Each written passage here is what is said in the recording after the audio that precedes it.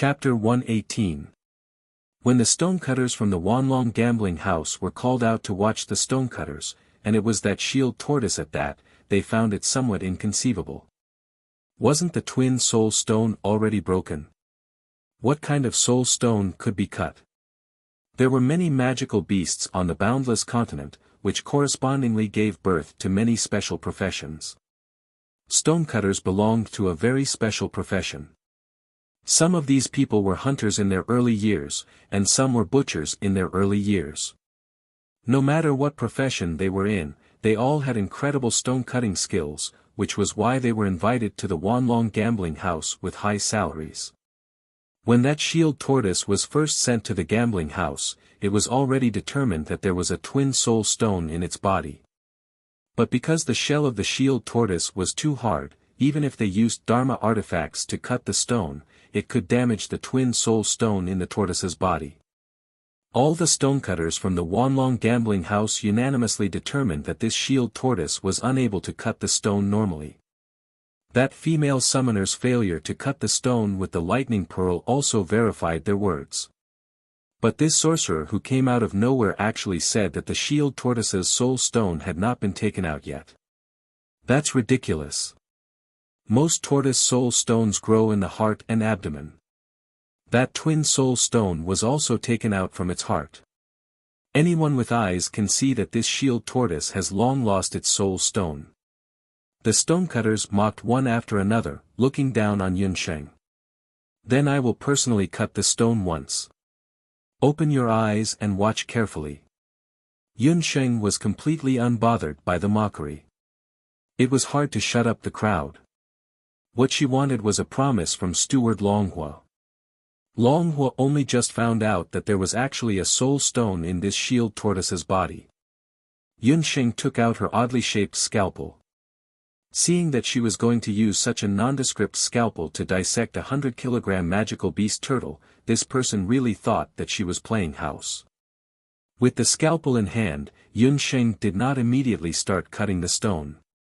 She touched the shell of the shield tortoise. It was indeed incomparably hard. No wonder that female summoner just now had to use the lightning pearl to blast open the shell. The scalpel in Yunsheng's hand turned red. Infusing fire elemental magic into the blade. She is. Longhua's eyes narrowed slightly. As the saying goes, when an expert makes a move, one will know whether or not he is an expert. The scalpel, which looked as thin as a willow leaf, did not directly pierce into the tortoise's shell. Instead, it drew a circle around the tortoise's shell. Yunsheng's movements were very light, as if she was tearing a piece of paper. The fire element softened the surface of the shell, and after a circle, the shell was completely separated from the tortoise's body. Then came a series of actions, starting from dissecting the shell, peeling the skin and pulling out the tendons, and finally cutting and harvesting the whole thing. Throughout the entire process, there was no blood or sweat. It didn't even cause anyone to feel displeased. The shield tortoise, which had been so troublesome to deal with, was dissected. In the end, Yunsheng's knife landed on tortoise's stomach. The scalpel cut across the tortoise's stomach, and a milky white stone fell out. What's that? Everyone was shocked. The color of the stone, as well as the magic elements surrounding it. It was really a soul stone. A soul stone from a rank 5 lightning eel, light element. Longhua hurriedly found someone to confirm the soul stone, and the result was out of everyone's expectations. What is going on? How could a rank 5 magical beast's soul stone appear in a rank 4 magical beast's body, and it was in its stomach? They had never heard of a magical beast's soul stone growing in its stomach. Longhua muttered to himself for a long time before he came up with a possible answer. It is very likely that when this shield tortoise was looking for food, it accidentally swallowed a lightning eel that had just died not long ago. The eel's body was digested, but the soul stone remained in the shield tortoise's body. Because of the light element soul stone, the twin soul stones were born in the tortoise's body. But, how could you tell? The tortoise's shell was extremely hard, and it even blocked out a part of the magic element. Even the most experienced hunter could not tell that this magical beast had 3 types of magic elements. Yun Sheng laughed mischievously. It's a secret. I have already kept my promise. Manager Longhua, this shield tortoise and the soul stone belong to us. She could not say that she saw it with her Shenong eyes. The shield tortoise was useless in the eyes of others, but in Yun Sheng's eyes, it was a treasure. Its meat could be used to refine high-grade medicinal oil, and its shell could be used to make armor with excellent magic defense. Of course, the most precious thing was the lightning eel's soul stone. As long as he had the lightning eel's soul stone, Gufeng would be able to use light element elementary magic more easily. Lightning eels were a type of magical beast that was especially fast, especially when they used magic. Their speed was especially shocking. Please wait.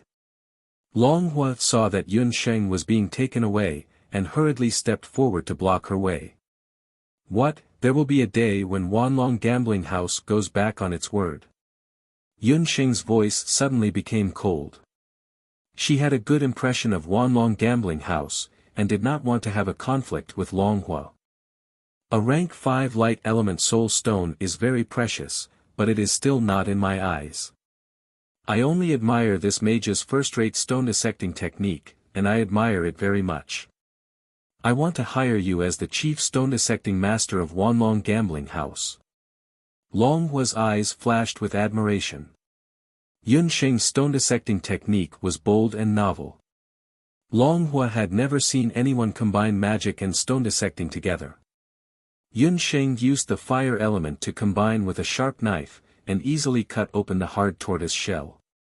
Compared to other stone dissecting masters, it took a long time and the results were poor, but it was much better. Longhua was naturally very happy to invite Yun Sheng to join Wanlong Gambling House. Chief Stone Dissecting Master. Yun Sheng did not know Longhua's specific intentions. In fact, she did not feel that she was stone dissecting at all. In her eyes, stone dissecting was no different from an ordinary operation. Compared to a complicated operation, this stone dissecting against magical beasts was very easy for her. Yun Sheng thought about it. Behind Wanlong Gambling House, it would not be as simple as an ordinary local force. A rank 5 soul stone could be sold for at least tens of thousands of gold coins in the market, but Longhua did not have the slightest intention to take it back. She had no one to rely on in Xingjing. If she had a force to rely on, it would be very beneficial for her in the future. Moreover, there were a variety of magical beasts auctioned in Wanlong Gambling House, which would be very beneficial for her to understand magical beasts. Moreover, she could also buy some cheap alchemy raw materials through the gambling house. Thinking of this, Yun Sheng agreed to Longhua's conditions. But taking into account her studies in the Magic Academy, Yun Sheng and Longhua agreed that only when the other stone dissecting masters of Wanlong Gambling House were unable to open the stone, she would do it. During her tenure as the chief stone dissecting master of Wanlong Gambling House, Yun Sheng could get a basic salary of 100 gold coins a month, and the cost of stone dissecting was calculated separately. Generally speaking, the stone dissecting master could get 30% of the stone dissecting fees of the gambling house. After negotiating with Longhua, Yun Sheng and the other 2 immediately left Wanlong Gambling House. They had to return to the Magic Academy and let Gufeng fuse with the Lightning Eel Soul Stone. Chapter 119. Ever since Gufeng was born, he felt that he was an unlucky person. His family was poor, and he was born in a remote mountain village. His parents were illiterate farmers, and he had 5 siblings. When he was 4 years old, he was unexpectedly discovered to be able to sense the light element when he attended the initiation ceremony at the temple. At that moment, the entire village was in an uproar. To understand it from a modern person's perspective, it was like a university student coming out of a mountain cave. Gufeng relied on the money his parents collected from the villagers to attend the mage training at the town's temple. However, Gufeng was born with a slight stutter, and this stutter became more and more serious when he was chanting, until it became difficult for him to chant. This greatly reduced the effectiveness of his magic nurturing chant, and the Dharma Suppression Temple also gave up on nurturing him. It was a great mage at the temple who saw his talent in potions and recommended him to the Royal Magic Academy. In this academy, where there were many children of officials, his existence was treated as a joke. He was ridiculed every 2 to 3 days, and beaten up every 5 days. If not for teacher Mary and abandon, Gufeng might not have been able to persevere. But just as Gufeng was about to give up mentally, Yunxing appeared. In just a few short days, Gufeng felt that his life had undergone an earth-shaking change. A few days ago, he was still a little magician who didn't even have a magic scepter. But in just 2 days, he not only had a magic scepter of the light attribute, but also a rank 5 soul stone of the light attribute. According to the principles of magic, Gufeng would definitely not be able to fuse with a rank 5 soul stone. But this lightning eel soul stone did not have this problem. Because it had been stored in the shield tortoise's stomach for many years, the violent magical elements on this soul stone had basically been fused with the shield tortoise, and its repulsion had weakened. Because of this, Gufeng's chances of fusing with this light soul stone had greatly increased. In order to allow Gufeng to fuse with the soul stone in peace, Yunxing also gave him a magic power card so that he could stay in the magic tower to fuse with the soul stone. Gufeng was much more straightforward. He was no longer as courteous as before. He already regarded Yunxing as his family. He immediately entered the magic tower and began to fuse with the soul stone. This was because Gufeng knew that he, Yunxing, and Abandon were now a single entity. They were all members of Potion Group 13. There was no need to thank his companions so easily. As for Teacher Mary, all he needed to do was to inform Abandon. After Abandon returned to the Academy of Magic, he became as cold as an iceberg again, unwilling to say a single word. But it could be seen that his attitude towards Yunxing and Gufeng was much better. At least when Yunxing asked him to help inform Teacher Mary, he would respond like a mosquito bite. This could be considered an improvement. The midterm examination was approaching. Yunxing wanted to enter the magic tower and comprehend the second magic scroll that Teacher Mary gave her. But she was busy revising her magic lessons on one hand and taking care of the public herb field on the other. She really couldn't do 2 things at once. She planned to complete the first batch of herbs in the public herb field before entering the magic tower to comprehend the second mid-level spell. The second mid-level spell was called Earth Meld. This was a spell similar to teleportation, but due to Yunxing's magic power, she could only teleport 5 or 6 meters away at a time. These 5 or 6 meters were still very effective in avoiding some single-target magic attacks. A few days passed in the blink of an eye. Yunxing had just used the rain spell to water the herb field when she suddenly discovered that some of the herbs in the public herb field showed signs of withering. Ever since Yunxing started taking care of the herb field, such a thing had never happened before. After careful observation, Yunxing didn't find any problems with pests. There were also no problems with weeding and watering. Yunxing couldn't help but frown. Shenong's eyes flickered slightly as she stared intently at a stalk of herb. The emerald green exterior of the herb gradually turned into a piece of tendon. Yunxing noticed that the herb that looked undamaged on the outside was wriggling with tiny ant-like black magic elements. Upon closer inspection, she discovered that it wasn't a simple black magic element, but a type of magic bug. Shenong's eyes returned to their black color. Yunxing sank into deep thought. Someone was up to no good. Almost immediately, Yunxing thought of it. Someone had tampered with her herb field. And the person who tampered with it probably didn't have a simple background. They actually knew how to use magic bugs of the dark attribute to frame her. On the boundless continent, there weren't many magic beasts of the dark attribute. Therefore, they were also very precious and wouldn't appear in the herb field of the Royal Magic Academy on a large scale. This type of magic bug, if it was an ordinary magic academy, would definitely not be able to detect it with just a pair of eyes. Even some experienced magicians, if they didn't study dark magic, would not be able to detect that the herbs had been tampered with. But Yun Sheng was different. She had 5 magic spirits and one of them was the dark magic spirit. Her perception towards the dark energy was much stronger than the average person. Adding on the Shenong's eyes, she naturally discovered this type of dark magic bug. It was a type of dark magic bug that was good at concealing its body and magic aura. They only gathered at the vital parts of the herb, from the bud to the root, and the speed of reproduction was very shocking. Currently, Yun Sheng had only discovered 1 or 2 acres of the herb field. But if she had discovered it a little later, the entire herb field would have been destroyed. In a few months' time, before the final examination, Yun Sheng would have to hand over the first batch of public herbs to the academy.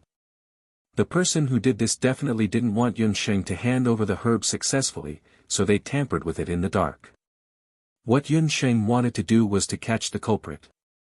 But before that, there was a more thorny problem for her to solve, which was how to get rid of the bugs. Like in the past, Yun Sheng only needed to use the trillium hand to catch the pests. But this time, the pests were inside the herbs. If she uprooted the pests, it would definitely affect the growth of the herbs and the harvest in the future. But if she didn't remove them, the pests would spread like a plague. The person who did this was very vicious. This type of bug wouldn't kill the herbs directly. It would only eat away at the nutritional value of the herbs. It would cause the original first-grade herbs to become second-grade or even third-grade useless herbs. Who exactly did she offend? Yun Sheng quickly recalled that day in the herb field, the vice president of the Magic Combat Association, Chen Liener, and Song Xiangru. Previously, when she rejected their invitation to join the Magic Combat Association, the two of them actually didn't take revenge. Yun Sheng thought about it now. Only those 2 domineering young ladies from rich families would be willing to use the precious dark magic bug to frame her. Yun Sheng pondered for a moment and decided to go to the Academy's library to look for relevant information. She wanted to see if she could find a way to get rid of the dark magic bug without damaging the herbs. Chapter 120. The Royal Magic Academy's hidden book pavilion was known as the Great Zhou country's most abundant magic book treasury. Of course, this was only a title. Who told the Great Zhou country's magic to be lacking? It couldn't be that complete. Yun Sheng had already noticed this when she entered the library. The library was divided into 2 floors. The first floor was the library that was open to the public. The environment here was quiet and elegant. The illumination formations that were lit up day and night and the meditation formations that flowed out like small bridges and flowing water from time to time made the entire library look very elegant. Yun Sheng walked around the first floor and was disappointed to find that the magic information recorded here was completely useless for her to get rid of the dark magic bugs. The dark magic bugs were too small. Using ordinary magic, not only was there no way to get rid of them, it could even harm the medicinal herbs. Just as she was about to walk to the second floor, she was stopped by a teacher in the library. The second floor is not open to ordinary students unless you can obtain the teacher's permission. That teacher looked at Yun Sheng and found that she was from the magic potion department. His eyes were filled with disdain. Teacher's permission. Yun Sheng was in a difficult position. She didn't want to tell Teacher Mary about the dark magic bugs in the medicinal herb field. After all, she didn't tell anyone other than her father that she had a dark magic soul. Yun Sheng, why are you here? Yun Sheng was thinking when a heroic voice came from behind her. She turned around and saw Feng Kuo standing not far away with a smile on his face. Feng Kuo's image and the elegant library really didn't match well. Yun Sheng thought to herself. Her brows suddenly relaxed. That's right, she could ask Feng Kuo to help her. Yun Sheng gave Feng Kuo a look and walked to the side with him. After Yun Sheng told Feng Kuo about her intention to enter the second floor of the library, Feng Kuo didn't say anything. He looked at Yun Sheng with some confusion. Why are you going up to the second floor? There are some mid-level magic and some forbidden magic recorded there. It's for the teachers to use as reference in their teaching. On the Boundless Continent, there were many ways to record magic. The most common ones were magic books and magic light scrolls. Compared to the two, the magic light scroll was more practical. Not only did it record the key points of magic, but it also often had illusions of magic practice, allowing the learner to clearly understand the essence of the whole magic, including the incantations and the drawing of magic circles. Magic books, on the other hand, were much more rigid. They only recorded obscure incantations and vague methods of drawing magic arrays. Only magicians with sufficient strength and outstanding comprehension ability could directly comprehend magic through magic books. Yun Sheng was only a magician who had just joined the Magic Academy. It was already good enough that she could learn elementary magic. The magic books on the second floor were too difficult for her to read. In addition, the books on the second floor only recorded intermediate fighting magic. If Yun Sheng, a student of the potions department, went to read the books, it would inevitably arouse Feng Kuo's suspicion. The final examination will be in a few months. Teacher Mary asked us to prepare carefully. In addition, I offended a few students of the fighting department a while ago. Yun Sheng stammered, pretending to be in a difficult position. That's right. Your summoned beast with the crying technique can't be easily revealed in front of others. It's a pity that I have a lot of things on hand, so I can't teach you anything. I'll go talk to that teacher and allow you to go up for an hour or two. Feng Kuo was a straightforward person. Although he was also a teacher of the fighting department, he had long heard about the bullying in the Royal Magic Academy. He was outspoken by nature and couldn't bear to see this kind of thing. However, as a teacher, it wasn't good for him to teach a bad student a lesson. With Feng Kuo's appearance, Yun Sheng's problem was immediately solved. Before Yun Sheng went upstairs, the teacher in charge of the library reminded her, "You can read most of the books, but there are some books that are forbidden by the academy. If you don't have special needs, don't casually flip through them." Yun Sheng's heart skipped a beat. She thought that those so-called forbidden books were most likely the books on dark magic that she was looking for. She vaguely nodded her head and walked up to the second floor. The layout of the second floor of the library was similar to that of the first floor. However, the area was only a third of the first floor and the number of bookshelves were much fewer. What was drawn on the walls wasn't an illuminating magic array, but a more advanced magic array that focused one's attention. It was convenient for those reading the books to concentrate their mental strength. Yun Sheng first looked through a portion of the books. There were all kinds of magic recorded in them, but Yun Sheng secretly compared them. They were not as powerful as the magic recorded in the magic scroll that Teacher Mary had given her. Moreover, most of the intermediate magic was difficult to understand and wasn't easy to comprehend in a short period of time. Yun Sheng knew that she shouldn't bite off more than she could chew. She put down these books and looked for the so-called forbidden books. Her gaze fell on the last row of the bookshelf. There was a conspicuous notice on it, "Forbidden Magic Books, for research only." It was a row of books that recorded information on dark magic. However, most of the contents were like biographies. They didn't specifically mention dark magic, but recorded the history of dark magic's development. The books on dark magic in the Royal Magic Academy had been donated to the Academy by a local bookseller in the Jade Capital in the early years. After the Academy checked and confirmed that there were no records of dark magic, they were casually placed aside for the use of teachers in their classes. However, in order to prevent young students from being misled by the history of dark magic, these books were still labeled as forbidden books. They were strictly prohibited from being privately borrowed. Yun Sheng was bored to death as she read a few pages of the history of dark magic. Just as she was about to put the book back, a small piece of paper that looked like a notebook fell out of the book.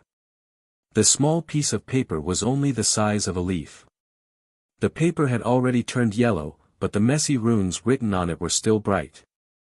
The red runes seemed to have a fishy smell.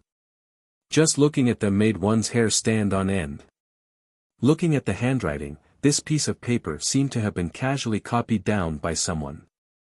The magical runes on it seemed to have been randomly written.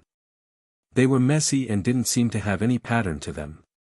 At first glance, one would feel a wave of dizziness, and even be unable to concentrate on meditation. This piece of paper had probably been flipped through before, but most people couldn't understand the magical runes on it. However, when Yun Sheng saw the magical runes on it, a strange scene appeared in her eyes. Her dark magic soul that hadn't shown any signs of activity for a long time suddenly became abnormally active. The dark magic soul flickered, reminding her that this piece of paper in front of her was unusual. Yun Sheng suppressed the excitement in her heart. She understood that this small piece of paper might very well contain what she wanted. Yun Sheng's pupils contracted. She calmly closed the book and put it back in its original position. However, the small piece of paper inside the book had already been silently placed into the beast speech ring. Sorry about yesterday, I sent the wrong chapter. Thank you, Luo Yen. Thanks to genius Luan's reminder, the wrong chapter has already been replaced last night. Sorry, I've been a little dizzy recently. To express my apologies, I'll try my best to write more today.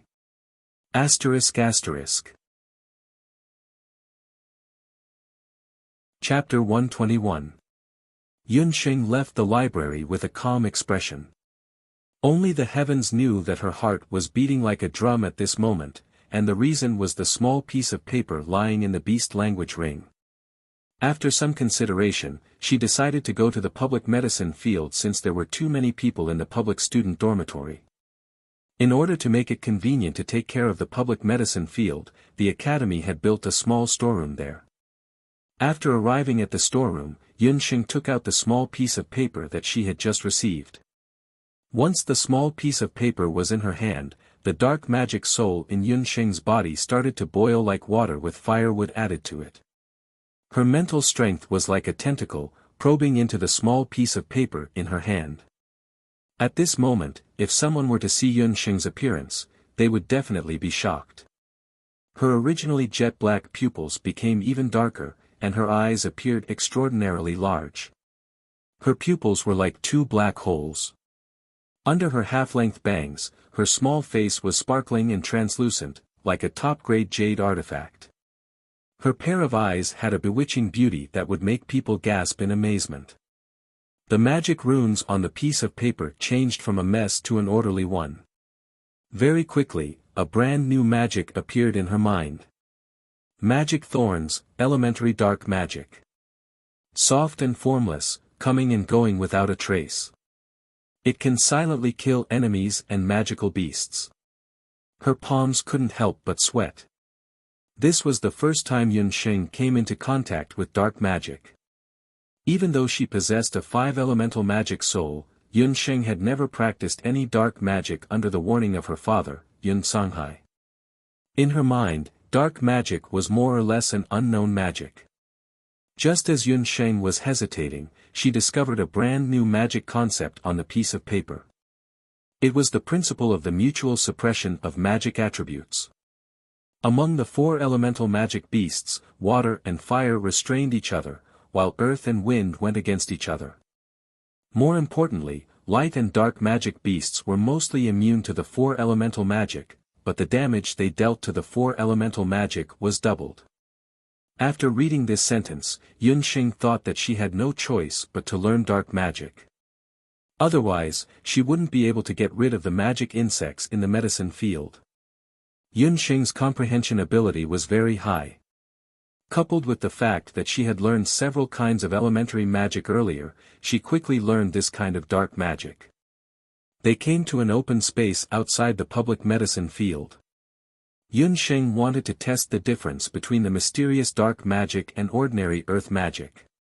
From the magic records, this beginner-level magic called dark magic thorns didn't seem to be much different from the earth thorns that Yun Sheng had already mastered. Yun Sheng found 2 rocks that were about the same size. She planned to use the earth spike and the dark devil thorn to test them out and see if there were any differences between the two. Yun Sheng had used the earth spike countless times and was very proficient in chanting. Yun Sheng had been cultivating in the magic tower for a while, and her magic power had increased. She could instantly release 2 earth spikes at once. With a burst of earthquake, the brownish-yellow earth spikes pierced through the rocks one after another. A rock weighing tens of kilograms was instantly pierced into 4 pieces. Now, she wanted to test out the power of the dark devil thorn that she had just learned. Yun Sheng chanted. After a quiet sound, she felt a slight fluctuation. The rock in front of her didn't have any movement. Could it be that the dark magic's effect was worse than the earth spike? Yun Sheng was depressed. She walked forward to take a look. As soon as he touched the rock, it shattered into pieces and turned into a pile of ashes. Yun Sheng was shocked. If she didn't see it with her own eyes, she definitely wouldn't believe that a rock could be shattered into pieces in an instant. What a tyrannical dark devil thorn. This was her first time using it. If she was proficient in it in the future, not to mention a rock, she was afraid that even a magic beast would be stabbed into internal injuries in an instant. Yun Sheng's heart skipped a beat. She suddenly thought that the principle of the dark devil thorn seemed to be similar to her soul-healing divine needle. If she were to merge the two together, she wondered what the effect would be. If she could merge the two together, it would be able to conceal the traces of the dark magic. However, Yun Sheng wasn't in a hurry to merge the two together. She was more anxious to know if the dark magic that she had just learned would have any effect on eliminating the dark devil insects in the medicinal field. Yun Sheng had tried to use the earth spike and other magic to kill the dark devil insects earlier. However, it only destroyed the medicinal plants while the dark devil insects inside were unharmed. Right now, she could only try using the dark devil thorn. Walking to the front of the public medicinal field, Yun Sheng chanted the dark devil thorn. A hidden force that couldn't be seen by the naked eye entered the medicinal plants. The dark devil thorn that was as fine as a hair instantly pierced through the medicinal plants like a flash of lightning. The stubborn dark devil insects in the roots and stems of the medicinal plants were pierced through by the dark devil thorn. It was like a thick fog that was exposed to sunlight. The moment the dark devil thorn pierced through the dark devil insects, Yun Sheng felt a surge of dark magic element entering her body. This feeling was similar to the dark devil magic element that Yun Sheng had obtained after meditation. The dark devil magic element in the bodies of the dark devil insects that had been eliminated actually flowed into Yun Sheng's body along with the use of the dark devil thorn. Yun Sheng was overjoyed. She didn't expect the dark devil thorn to have such a miraculous effect. Not only could it kill dark devil insects, it could also absorb the dark devil magic element in the bodies of the dark devil insects. Although the dark devil insects didn't have a lot of dark devil insects, there were many of them in the medicinal field. After repeated experiments, not only did the dark devil magic element in Yun Sheng's body not decrease, her dark magic soul even grew a little. In order to test if the dark devil thorn could work on any type of magical creature, Yun Sheng repeated the experiment a few times. At this moment, an earth lizard jumped out from the soil of the medicinal field. With a thought from Yun Sheng, the dark devil thorn instantly pierced through the earth lizard's abdomen. A weak earth magic element then entered Yun Sheng's body. She continued to experiment with rocks, trees, water, and many other living and inanimate objects. Very quickly, Yun Sheng verified one point. Not only could the dark devil thorn kill enemies invisibly, it could also absorb the dark devil magic element in any magical creature's body. However, it had no effect on inanimate objects and could only shatter them. As for whether this dark devil magic was effective on humans, Yun Sheng didn't know yet. There wasn't much time left until the midterm examination. Yun Sheng decided that she could use the dark devil thorn to test out its effects during the midterm examination. In the evening, Yun Sheng watched as the medicinal plants in the public medicinal field returned to their former flourishing state and the dark magic soul in her body expanded once again. She sneered, "Magic Combat Association, this time, I will definitely make you die a horrible death." Chen Lianer and the rest were still in the dark about the dark devil insects in the public medicinal field being quietly exterminated. That night, a sneaky figure came to the side of the public medicinal field. This person was Chu San from the Magic Combat Association, a wind mage. He received orders from Chen Lianer and the rest to monitor every movement in the medicinal field. Under the moonlight, the medicinal field looked lively and didn't look like it was suffering from the dark devil insects. Chapter 122. When Chu San saw that the herbs in the field were all growing well, he thought that his eyes were playing tricks on him. A few days ago, he had come to take a look, and at that time, many of the herbs in the field had already withered. A faint green wind element surged around his body. As a wind elemental mage, Chu San's most powerful skill was his agility. At night, he looked like a human-shaped bat. Chu San and the others landed on the empty ridge of the public field. He carefully looked around and after making sure that there was no one around, he walked into the medicinal field with relief. Chu San looked carefully again. Under the moonlight, the herbs were still green and full of vitality. There was no sign that they were infested. Could it be that the magic bugs bought by the vice president did not work? Chu San thought for a moment, and carefully took out a small cloth bag from his chest. The cloth bag was bulging, and things were constantly moving around inside. Little darlings, the vice president's orders are all in your hands. Compared to Song Xiangru, Chen Lianer's methods were much more powerful and sinister. Yun Sheng looked down on her orders and refused to join the Combat Magic Association. Chen Lianer secretly hated her. On one hand, she ordered Chu San to monitor Yun Sheng's every move. On the other hand, she asked Chu San to buy a type of dark magic bug, ghost aphids, at a high price. Ghost aphids were very rare magic bugs in Zhou State. They could only be caught in the barbarian lands in the far north. The biggest characteristic of this type of magic bug was that once it entered the body of a plant, it would disappear without a trace. Normal mages would not be able to detect it. Even if some mages with especially sharp mental strength were to discover it, without a unique insect extermination spell, the ghost aphids would not be destroyed. This type of magic bug had strong reproductive ability and was not easy to kill. Therefore, in the field of herbs, there was a special name called bug plague. Chu San had secretly placed more than 10 ghost aphids in the field. He thought that it would be enough to destroy the entire field. Who would have thought that tonight, the field would not be affected at all? Chu San did not give up. He bent down, like a sneaky groundhog, and looked at the sign on the ridge of the field. In the public medicinal fields, every plot of land would be marked with the name of the corresponding herb. Song San found a few fields where the most valuable herbs were planted. He loosened his grip on the pouch in his hand and quietly cast a wind magic spell.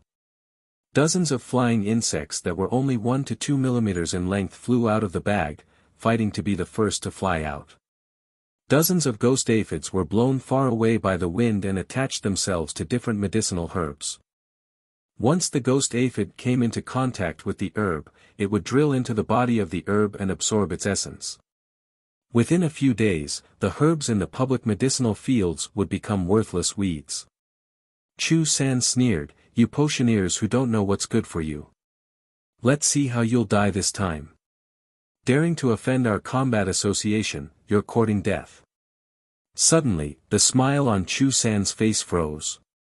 Not far from him, the ghost aphid that had just landed on a stalk of herb fell from the stalk and struggled on the ground for a few moments before dying. "What's going on?" Song San asked suspiciously as he took a few steps forward. Before he even got close, there was a slight cracking sound under his feet. He looked down vigilantly and discovered that in the middle of the medicinal field, there was actually a shiny hunting device. The sharp barbs on the mousetrap were about to pierce his ankles. Song San was indeed a wind magician. His body swayed and his feet, which had originally landed on the ground, floated up. Who would have thought that just as his feet were about to leave the ground? A cold and strange feeling, like an electric shock, spread from the ground all the way to his calf. His calf jerked violently as if it was cramping. He cried out in pain and lost his balance. One of his legs stepped down and precisely stepped on the hunting device. The bone-chilling sound of bones cracking could be heard, and the thin and weak-winged mage let out a miserable shriek. That hunting device was no ordinary hunting device. After Yunxing learned her lesson from the golden rhinoceros boar, she asked Uncle Tai to forge an enhanced version of the hunting device. Once it clamped down, not to mention human bones, even the hard golden rhinoceros boar's leg bone would be crushed. While Chu San was screaming, one of his left legs had already been snapped off. Almost at the same time, a fireball fell from the sky.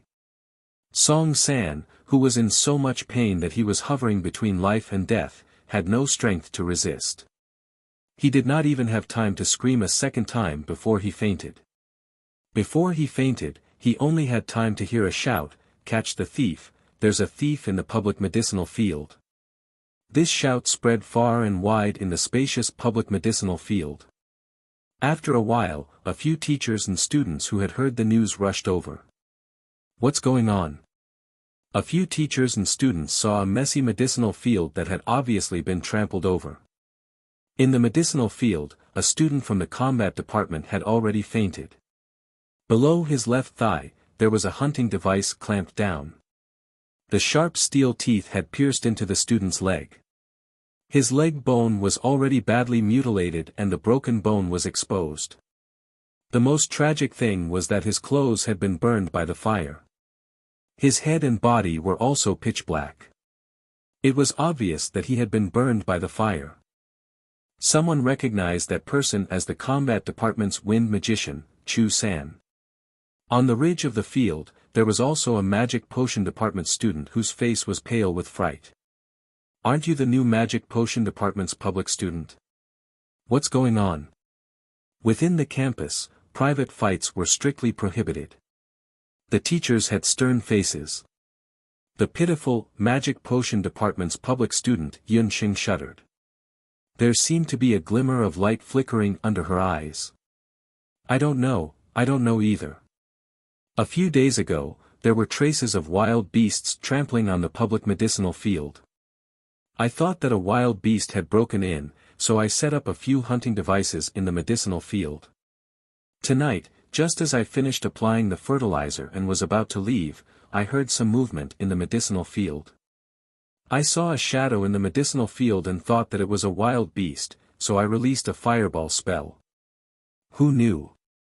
When the teachers heard this, they also felt that something was wrong. The sky was already so dark.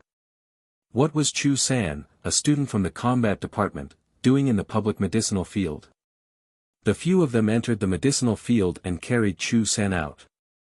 When they carried Chu San out, they discovered that there was a burnt black cloth bag beside Chu San.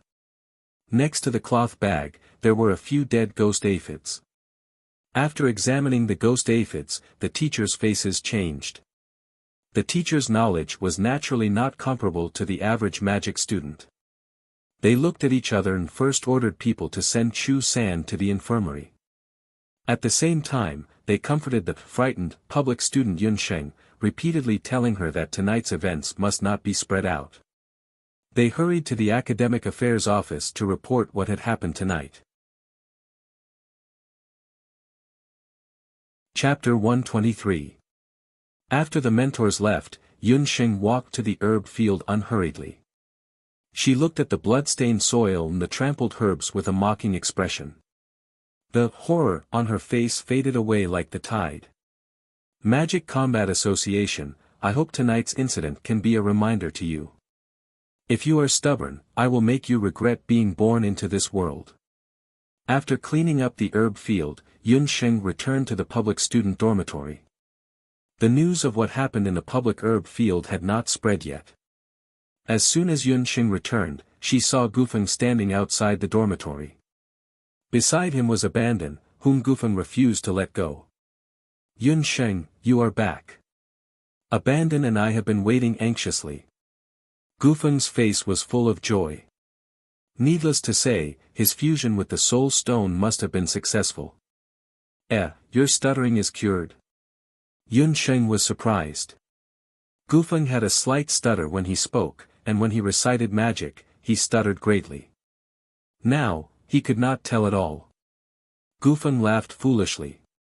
Thanks to your lightning eel soul stone, the soul stone's fusion rate is 60%. It also has an additional effect of haste, which can cure my stuttering. I will not stutter in the future. Gufeng's face was full of joy. Yun Sheng was also very gratified. She did not expect the fusion with the demon beast soul stone to have such an effect. That's not all. I've also learned a new spell, Gu Feng said as he raised his magic scepter. A sparkling soul stone appeared on the magic scepter made of unicorn bones. Gufeng began to chant. Unexpectedly, his chanting was no longer stuttering. It became very smooth. Almighty God of light, please grant your people the protection of light. A ray of light shot out from Gufeng's magic scepter. The light enveloped Abandon and Yun Sheng, who were standing beside Gufeng. The light formed a spherical barrier around the three of them, isolating them from the outside world. Yun Sheng's heart stirred, and she waved the magic scepter in her hand. A fireball shot out, and collided with the ball of light. The fireball was extinguished as if it had sunk into water. The most amazing thing was that this 360-degree ball of light, which had no blind spots, would move as the three of them moved. Hee, Yun Sheng, this is my heavenly sphere of light. It's really powerful. No beginner magic can break it. Gufeng was extremely excited. His chubby face flashed with pride. Yun Sheng couldn't help but click her tongue in amazement. As expected of a light magician, he really had his own uniqueness. Even Abandon, who had always been cold, couldn't help but extend his magic scepter. A snake-like attack shot out from his magic scepter. As expected, it couldn't penetrate the defensive ball of light. Wow, this thing is really powerful. Yun Sheng thought to herself. This was much more powerful than the usual earth magic defense. Not long after she praised it, the protective wall of the heavenly sphere of light became fainter and fainter. In less than 10 seconds, the spherical heavenly sphere of light collapsed. Although the heavenly sphere of light is powerful, it can only last for a short time.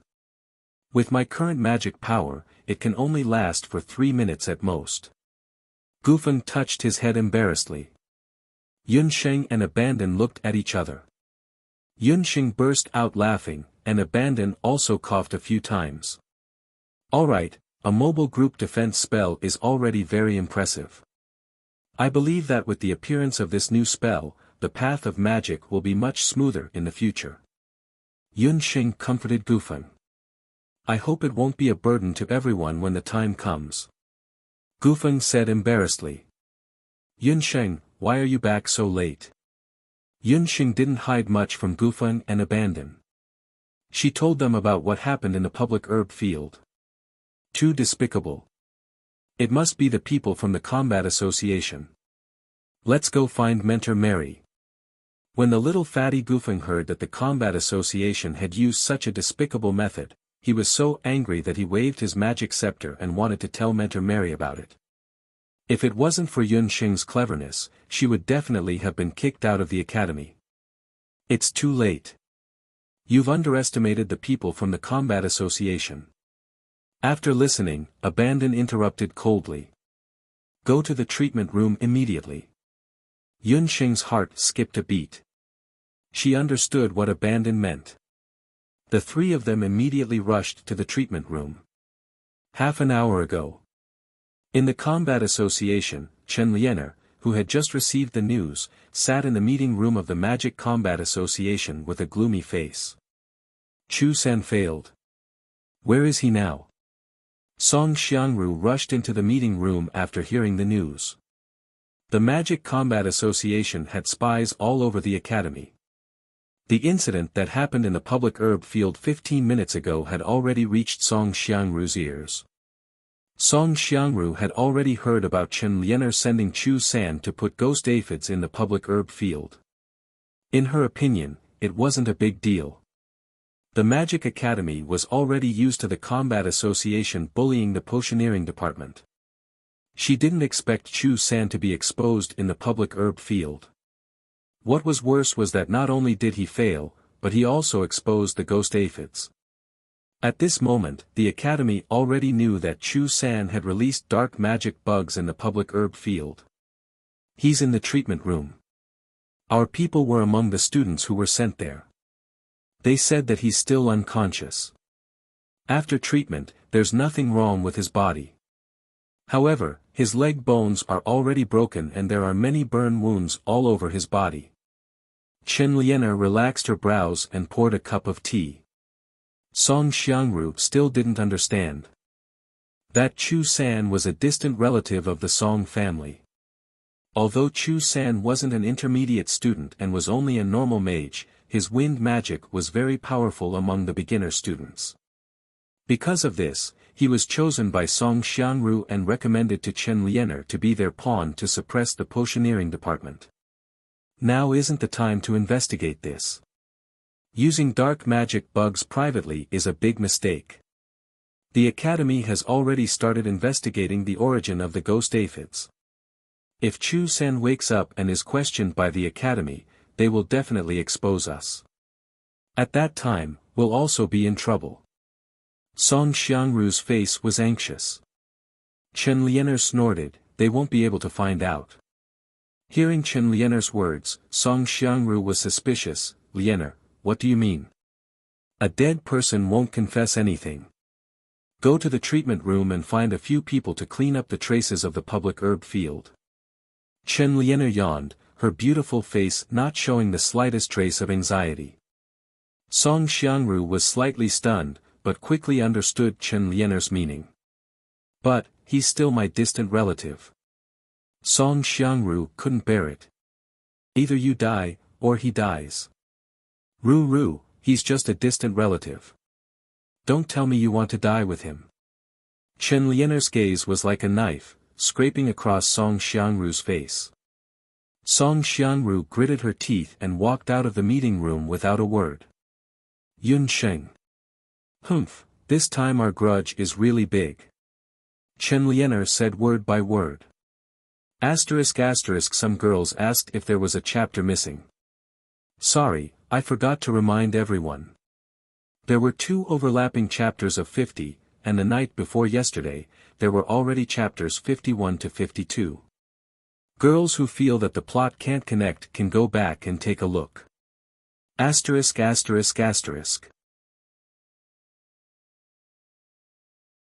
Chapter 124.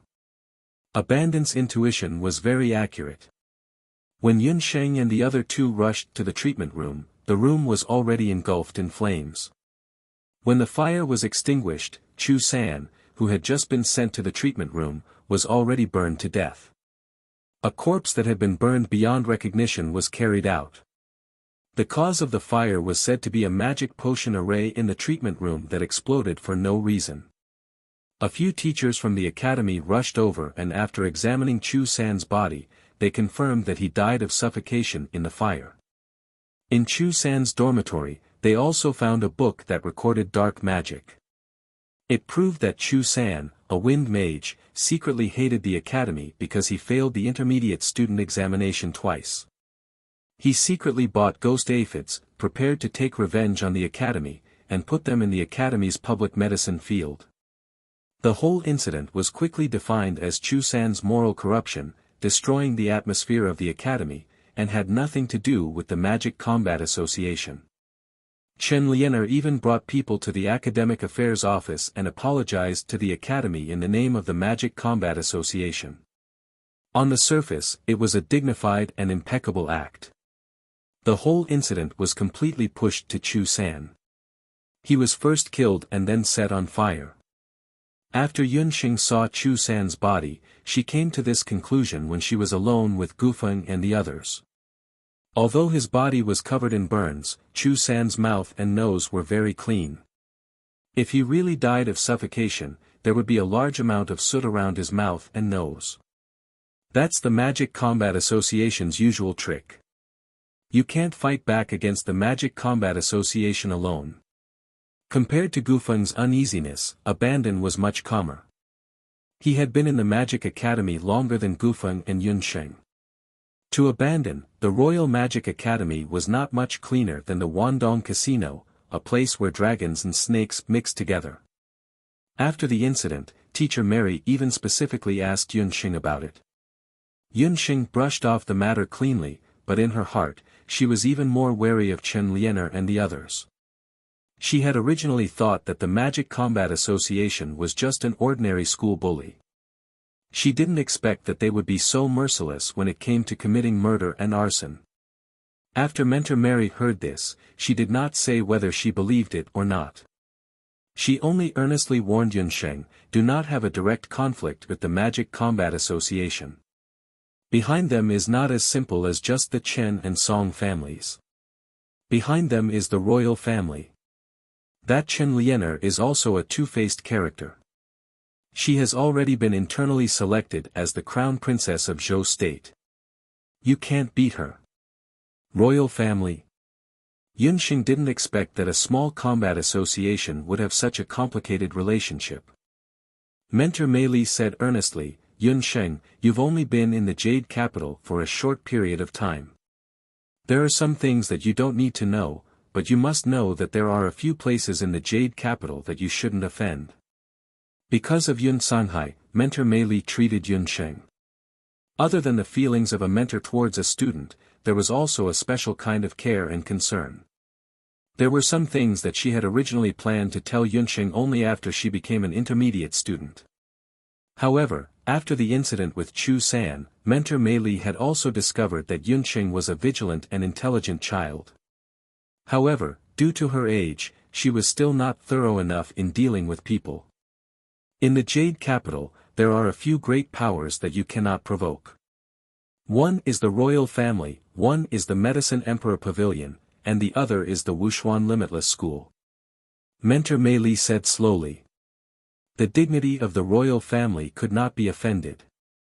This was something that any commoner knew.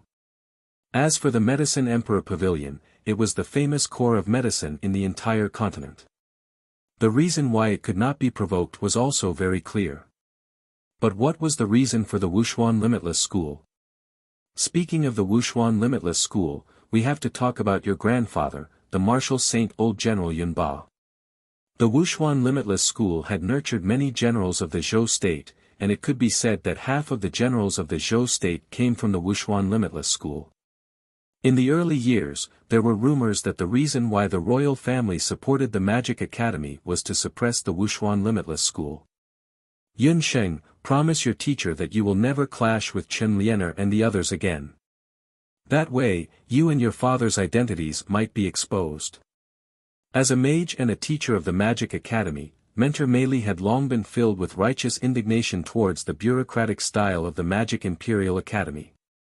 If not for the fact that as a potioneer, she needed a large amount of potion resources and could only rely on the Royal Magic Academy, she would have left the Magic Imperial Academy long ago. Yun Sanhai and his daughter had no one to rely on and were not tolerated by the general's mansion. Mentor Meili was afraid that Yunsheng's talent would become a weakness for others because her father was once a dark mage. When Yunsheng heard this, she couldn't help but smile bitterly in her heart. She was afraid that Mentor Meili would be disappointed. If she knew that in the past few months, she had already offended the Medicine Emperor Pavilion and the royal family behind the Magic Combat Association. Mentor Meili, I can only promise you that if people don't offend me, I won't offend them. If one day, the Magic Combat Association hurts the interests of the people around me, I don't care if it's the royal family behind it or the entire Zhou State. I, Yunsheng, will never be the slightest bit merciful. Yunsheng's little face, at that moment, burst forth with a kind of cold expression. Mentor Meili couldn't help but hold her breath. After the incident with Chu San, the Magic Combat Association seemed to be well behaved for a while. Whether it was Song Xiangru or Chen Lianer, they didn't send anyone to harass Yunsheng. In the blink of an eye, several months had passed. Yunsheng successfully completed the first harvest of medicinal herbs in the public herb field. Because she was proficient in the rain-spreading spell, Earth Thorn, and Magic Thorn, the herb field that Yunsheng was in charge of had the best harvest since the establishment of the Magic Academy. More than 60% of the herbs in the herb field had reached second grade, and 30% of the herbs had reached first grade. When the Magic Academy received this news, they gave Yunsheng a generous reward of a 2-year scholarship. In addition, they also gave the 13 sets of magic potions an additional 20 magic points. This made Mentor Meili very happy. After the harvest of the public herb field, there would be a 2-month break in cultivation to restore the fertility of the soil. This also meant that Yunsheng could obtain a period of rest. During this time, apart from Yunsheng, even Abandoned often went in and out of the Magic Academy's library to review the final examination. Who asked Yunsheng to have a good foundation in her previous life? She could read 10 lines at a glance for the names and effects of various potions in the magic potion department and had an incomparably firm memory. This made the blockhead Gufeng envious and jealous to death. Without having to memorize all kinds of information, Yunsheng spent most of her time in the magic tower. Not long after the incident of the puffed egg stealing card, the Magic Academy seemed to have no effect on the investigation and treated that incident as a normal case of loss of the card. Yunsheng entered the magic tower again. This time, she didn't dare to let the puffed egg jump around. With the help of the magic tower, Yunsheng finally merged the magic thorn and her dark needle of medicine. On the original basis, the dark needle's effect was greatly enhanced, and it also had a paralyzing effect. Her intermediate earth magic earth meld also improved a lot. Now, her earth meld could move her about 10 meters in an instant. Half a year had passed. In another half a month, Yunsheng and the 13 sets of magic potions would face the final examination of the Royal Magic Academy. However, before the final examination, Yunsheng encountered a small interlude. Chapter 125. Half a month before the midterm examination, Gufeng brought an intermediate student from the Magic Potions department to find Yunsheng. Invite me to join the Magic Potions Association. Gufeng, I've said it before. I'm not a sociable person. I'm not interested in any of the various organizations in the academy. Yunsheng's true mental age was already that of an adult. She really wasn't interested in participating in some association activity with a bunch of children and youths who were at most in their teens. Her impression of the Magic Combat Association had been terrible. When she heard that Gufeng wanted to recommend her to join some magic potions interest group, Yunsheng rejected him immediately. Yunsheng, you're a student of the Magic Potions department. We share honor and disgrace. You must think of a way to help the Magic Potions Association in this midterm examination. Beside Gufeng, the Magic Potions department student with an anxious expression said righteously. He looked to be 13 or 14 years old. He had a messy hairstyle and his body emitted a smell similar to that of chemicals. He looked like a typical chemical freak. It was obvious that he was a potions nerd who spent all his time in the Magic Potions laboratory. Gufeng didn't know many people in the Magic Potions department, but he was very interested in magic potions. Therefore, not long after joining the Royal Magic Academy, Gufeng joined a small association in the academy, the Magic Potions Association. The Magic Potions Association was really small compared to the 100 or so members of the Magic Combat Association. Including Gufeng and this magic potions freak in front of him, who was said to be the association's chairman, Andrew, there were only 5 people. This was already the basic number of members that the Royal Magic Academy required to form an association.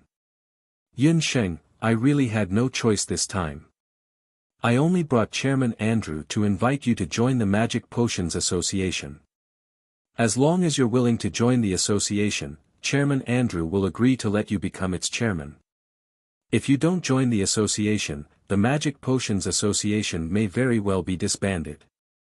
You must help. Teacher Mary is also an honorary consultant of the Magic Potions Association. Gufeng's face was bitter as he begged. Gufeng had wanted to invite Yun Sheng to join the association after witnessing the results of Yun Sheng's previous attempt. Unfortunately, Yun Sheng had always rejected him outright. According to the usual practice of the Royal Magic Academy, every association had to present the results of the past year during the final examination. This way, the association would be able to receive financial aid from the academy based on their performance in the past year. To the Combat Association, the result would be to display a new combat magic in front of all the teachers and students. To the Magic Potion Association, it would mean to concoct a new magic potion on the spot.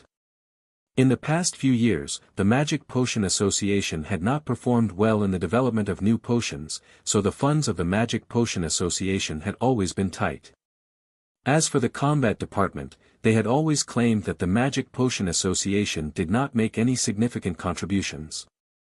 They had taken up the Academy's limited activity rooms and funds, and had repeatedly applied to have the Magic Potion Association shut down. The school also said that if the Magic Medicine Association did not perform well this time, they would ban it. After the Magic Potion Association received this news, through Anjia, Gufeng and the rest's repeated research, as well as Teacher Mary's secret guidance, they had finally developed a new magic potion. They were prepared to amaze the academy during the midterm examination. Since there's a new magic potion, what difference does it make if there's one more or one less? Yun Sheng was not willing to show off her talent in magic potions so as to avoid attracting unnecessary attention. One of our potioneers accidentally injured his hand during a combat magic class yesterday. He won't be able to use magic for the next few days. This magic potion needs 5 people to concoct, and now, we're short one person.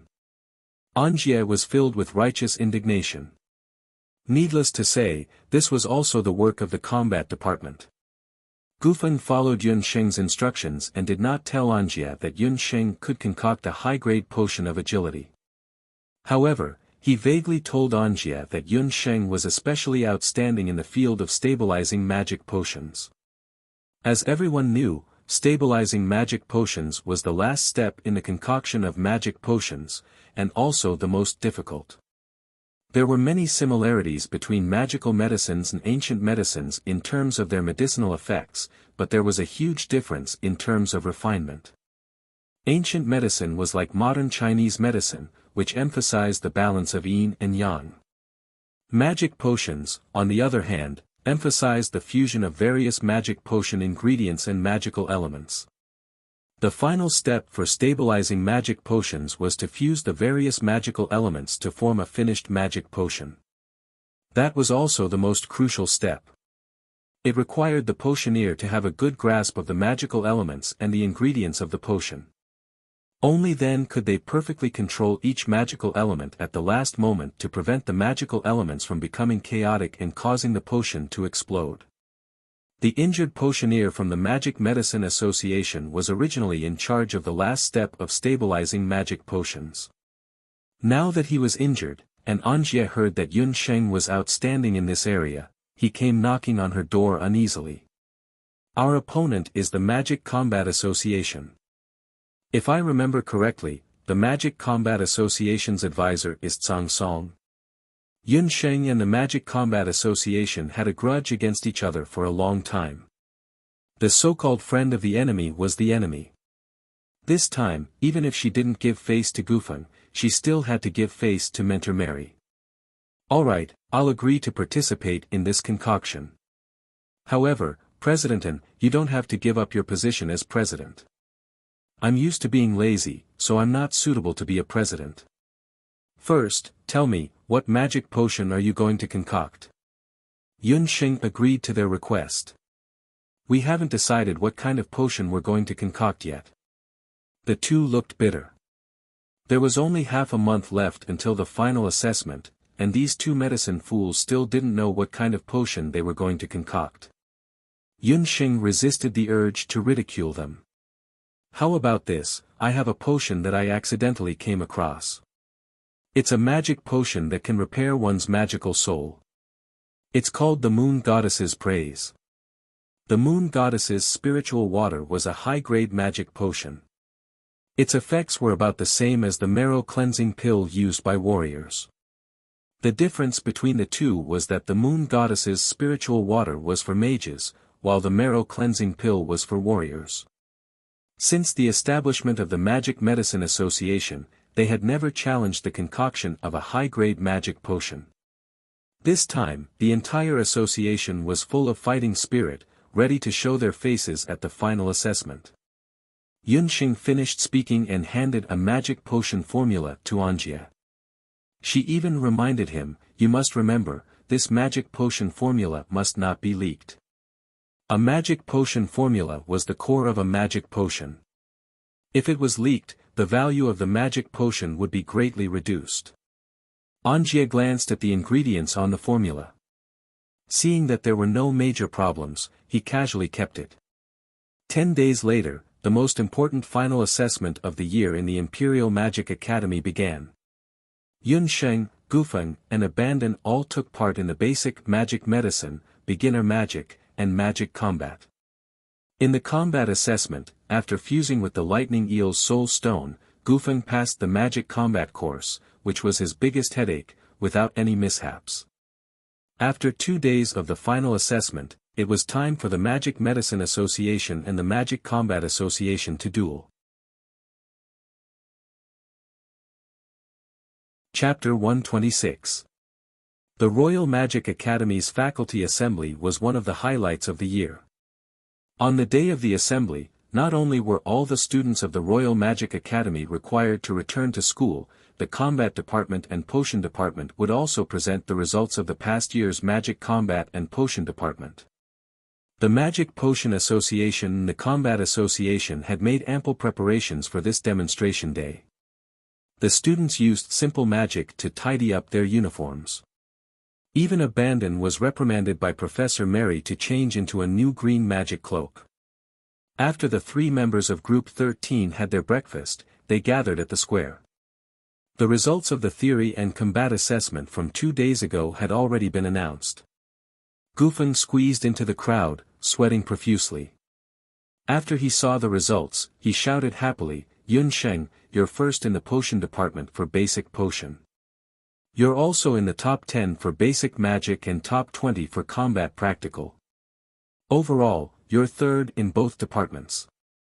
Although Tsang Song was the examiner for the combat practical, the other examiner for the combat practical was Feng Kuo. Therefore, even though Tsang Song had desperately given Yunxing the lowest score, Feng Kuo had waved his pen and the results had gone up. When Tsang Song expressed his dissatisfaction, Feng Kuo glared at him and roared, "I'm just being protective. What's wrong? Or do you want to have a match with me?" Tsang Song could only stare at Feng Kuo. He did not dare to have a direct confrontation with Feng Kuo. The students of the combat department were also having a toothache. On the other hand, the students of the potion department were gloating. The results of the 3 members of Group 13 were pretty good this time. Abandon's results in the basics of potions class were average, but his results in the practical combat class were something that even Tsang Song couldn't find fault with. His overall results were ranked 13th, and even Gu Feng, who was at the bottom of the pack, was ranked 51st in both classes. Group 13 had finally washed away the name of being at the bottom of the pack for 10,000 years. Professor Mary's face was smiling like a blooming flower. At about 9 in the morning, the Imperial Magic Academy's final examination was about to begin in the plaza of the Imperial Magic Academy, which was the faculty assembly. Since there were 2 major departments in the Magic Academy, the respective mentors came forward and presented the results of each department in the past year. The format was similar to a work summary and a study report. When Yunsheng was studying in a medical university in her previous life, she was most tired of these kinds of gatherings. In addition, she had been busy thinking about the refinement of the Moon Goddess's praise and had not slept a wink. Therefore, she could not help but enter a state of meditation after listening for a while. Unexpectedly, this meditation caused a big trouble for Yunsheng. She couldn't hear clearly what the two mentors were talking about. It wasn't until Gufeng pushed her that Yunxing woke up. She heard everyone around her kneeling on the ground, but she was the only one standing upright. In the square, hundreds of pairs of eyes were staring at him. On the high platform in front of him, the mentors of the Magic Academy, including Mentor Mary and Mentor Fengqua, were all looking at him worriedly.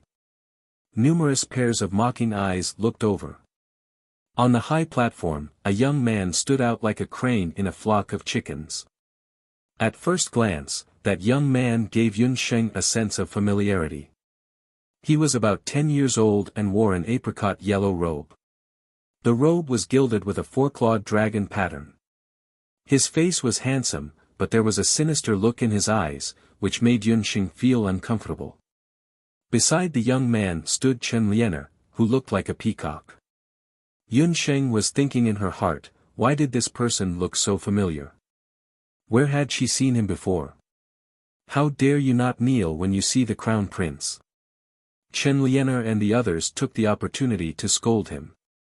It turned out that after the two mentors finished their report, the crown prince of Zhou State, Yi Bailian, who had just returned half a month ago, rushed over.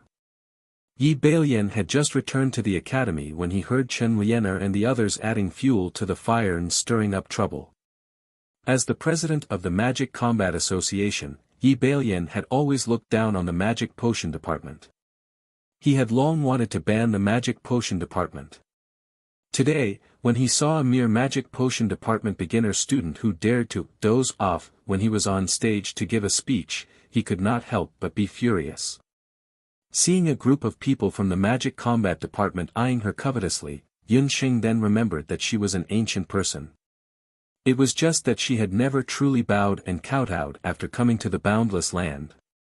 As a modern person, she could kneel to the heavens and kneel to her parents and elders.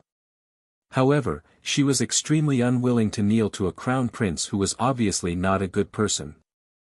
Just as Yunsheng was pondering whether she should take the risk of being disrespectful by standing there, she heard a school guard running over. That school guard hurriedly said, "Reporting to your highness, reporting to the dean, Wuxia Infinity Hall's deputy director, Lord Qitian, has brought more than 10 warriors to seek an audience outside the academy. He said that he is here to observe the final examination of the Magic Academy." When this was said, Crown Prince Yi Bailian and the Magic Academy's dean both had grave expressions. As everyone knew, although magic and martial arts were like well water that did not interfere with river water, ever since the Royal Magic Academy was established, especially after Zhou State's Crown Prince Yi Bailian entered the Magic Academy, they used all sorts of names to obtain all sorts of resources for the Royal Magic Academy. Wuxia Infinity Hall, which had always been a prominent existence in Zhou State, had some objections to this. They had always been at odds with the Royal Magic Academy and competed with each other in all sorts of situations. This time, the Royal Magic Academy's final examination did not invite anyone from Wuxia Infinity Hall. Their rash arrival clearly showed that they did not come with good intentions. Seeing this scene, Zhou State's Crown Prince Yi Bailian, who was about to explode in anger, put away his angry expression and put on a noble face. "You may dispense with the formalities. The Royal Magic Academy is this Crown Prince's alma mater. There is no need to care about these complicated formalities. Since the Academy has honored guests, as a member of the Academy, this Crown Prince will naturally receive them as a host." Yi Bailian waved his hand. Chen Lian, and the others at the side glared fiercely at Yunsheng. Hearing Yi Bailian's hypocritical tone, Yunsheng sneered in her heart. However, this also happened to save her the strength to kneel. Yunsheng suddenly remembered why she felt that Yi Bailian was somewhat familiar. Zhou State's Crown Prince's name was Yi Bailian. His facial features were somewhat similar to Night Fox's. However, it was only similar. When the two were compared, Night Fox's temperament and appearance were much higher. This Zhou State's Crown Prince looked like an inferior product that was crudely processed. Although Night Fox had never mentioned his identity, it was not difficult to guess that his background was not ordinary from his words and actions. However, Yun Sheng did not expect that he was actually a member of Zhou State's royal family. Thinking of Night Fox, Yun Sheng could not help but think in her heart, that twisted fellow should have already recovered by now. Yun Sheng's mind was filled with wild thoughts. On the other side, the principal of the Royal Magic Academy had already gone to welcome the people from Wuxuan Infinity Hall. Chapter 127. In the blink of an eye, he heard a group of martial artists dressed in martial attire rushing over. The leader was a middle-aged martial artist with tiger eyes and leopard forehead. The newcomers were all dressed in light golden martial artist robes with a pure gold qilin belt around their waists. Although they were only in their teens, their gazes were restrained and their auras were vigorous. All of them had already reached the great martial master realm. When the dozen or so people walked, their footsteps were orderly. When they landed, their footsteps were even more uniform. It was obvious that they were well trained. As expected of the #1 martial arts school in Zhou State, the people of Wuxuan Limitless School. I heard that the Imperial Magic Academy is holding the final examination banquet today. Wuxuan Limitless School's battle strength has led 12 disciples to observe. Zhou State's martial ancestor Battle Strength was originally a famous tiger general in Zhou State. He was the #1 general under the martial saint Old General. The so-called martial ancestor, as the name implied, was a person with outstanding strength who was able to create a martial arts school. However, for some reason, when Battle Strength was in his prime, he suddenly resigned from his military duties and joined Wuxuan Limitless School, becoming the deputy director of Wuxuan Limitless School. Under his leadership, coupled with the many years of foundation of the Limitless School, he had nurtured many famous martial artists in Zhou State. Seeing that Battle Strength had personally brought his elites over, the principal of the Imperial Magic Academy, a skinny old magician, came forward to welcome them politely.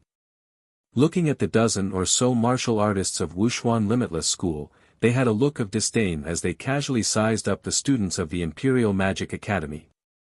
It was no wonder that Zhou State's Wuxuan Limitless School was a famous martial arts school in the continent, while the Imperial Magic Academy was a bottom-tier character in the continent's magic academies.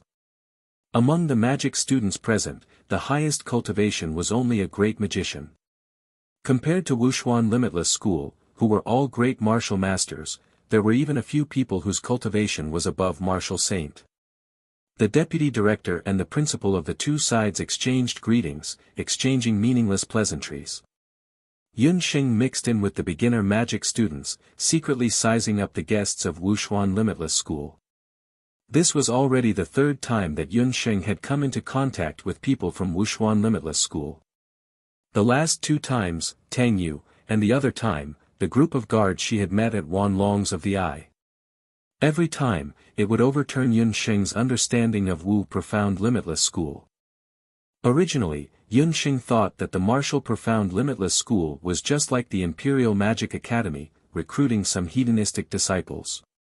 After all, Tang Yu was a member of the martial Profound Limitless School. Who knew that after meeting a few times, Yun Sheng would discover that the strength of the Wu Profound Limitless School was shockingly strong.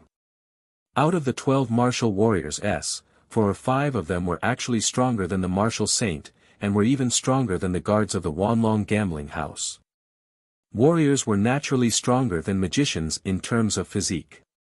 It was just that warriors were better at close combat, while magicians were better at long-range combat.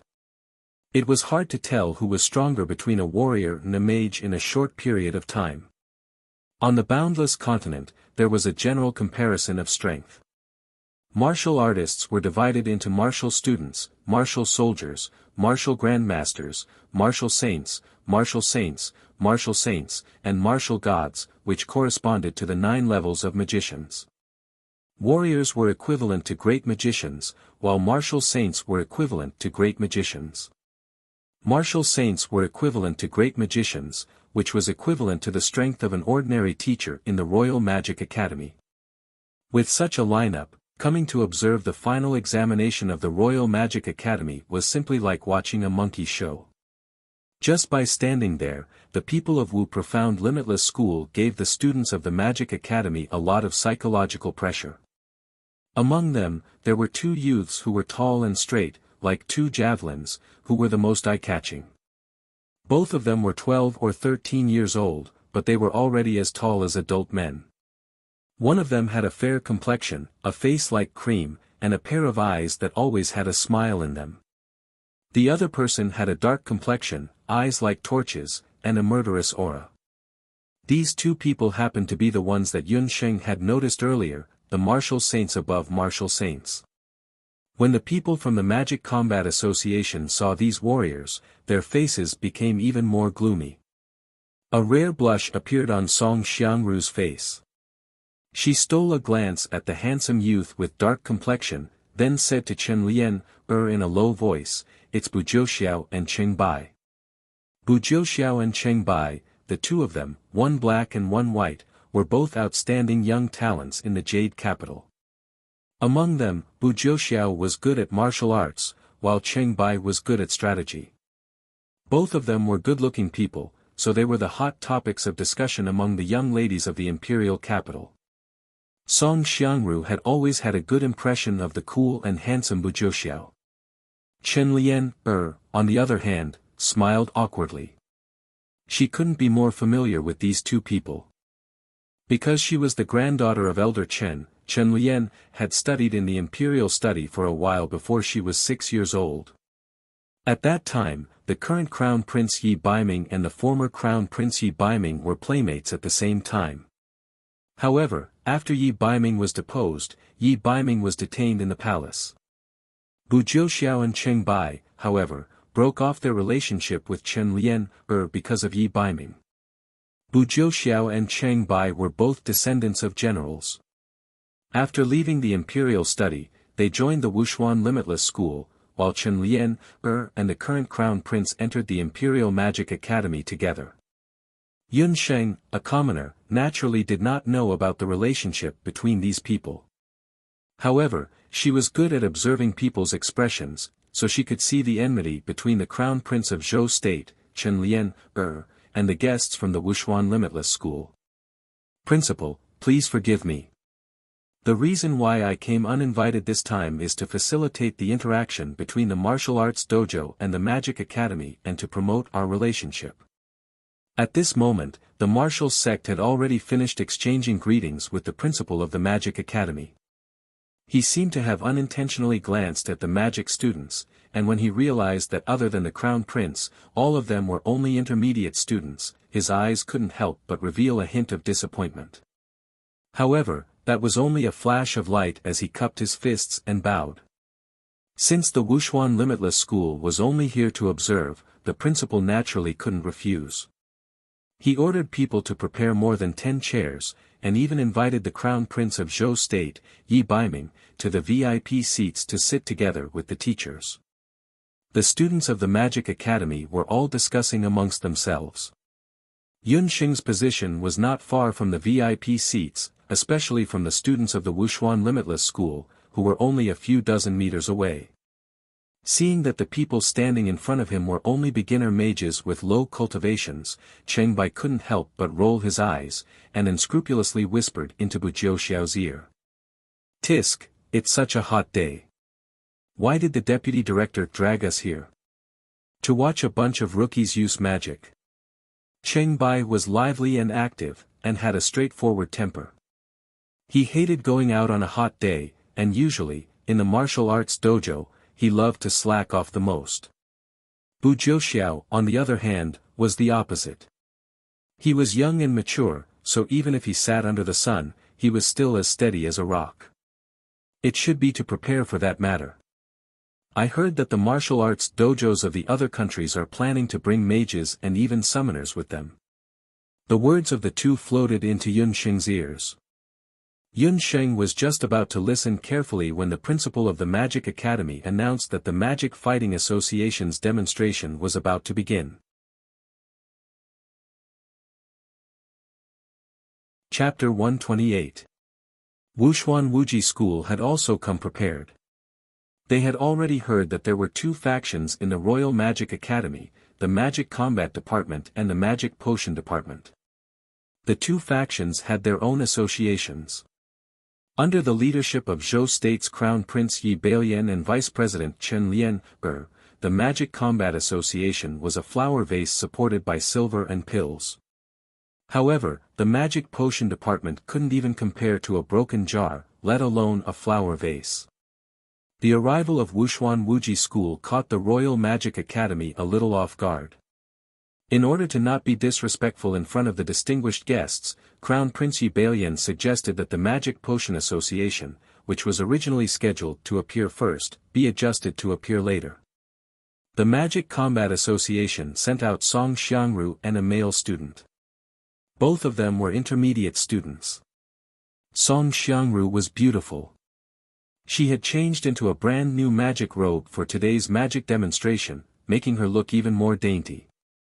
The male student didn't look amazing, but as soon as he went on stage, he flashed a magic scepter with a two-colored soul stone inlaid in his hand. This showed that he was a dual-elemental great magician. It could be seen that these two people were second only to Crown Prince Yi Bailian and Chen Lian, in the Magic Combat Association. Song Xiangru brushed her hair, her bright eyes moving, and her delicate voice was as pleasant as an oriole's. Distinguished guests and students, the Magic Combat Association has been following the Academy's style of study in the past year, dedicated to researching new magic. Today, the two of us represent the Magic Combat Association to demonstrate a new type of combined magic. As soon as these words were spoken, the scene was in an uproar, especially on the Magic Combat Department side. On the other hand, the students of the Magic Potion Department were dejected. Only a few members of the Magic Potion Association, including Gufeng and Anjia, still maintained some confidence. The Dean of the Magic Academy also had a look of appreciation and kept nodding. This was the first time in the Academy that an intermediate student could use combined magic. Combined attack magic was a very special kind of magic. It referred to the tacit cooperation between two mages of similar strength, and the combination of complementary attributes or magic of the same attributes, thus creating a brand new or even more advanced magic. The combined magic of two great magicians, if coordinated well, could produce an effect not inferior to that of a high-level magic. Song Xiangru was a fire magician, while the male student was a rare fire and wood magician. The wood element was one of the secondary magic elements. Wood could aid fire, which was why the two of them were able to successfully form a joint attack. After Song Xiangru's announcement, the two of them did not make a move for a long time. At this moment, Chen Lianer, who was sitting beside the Crown Prince, suddenly said, "Your Highness, although the combination magic is powerful, it is only a demonstration. It is hard to see its power." Lian boldly said, "I heard that a few months ago, when the Crown Prince was on a diplomatic mission to another country, he captured a rank 5 Dark Wind Leopard. Why don't we ask the Crown Prince to lend the Dark Wind Leopard to test the power of our combined magic? This is the only way to show the true abilities of the Magic Combat Department." What Chen Lianer meant was that the magic used by the Potioneering Department couldn't even be considered magic. Zhou State's Crown Prince, Yi Bailian, was someone who had tender feelings for the fairer sex. Naturally, he agreed without hesitation. He gave an order and ordered the guards to carry out a beast cage made of well-tempered steel. The onlookers were envious of Chen Lianer and Yi Bailian's flirtatious glances.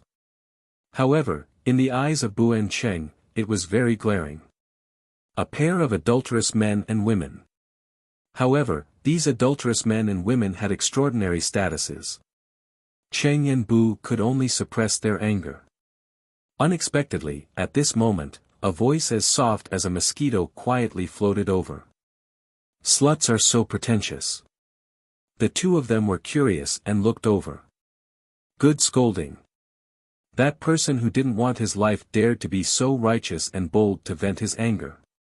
However, they saw that the voice came from the Potioneering Department's camp. Someone was scolding disdainfully. The one who spoke was a pretty little girl with a petite and dainty figure. As she spoke, she was discussing with a short and fat male student beside her. Her expression was very lively, and it seemed that she didn't put the crown prince and Chen Liener in her eyes at all. "Jiuxiao, look at that person." Cheng Bai glanced over. His attention was originally attracted by Yun Sheng. However, when he looked over, he saw that Abandon was standing not far away from Yun Sheng. Under the bright sun, Abandon's tight green magic cloak was indeed a little eye-catching. Bu Jiuxiao looked over as well. He saw that there was a strange magic wave around Abandon. At this moment, the Magic Combat Department's demonstration had already begun. Buzz! The beast cage landed on the ground and made a dull sound like an ancient bell. For the safety of the other students, Song Song went forward and set up a magic boundary. The boundary was transparent and looked like a huge fish tank. While protecting the safety of the surrounding students, it didn't affect the viewing of the magic combat. Song Xiangru and that male student with 2 departments, as well as the beast cage, formed an independent fighting arena. The leopard race was born to be agile among the magical beasts. This dark-winged leopard had moss-green fur and didn't appear dispirited after being locked up for a long time. Song Xiangru appeared to be very confident. She yelled and spun the magic scepter in her hand. The first magic soul stone on the scepter lit up and shot out a powerful flame. Like a bonfire that had been poured with oil, the bright flame shot out like a rocket and rushed towards the beast cage that was as thick as an arm. In the beast cage, the provoked dark-winged leopard's fur stood on end. Its throat moved and it roared angrily, revealing its ferocious beast aura. Boom! The fiery flame hit the beast cage like a rocket. Under the gaze of hundreds of pairs of eyes, the sturdy beast cage was quickly engulfed by the flames like a piece of paper. The tempered steel melted into molten iron and burned a huge hole in the side of the beast cage. After being imprisoned for a long time, the abyss-winged leopard, who had been crawling on the ground, took the opportunity and let out a deafening roar. It bent its knees and leaped out of the cage, like a taut bowstring that was suddenly straightened, and rushed out. The beast cage cracked and the flying steel bars hit the magic boundary, causing it to deform. The dark-winged leopard's eyes were bloodshot and its 4 limbs slowly stretched out. Magic patterns that looked like cloud patterns appeared on its body. Battle mode, this dark-winged leopard is enraged. At this time, the students of Wuxia Everlasting School became interested. A 5th-ranked dark-winged leopard was comparable to a master magician. They wanted to see how the 2 great magicians would defeat the dark-winged leopard. "Bastard, see how this lady will deal with you."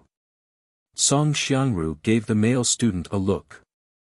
The 2 of them waved their magic scepters at the same time and chanted.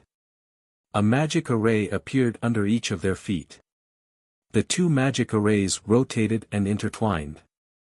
"Lava Python, come out." The magic elements in their magic scepters fused together and a giant python with a bloody mouth appeared. Chapter 129. The appearance of the lava python created by the combination magic stunned everyone present. When the students of the Royal Magic Academy's combat department saw it, they all cheered excitedly. However, the students of the potion department were the complete opposite. All of them had their heads drooped and were very dispirited. The more outstanding the combat department was, the greater the pressure on the potion department's demonstration would be. Song Xiangru and the male student had a proud look on their faces. The lava python was about 2 meters long, and its body was as thick as a basin mouth. The colorful snake patterns on its body could be seen clearly. It was like a small mountain rising from the ground as it coiled in the magic space. Its body emitted a scorching aura, causing sparks to appear in the space. Magical imitation was an intermediate advanced magic. Song Xiangru and the male student were both great magicians who had just advanced this year. If it was just one person's strength, it would not be enough to reach the level of magical imitation. It could only be formed by combining the strength of 2 people. An offensive phantom beast created by magic was no less powerful than a real giant python magical beast. However, in Yun Sheng's opinion, this was not the case. Although Yi Huli's fire wolf, which Yun Sheng had seen before, was not as big as this lava python, in terms of control, whether it was magic incantation or agility, the fire wolf was more agile than this lava python. This could be seen from the way Song Xiangru and the male student supported it. The tall lava python raised its head and looked down at the abyss wind leopard arrogantly. In its eyes, the abyss wind leopard could not withstand a single blow. The abyss wind leopard's eyes were filled with anger. Suddenly, the magical beast and the phantom beast moved at the same time. In the magical barrier, red flames and green wind shadows were as fast as shuttles, shuttling back and forth in the magical barrier. Following the movements of the abyss wind leopard and the lava python, Song Xiangru and the male student also jumped around in the magical barrier. The students of the Royal Magic Academy could only barely see the situation in the barrier. The abyss wind leopard jumped up high and a magical array formed in midair. Countless wind blades filled the sky. Wind intermediate magic, wind blades filled the sky. Countless scythe-shaped wind blades slashed towards the lava python, successfully blocking its attack. The giant python was enraged. It angrily swung its tail like a long whip, tearing apart the wind blades and lashing towards the abyss wind leopard. After a while, both the dark wind leopard and the lava python still had some strength left. However, Song Xiangru and the male student, who were controlling the lava pythons with their combined spells, showed signs of fatigue. Not only did they have to control the lava python, but they also had to constantly dodge the wind blades of the dark wind leopard. As a result, their stamina was greatly depleted. Magicians were inferior to warriors in terms of physical strength. The abyss wind leopard didn't show any signs of weakness. It launched a second spell. When it launched the spell, the cunning abyss wind leopard leaped behind Song Xiangru and clawed at her back. Song Xiangru screamed in agony. Her back was immediately covered in blood, and the combination spell was immediately ineffective. The lava python turned into a ball of flame. Seeing this, the male student turned pale with fright. Just as he was about to cast another spell, a sky full of wind blades swept towards him. "Teacher, save me!" The male student cried out in alarm. His body had already been hit by a wind blade, forming a strong magical wave that smashed into the magic barrier. The entire barrier made a sound like glass shattering. Oh no! Tsang Song didn't expect today's battle to be so intense. The magic barrier he had just set up was directly broken. Inside the barrier, Song Xiangru and the male student were already pale with fright. Inside the barrier, Song Xiangru was already pale with fright. As soon as the magic barrier shattered, the magical elements that had gone out of control were like arrows, crazily flying towards the surrounding students. The intermediate students were still fine. They were still able to stabilize themselves and avoid being injured by the fragments of the barrier. However, the beginner students weren't so lucky. Many of them were directly hit by the magical elements like arrows and fell to the ground. To make matters worse, the abyss wind leopard jumped out of the barrier and pounced towards a small group of people. Teacher Mary focused her gaze and saw that the abyss wind leopard was pouncing towards 3 of her students. They were Yun Sheng, Gufan, and Abandon from Group 13. The entire barrier made a sound like glass shattering. The students from Wuxia Wuji who were not far away from the 3 of them didn't change their expressions in the midst of the chaos. However, they didn't have any intention of helping either. Seeing such a scene, Teacher Mary couldn't help but gnash her teeth. Just when everyone thought that the members of Group 13 were going to be killed on the spot. Among the 3 of them, Abandon, who was wearing a dark green magic cloak, stood in front of them. With a flash of light, the abyss wind leopard that was pouncing towards them suddenly changed direction. It was as if it had hit a wall. It flew out diagonally and flew towards the people from the dojo not far away. Combat Strength's eyebrows didn't even twitch. He shouted in a deep voice, "Jiuxiao." Bu Jiuxiao's body flashed, and in a flash, he had already stood out with a short knife in his hand. The short knife was also strangely long. It was only as thick as 2 fingers. It was hard to tell what material the blade was made of. One only felt that it was as clear as ice and crystal. Looking at it in the daytime, it emitted a threatening sharp light. Bu Jiuxiao flew up with the short knife in his hand. With a wave, a snow sickle appeared in the air. One could faintly hear the sound of wind and thunder. The fragments of the barrier were swept up by the wind of the knife and instantly turned into dust. The abyss wind leopard's body and head were immediately split into 2 halves. The round head rolled on the ground. Bu Jiuxiao nimbly put away his knife. His brows slightly furrowed. He didn't look at the abyss wind leopard, but looked at the few beginner students who had made the abyss wind leopard change direction for no reason. He saw that the magic cloak warrior in front had already moved aside. A short and chubby magic warrior was holding a magic scepter in his hand. His hand was still slightly trembling. Just now, in the instant when he killed the abyss wind leopard, Bu Jiuxiao had also seen the situation in front of him clearly. When the abyss wind leopard pounced towards the 3 of them, a strange spherical ball of light appeared. The ball of light looked very fragile, but it also seemed to have an inconceivable power that instantly bounced off the abyss wind leopard. Gufeng, Yunsheng, Qi, are the 3 of you all right? Mentor Meili hurriedly stepped forward and checked on his 3 students. At the same time, he looked at the people from Wuxia Limitless School warily. Light attribute defensive magic. The vice head of Wuxia Limitless School had a face full of surprise, as if he had discovered a new continent. He stared at Gufeng without letting go. Mentor Meili had also noticed the light sphere. Gufeng had originally planned to tell Mentor Meili about his new magic after the final assessment. Who would have thought that it would amaze the world with a single brilliant feat? After a while, the ball of light slowly disappeared. Song Xianru and the male student were supported by the people from the fighting department. Their faces were as pale as paper, and they no longer looked as arrogant as before.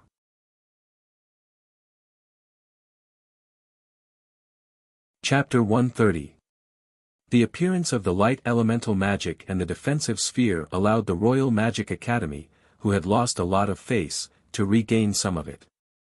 Although the combined magic attack had failed, they had discovered a new magic. This was really a good thing of losing a sesame seed and picking up a watermelon.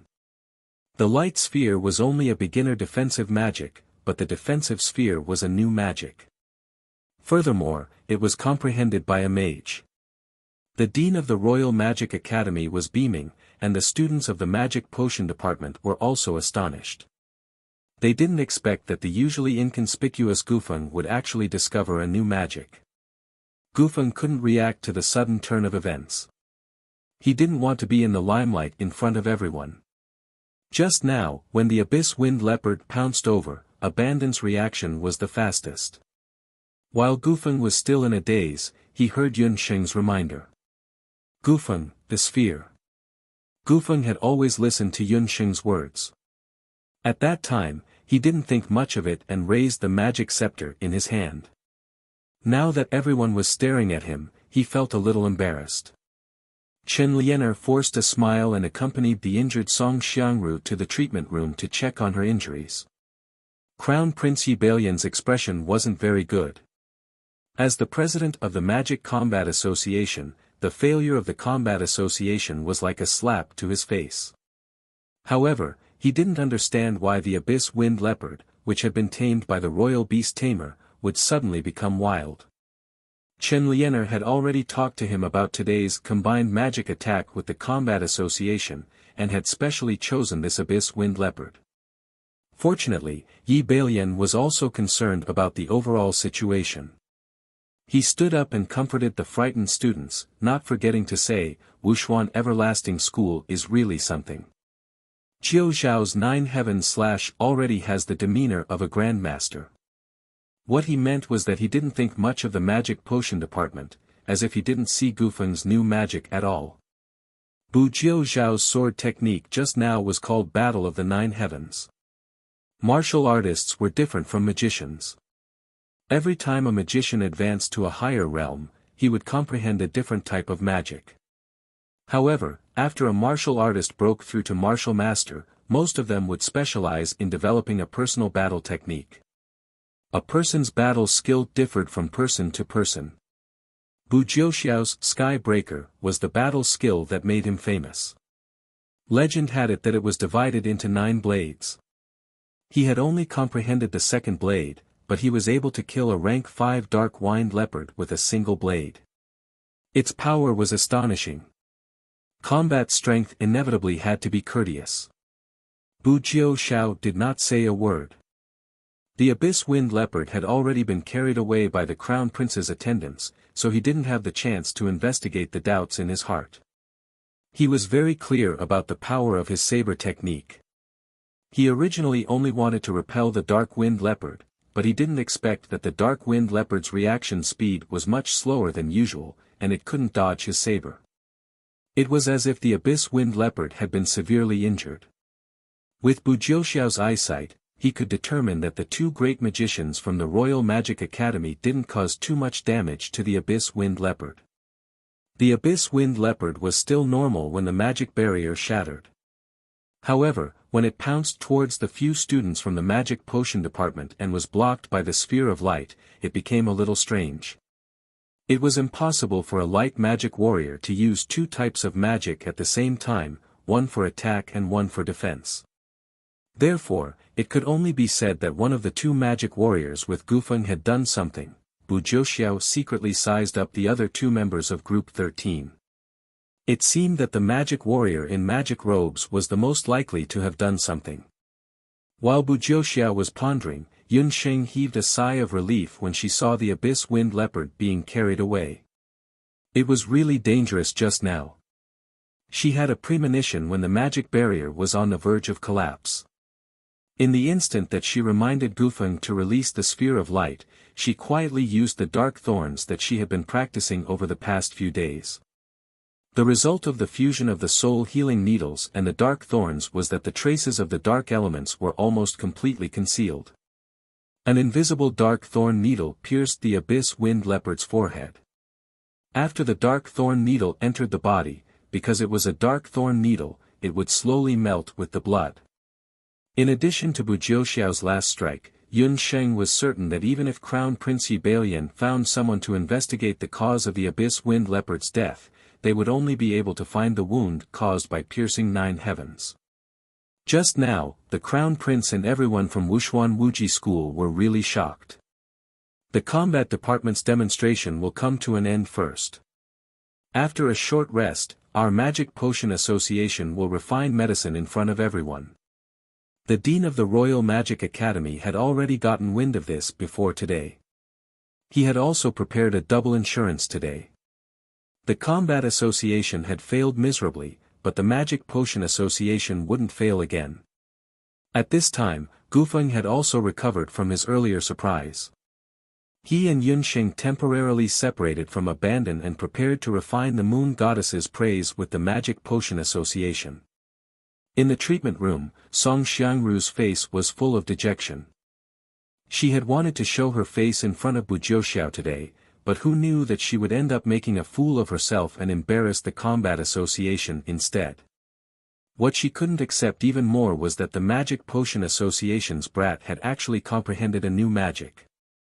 If the Magic Potion Association successfully refined a new magic potion later, then it was very possible that the Combat Association's dominant position in the Royal Magic Academy would change after today.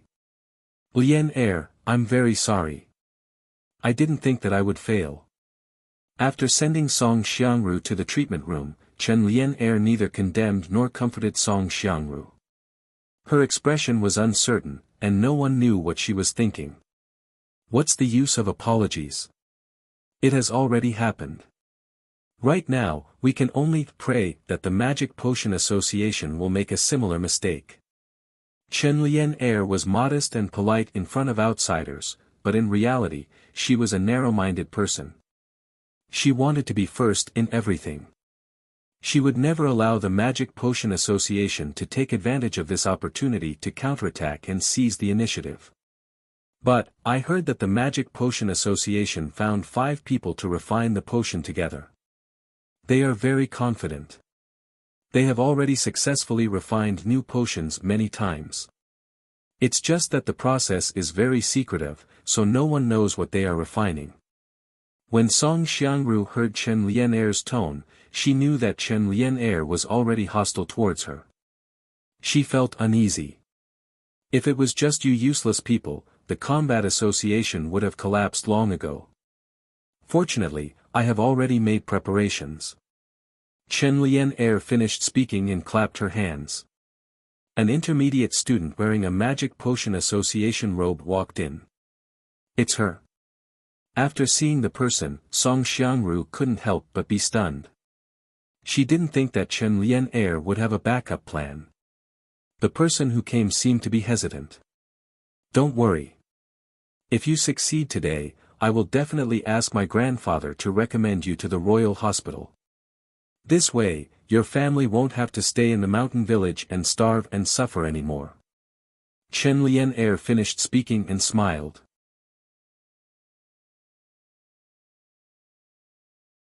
Chapter 131. It could be said that the Magic Potion Association had mobilized all of its members for this potion refinement.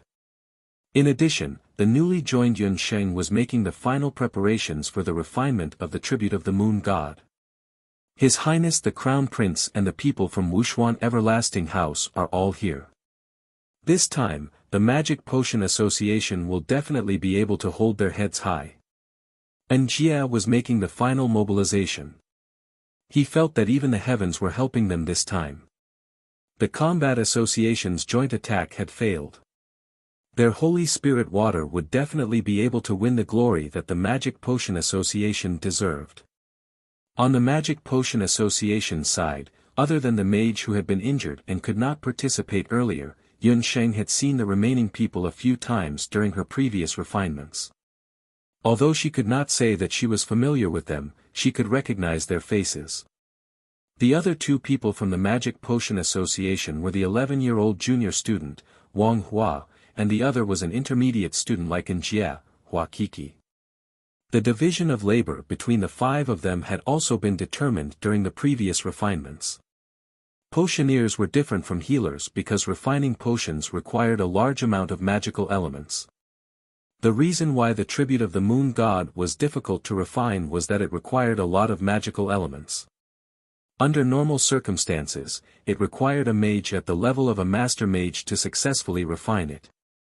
However, after years of research and guidance from his mentor, President Jia had successfully divided the refinement of the tribute of the Moon God into several steps.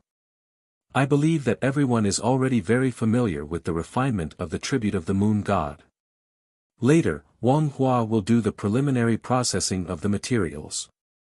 I will do the purification of the magical materials. Gufeng's like magical elements will act as the potion additive. Kuku will mix the potion, and Yun Sheng will do the final step of stabilizing the potion. After Jia finished his instructions, he checked the magical materials again. After making sure that everything was ready, he urged the few of them to go to the square. Senior Kuku, I'll help you carry the materials. Gufeng saw that Hua Kiki was holding several magical materials in her hands, which looked very cumbersome. He took the initiative to help her carry them. Hua Kiki and Gufeng had a good relationship. Both of them were public students and children from a mountain village. When Gufeng had first entered the potions department, Hua Kiki had always taken care of Gufeng. No need, I'll do it myself. Hua Kiki refused Gufeng, holding the magic materials in her hands tightly. She looked very nervous. Everyone didn't care. Among the 5 people, except for Yun Sheng, who looked calm, the rest of them felt as if their hearts were beating like drums. They were extremely nervous. Although everyone had already refined a few potions before this, the refinement of potions was much more unpredictable than the combination of magic spells. The slightest mistake could lead to unforeseen events. Moreover, everyone usually stayed in the laboratory to refine magic potions. Later, they would have to refine magic potions in front of all the teachers and students of the academy. For everyone in the Magic Potion Association, this was the first time in history. This time, failure was not an option. In the square, the instructors and students had been waiting anxiously for a long time. In order to make it easier to refine magic potions, the instructors of the potions department had brought over magic potion utensils and long tables. Yun Sheng and the others stood in a position, and more than 20 types of magic materials were placed one by one on the long table. I am Anjia, the president of the Magic Potion Association. Today, we will be refining Holy Spirit water. There will be a total of 5 participants in the refinement, involving 23 types of magic materials. They are respectively. Anjia explained to everyone. After the explanation, Wang Hua immediately started the first step of processing the magic materials. All kinds of animal skins, herbs, fruits, and magic crystals were cut up using magic and arranged in order. Anjia then started the most preliminary purification of the materials. He used the most common fire refining method. The fire element removed the excess impurities inside the materials, and the quality of the magic materials was further improved. After Anjia was done, Gufeng saw that Hua Qiki was motionless and reminded her softly. Yunxing couldn't help but glance at Hua Qiki, and found that the moment Gufeng called her, her breathing suddenly quickened. Hua Qiki doesn't look right. Yunxing frowned. She's probably nervous. Yunxing, I'm nervous too. Gufeng didn't mind. He just hoped that he wouldn't make a mistake when he added the light element later. It wasn't as simple as being nervous. Gufeng, did something happen to Hua Qi's family recently? With the intuition of a doctor, Yunxing felt that Hua Qiki was more guilty than nervous. Just now, when Anjia was refining the magic materials, Hua Qiki seemed to have exchanged glances with Chen Liener, who was sitting in the guest seats. Yes, Sister Qi's family isn't very well off. Her father is a stonemason. I heard that 3 months ago, he accidentally broke his leg while quarrying stones. Because he didn't have the money to treat it, he became paralyzed. Sister Qi said that after participating in the refining of the moon goddess's tribute, she will quit school and go out to earn money to support her family. Gufeng sighed. After becoming an intermediate student, the academy would no longer provide financial aid. Learning to be a magic apothecary required a lot of magic materials. He also felt that it was a pity that Sister Qi couldn't continue her studies for the sake of her family. Yunxing nodded and suddenly said, Gufeng, here's a bottle of meditation water. Drink it first. If there's an accident later, immediately use the light of tomorrow. Ah. Why? Haven't we practiced it many times already? There haven't been any accidents. Gufeng became even more nervous after hearing this. It's just to be prepared. Yunxing threw a bottle of meditation water to Gufeng, and drank one herself at the same time. She also hoped that she was just being paranoid. In any case, drinking the meditation water would only be beneficial to her later refining, and there would be no harm. It's the 18th. Anjia and Wang Hua didn't pay attention to Yunxing and Gufeng's little movements. The two of them stared intently at Nkiki fusing the magic materials one by one. With 5 more materials, the magic fusion would be completed. At that time, Gufeng would just have to add in the light magic elements and change the attributes of the potion. Finally, Yunxing would stabilize the potion. It's the 23rd. Hua Qi nodded at Gufeng after he finished drinking the meditation water. Gufeng raised his magic scepter and added a few strands of light magic elements into the fused potion. Beside him, Hua Qi looked at Gufeng with some guilt, but in the end, she retreated to the side. After the milky white magic elements were added, the color of the fused potion gradually turned white. Just as Gufeng heaved a sigh of relief and was about to let Yunxing do the final stabilization of the potion, in the potion bottle, the dozens of fused magic materials suddenly changed. Gufeng's face was filled with horror. Beside him, Jia and Wang Hua also turned pale with fright. The magic materials of various attributes were like a raging tide, one after another, making popping sounds. It looked like a violent and restless lightning. The potions were conflicting.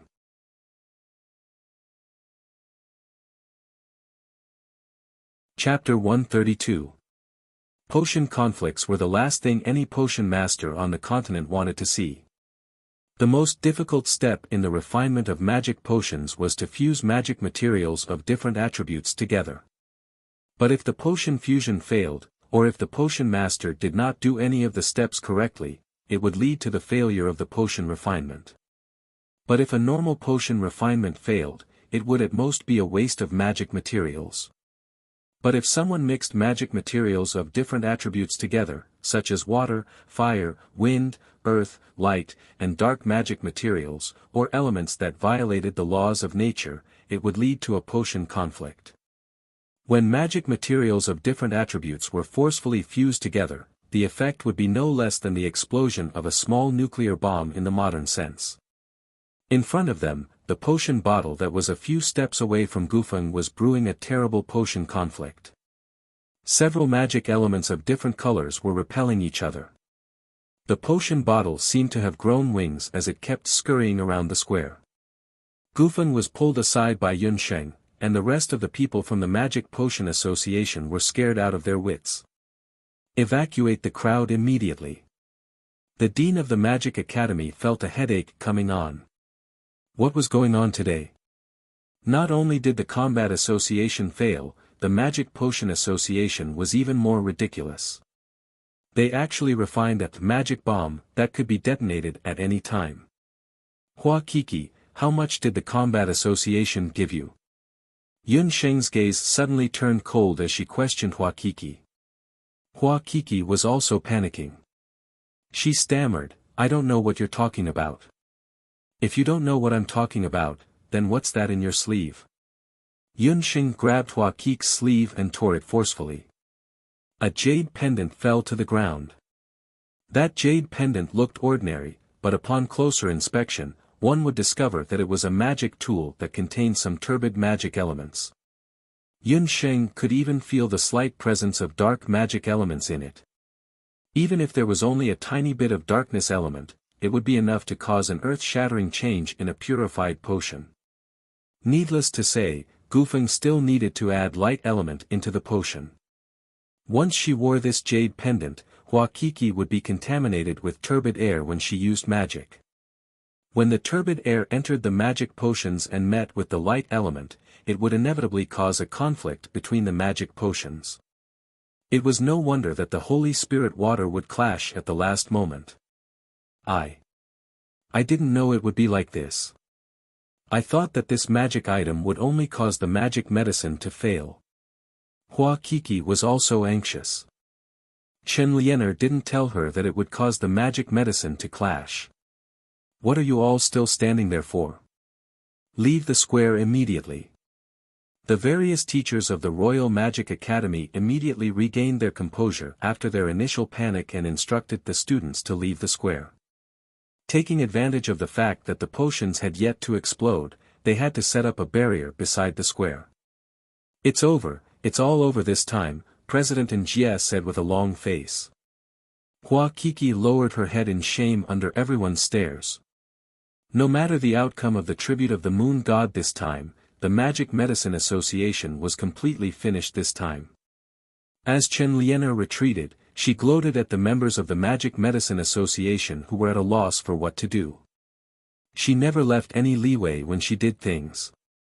The Magic Medicine Association had to be eliminated. She used Hua Kiki's father's illness and her own personal wealth to threaten Nkiki. Nkiki would definitely not admit that there was someone behind her. The Magic Medicine Association was in big trouble. They would definitely face the fate of disbanding the association.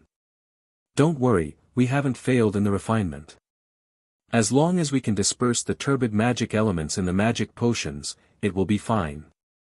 The surroundings were in a mess, but Yun Sheng calmed down. She ran towards the magic potion that was like a ticking time bomb. Come back. That student, I'm talking about you. It's very dangerous, come back quickly. The teachers who were retreating didn't expect that there would be a student who would recklessly run over at this time.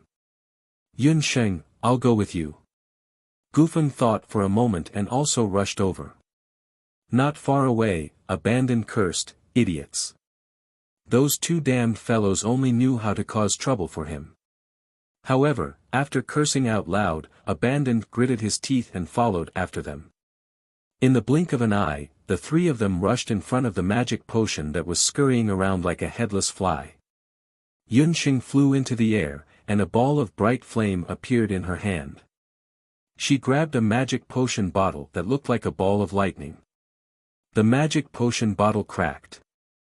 The broken glass shards were extremely sharp and pierced Yunxing's delicate palm, instantly causing fresh blood to flow.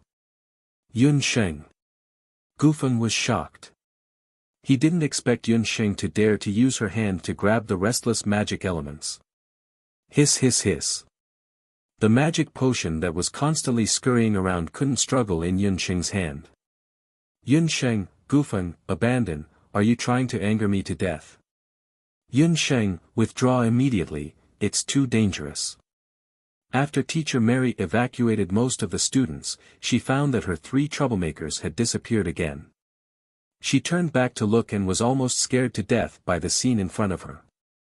As an experienced potion apothecary, no one knew better than Teacher Mary the consequences of a magic potion conflict. She had once witnessed a potion apothecary's entire magic potion laboratory being razed to the ground in a magic potion storm. That potion apothecary himself was directly blown into powder, and even his bones couldn't be seen. The scale of that magic potion storm was not small compared to that magic potion storm. Teacher Mary didn't know that among all magic potion storms, the magic potion storm formed by the conflict between the two magic elements of light and darkness was the most powerful. This time, Yunxing was facing a magic potion storm formed by the fusion of these two elements. Gufeng, retreat to the side. If the magic potion in my hand explodes, you will immediately activate the ball of light. When Yunxing saw Gufeng and Abandon running over, she was moved, but she didn't want to implicate the two of them. The magic potion conflict in her hand became more and more intense.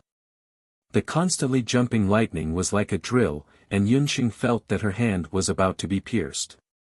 The lightning formed by the magic potion conflict formed a small lightning vortex, constantly jumping in Yunxing's hand, and waves of pain assaulted her. If this continued, her hand would be crippled. Yunxing's small face was drenched in sweat. She was already riding a tiger and couldn't get off. It was as if she had tied a time bomb. If the magic potion lightning vortex in her hand was thrown away, it would definitely explode immediately.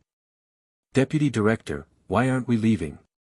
Bu Jiuxiao and Cheng Bai had already evacuated most of the accompanying disciples of Wuxuan Limitless School, but at this time, the Deputy Director's fighting strength didn't move. Even with a martial artist's tyrannical physique, it was enough to endure a magic potion lightning vortex. Interesting. Look at that girl's movements. I've seen people who don't care about their lives, but I've never seen someone who doesn't care about their lives. It seems that the person we're looking for has been found. Zhang Li stroked his stubbled chin. Not only did he not leave, he even stopped to pay attention to Yunxing's every move.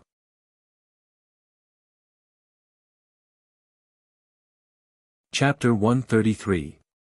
Within the Royal Academy, most of the crowd had already been evacuated. Those who remained were only a few teachers, 3 people from the 13 Magical Potions group, and 3 people from the Wuxuan Limitless Library. Those who did not have absolute strength did not have the guts to stay. When everyone's gaze was focused on the magic lightning vortex in Yunxing's hand did something that made everyone cry out in surprise. Her hand, a hand that was badly mutilated and bones could be seen, suddenly moved. Yunxing clenched her teeth and persevered. The intense pain had already numbed her body, but her mind was still clear. The magical elemental fluctuations caused by the conflict between the magic potions kept moving in Yun Xing's hand, like an electric drill, as if it was going to cut off Yun Xing's hand at any time. But at this time, Yun Xing's fingers moved with difficulty. Her 5 fingers were as soft as 5 boneless snakes, moving up and down, left and right, looking as if she was playing an invisible instrument. Her fingers moved faster and faster. Trillium hand, double the speed. Double the speed, double the speed, triple the speed, like a sports car that had stepped on the accelerator in an instant, Yun Xing's fingers moved quickly. As her fingers moved faster, in the end, in everyone's eyes, Yun Xing's hand disappeared and turned into countless finger shadows. It looked as if Yun Xing had grown countless fingers. The restless magic lightning vortex was like an autumn flower that was being played with by Yun Xing in the palm of her hand, no longer able to move around. "Oh my God, she's purifying the magic potion again," someone suddenly exclaimed, realizing the real effect of Yun Xing's unknown action. The sky gradually darkened, and in the square, the remaining few people had all forgotten the passage of time. Their eyes were wide open, and they all stared at Yun Xing's hand without blinking. As Yun Xing's fingers moved faster and faster, blood splashed between her fingers, and strands of turbid magical impurities flowed out like strands of hair from the magic potion liquid. Yun Xing could feel that the magic lightning vortex in her palm had gradually calmed down from its initial irritation, like a ship that had fallen after a storm and was docked at the harbor. Gufeng and Abandon at the side had already forgotten themselves. The magic lightning vortex gradually disappeared, and a thick and pure magic potion liquid reappeared in Yun Xing's hand. Gufeng, moonlight grass, jade powder. Yun Xing called out the names of the magic ingredients one by one. Abandon, prepare a brand new magic potion crystal bottle. Her expression was very solemn, very much like a female general who was strategizing. Her 2 soldiers came back to their senses and quickly prepared new materials. Yun Xing then used her uninjured left hand to accurately add new magic ingredients into the purified magic potion liquid. After the purification, the last step, which was also the most important step, was to stabilize the magic potion. After all the ingredients were added, Yun Xing took a deep breath, and her pupils and hands contracted at the same time. She waved her 5 fingers, and a few invisible magic elements mixed into the magic potion liquid. A stream of golden magic potion liquid streaked across everyone's vision like a fountain, and fell into the magic potion crystal bottle that Abandon had prepared. There was a wonderful fragrance in the air that was like the fragrance of flowers and spring water. When the magic potion liquid fell into the crystal bottle, a crystal light shone brightly. "Look! What is that?" Above the crystal bottle, there was an additional luster that was gentle like moonlight. Tonight was the 1st of the month, and it was supposed to be a moonless night.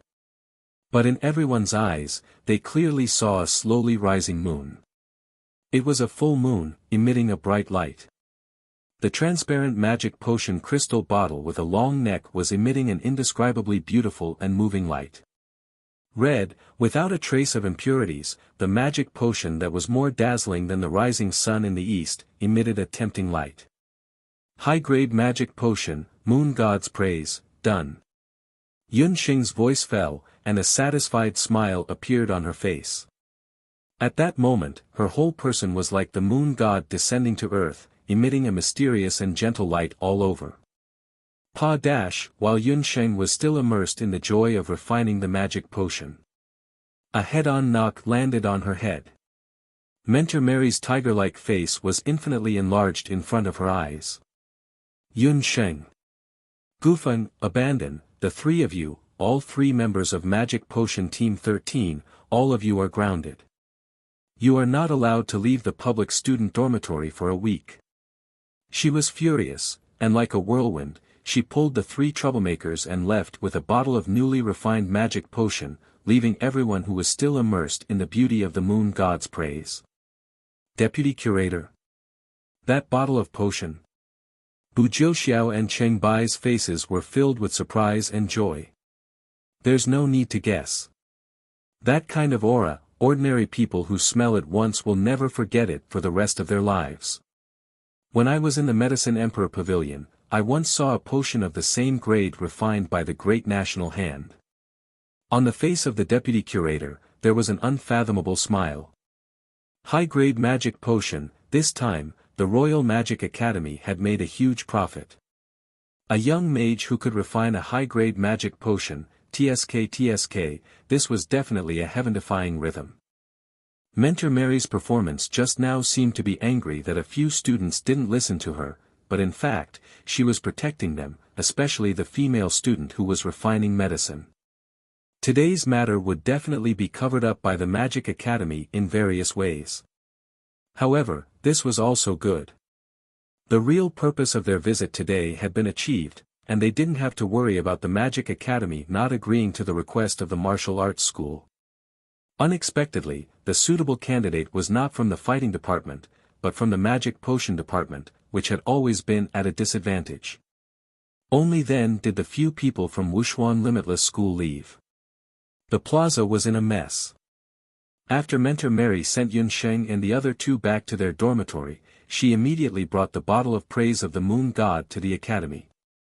Several of the academy's higher-ups, including the principal, were waiting for Mentor Mary. It really is a high-grade potion. I dare to bet with my 43 years of experience as a potion instructor that this bottle is a rare potion on the continent. Not only is it useful for the baptism of a mage's soul, it is also useful for the cleansing of a warrior's marrow and bones. Do you want to publicly display this high-grade potion? This can greatly increase the reputation of our Magic Academy, and it can also dampen the spirit of Wuxia Limitless School. Isn't that so? There's also the Medicine Emperor Pavilion. Let them see how powerful the Magic Academy is. All the teachers present had their own thoughts. I don't agree. I don't agree. Mentor Mary and Feng Kuo spoke at almost the same time. The two of them looked at each other. The principal of the Royal Magic Academy also waved his hand, indicating for everyone to quiet down. He understood what the two of them were thinking. I have already decided. Regarding this bottle of high-grade potion, the Academy has already considered it clearly. To the outside world, you must announce that this bottle of moon god water was jointly refined by a potion team. Most of the people in the plaza have already been evacuated. Only a few people knew that this bottle of high-grade potion came from one person. Students are the most precious wealth of our Magic Academy. As long as she is still in the Royal Magic Academy, we must ensure her safety. From next week onwards, Yun Sheng, Abandon, and Gufeng will officially switch to the Magic Potion Department and the Fighting Department.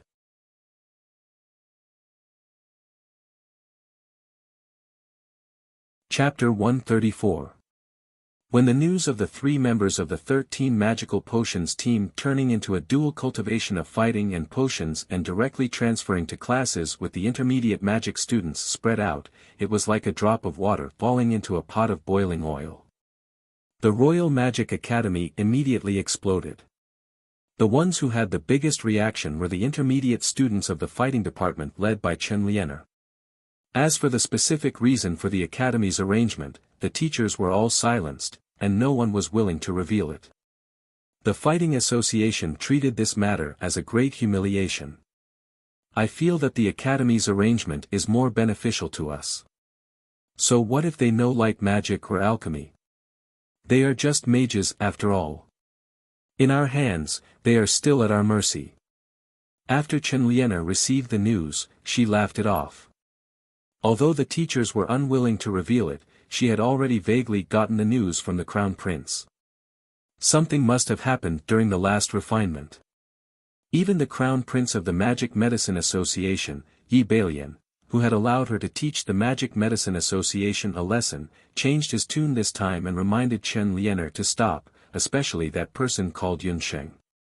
That little girl, who was only 7 years old, actually made the Crown Prince see her in a different light. Chen Lianer couldn't help but feel sour in her heart. She was even more determined to deal with Yun Sheng. As long as they were still in the Royal Magic Academy, they wouldn't have to worry about not being able to deal with those 3. But this time, Chen Lianer's wishful thinking failed. Because someone had taken the lead and had set their sights on the 3 people of the 13 Magical Potions team. And this time, even the principal of the Royal Magic Academy couldn't stop them. You want us to represent the academy and go to Wuxia Limitless School as exchange students? Teacher Mei Li seemed to be really angry this time. She locked up Yun Sheng and the others for 7 days before letting the 3 of them out. The first thing Yun Sheng and the other 2 did when they came out was to be called over by the Academic Affairs Office. They were told that the 3 of them would be transferred to Wuxia Limitless School in the coming year. It turned out that 5 days ago, not long after the Moon God's praise was refined, the vice-curator of Wuxia Limitless School's combat strength came personally. He talked to the principal for 3 hours. The 2 of them talked about something, but after the vice-curator left, the principal called teacher Mei Li over. The exchange period is 5 years, which is equivalent to the entire course of an intermediate mage student. During the entire exchange process, you will enjoy all the treatment of the martial arts students of the Wuxia Limitless School. All your accommodation and life will be taken care of by the martial arts school. The instructor from the Academic Affairs Office explained the general situation of the Wuxia Limitless School. But mentor, we are magi. If we were capable of training martial students, we wouldn't have come to the Academy of Magic. Gufeng was disoriented by this sudden news. It was not easy for him to fuse with a soul stone and become a mage. He also had a friend that he could confide in, but who knew that he would suddenly have to transfer to Wu Profound Limitless School. Little student, why are there so many buts? Don't be so ungrateful.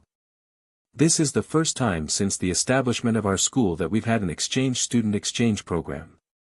It would help the mages and warriors of Zhou State to get along harmoniously.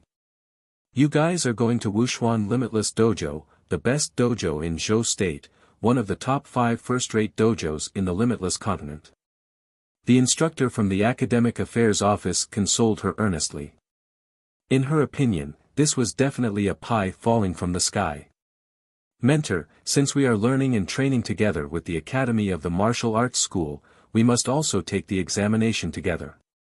If we don't pass the examination of the Martial Arts School, what will the consequences be? Yun Xing understood what Gufeng was worried about. Naturally, we have to expel them from the martial arts school. The Wuxia Limitless School is a martial arts student of the Emperor and enjoys the subsidies of the country. The country does not support useless people, the instructor from the Academic Affairs Office blurted out. Then if we are expelled from the martial arts school, will the Academy of Magic still accept us? Yun Sheng was someone who had lived for 2 lifetimes, so she was more considerate than anyone else. If the Wuxia Limitless School doesn't want people, the Academy of Magic naturally won't accept them. The instructor from the Academic Affairs Office once again showed the arrogant temper of a mage. In the eyes of most mages, warriors were just a bunch of boorish people who didn't know how to use their brains. Since that's the case, we won't go to the Wuxia Limitless School. This precious exchange student qualification, we will give it to someone else. Gufeng, abandon, what do you think? After Yun Xing finished speaking, the other 2 also followed suit. Sigh, little girl, you are really a shrewd person. How can you be so calculative at such a young age? The exchange student quota can't be casually changed. The instructor from the Academic Affairs Office was anxious. She couldn't say that the exchange student quota was designated by the Wuxia Limitless School, so it had to be these 3 people from the 13 Magical Potions group. Mentor, that's a matter of the Academy. The 3 of us came to the Royal Magic Academy with the intention of becoming outstanding mages. Although we are public students, we have to pay the corresponding price to continue learning. The Academy can't drive us away for no reason, and can't force us to be exchange students. Yun Xing also didn't budge an inch. Of course, she could also see that the purpose of this exchange student was definitely not as simple as the Academic Affairs Office said. Gufeng was worried that he would offend the Academy, so he gave Yun Xing a look from the side. Yun Xing gave him a "watch me" look. What you said is not completely unreasonable, but the academy has already agreed to the dojo's invitation. You have to consider the big picture. The instructor from the academic affairs office had never met such a troublesome student. We can consider the big picture, but the academy must agree to a few of our requests. Yun Xing knew that this exchange student was inevitable. Moreover, she had offended Chen Lian, and the Crown Prince's faction. If she really went to class with the intermediate students, she would definitely not have a good life. She might as well go to Zhou State's #1 dojo to broaden her horizons. That day, the strength that the young warriors from Wuxia Wuji dojo had displayed left a deep impression on her. More importantly, Yun Sheng had heard her father, Yun Sanghai, mention that her grandfather, Yun Ba, and her second uncle, Yun Sanglang, had both learned martial arts from Wuxia Wuji dojo. After some hesitation, the instructor from the academic affairs office discussed with the academy, and finally agreed to Yun Sheng and the other two's requests. To the Royal Magic Academy, this was an unprecedented experience. It was the first time that a student dared to directly challenge the academy and negotiate with the academy. Yun Sheng had a total of 3 requests. First, from today onwards, the Magic Potion Association and the Combat Association would be listed as the 2 major associations of the Royal Magic Academy. The 2 associations would have the same status and treatment. Second, thoroughly investigate the matter of the previous magic potion conflict and severely punish Hua Kiki and the mastermind behind it. Third, although they had temporarily left the Royal Magic Academy, they still had the right to return to the academy from time to time and use the academy's central magic tower to cultivate magic.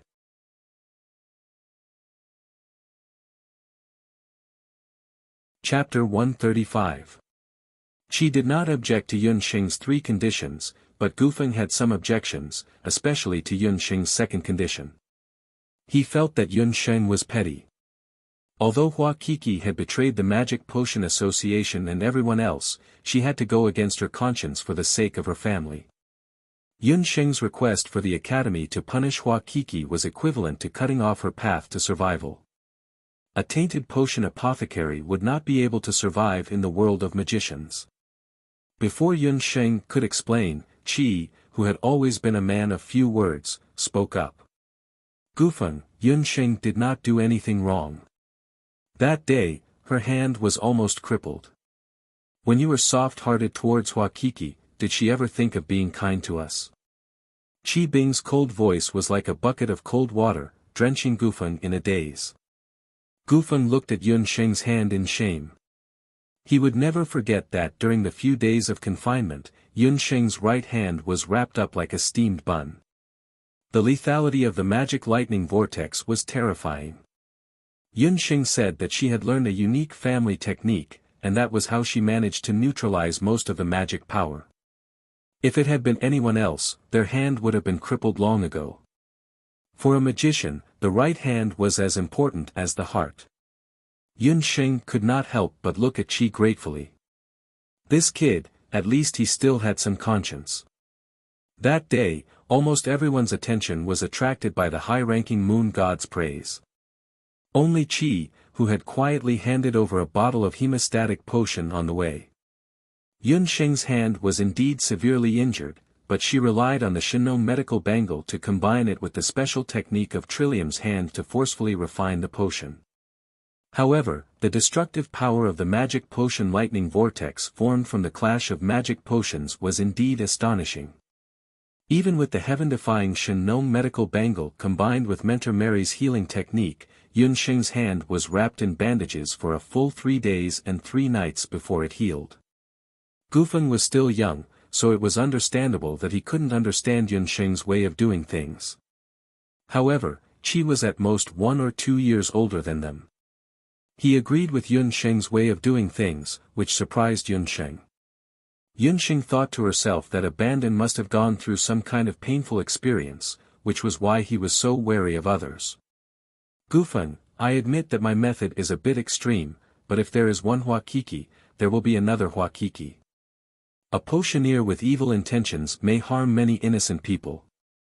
I'm doing this to let others know the consequences of associating with the combat association, Yun Xing warned Gufeng earnestly.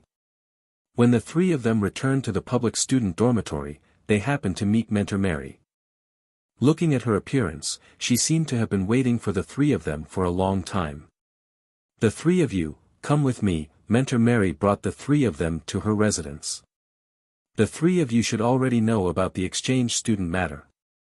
This matter was personally ordered by the dean, and there's no way to change it anymore. I also just received the news that there are a few magic tools here.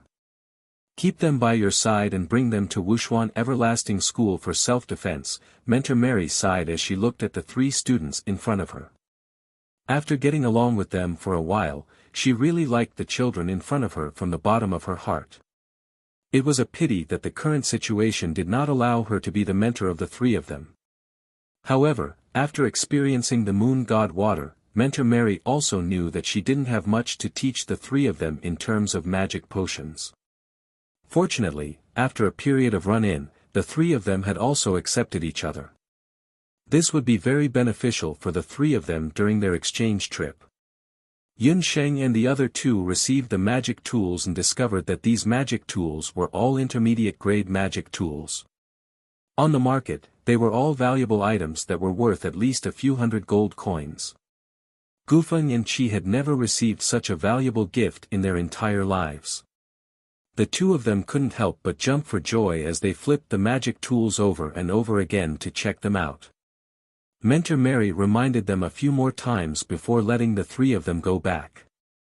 Not long after the three of them left, Yun Xing returned. Mentor Mary, what is the real reason why we joined the Wuxia Limitless School?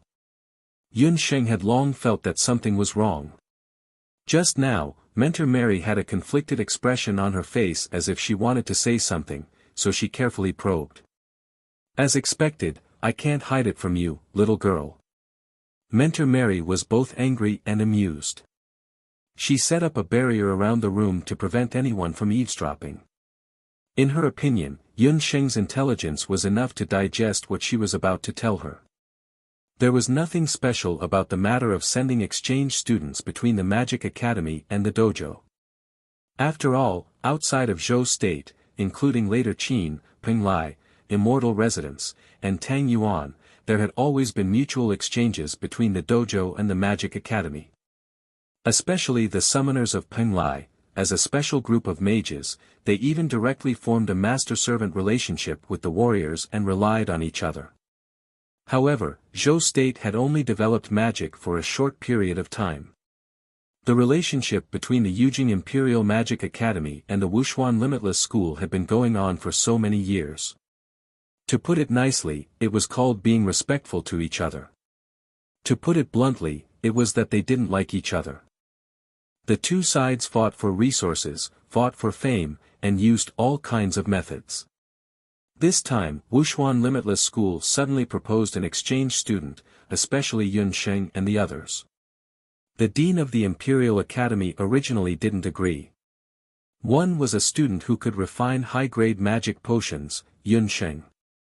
Although everyone agreed that Yun Sheng could only refine the praise of the moon god by chance, it was undeniable that her potential was definitely top-notch. One was a student who could use light magic, Gufeng. There was also a student with a mysterious poison magic. Any one of them was a precious treasure for the current Imperial Magic Academy. What made the dean relent in the end wasn't just the high pressure from Wuxia Limitless School. There was another reason, and it was because of the 8 Baron Divine Artifact. When that name was mentioned, Teacher Mei Li's expression suddenly became serious. Yun Xing even felt that there was an invisible pressure in the room, and that pressure was brought by the 8 Baron Divine Artifact that Teacher Mei Li mentioned. Divine Artifact, just this name alone was enough to give one some clues. The magic artifacts refined by mages were used to store magic or magic power. According to the strength of the magic, they were divided into 3 types: elementary, intermediate, and high. Above the magic artifacts were the holy artifacts, and above the holy artifacts were the divine artifacts. A divine artifact referred to an artifact that stored divine power. It could be a weapon or a treasure, and no matter which one it was not easy for the world to see it. Once a divine artifact appeared, it would at least cause a phenomenon in the heavens and earth, and at worst, it would cause a natural disaster. No matter which one it would definitely cause chaos in the world, and the heroes would chase after it. Unlike magic artifacts and holy artifacts, which were divided according to their levels, divine artifacts were divided according to different periods of history. Yun Sheng had once heard his teacher mention the 8 Baron divine artifact in the Magic Academy's elementary magic course. This was a special period, but his teacher did not mention the 8 Baron divine artifact at that time. The so-called 8 Baron divine artifact referred to the divine artifacts left behind from the ancient 8 Desolate era.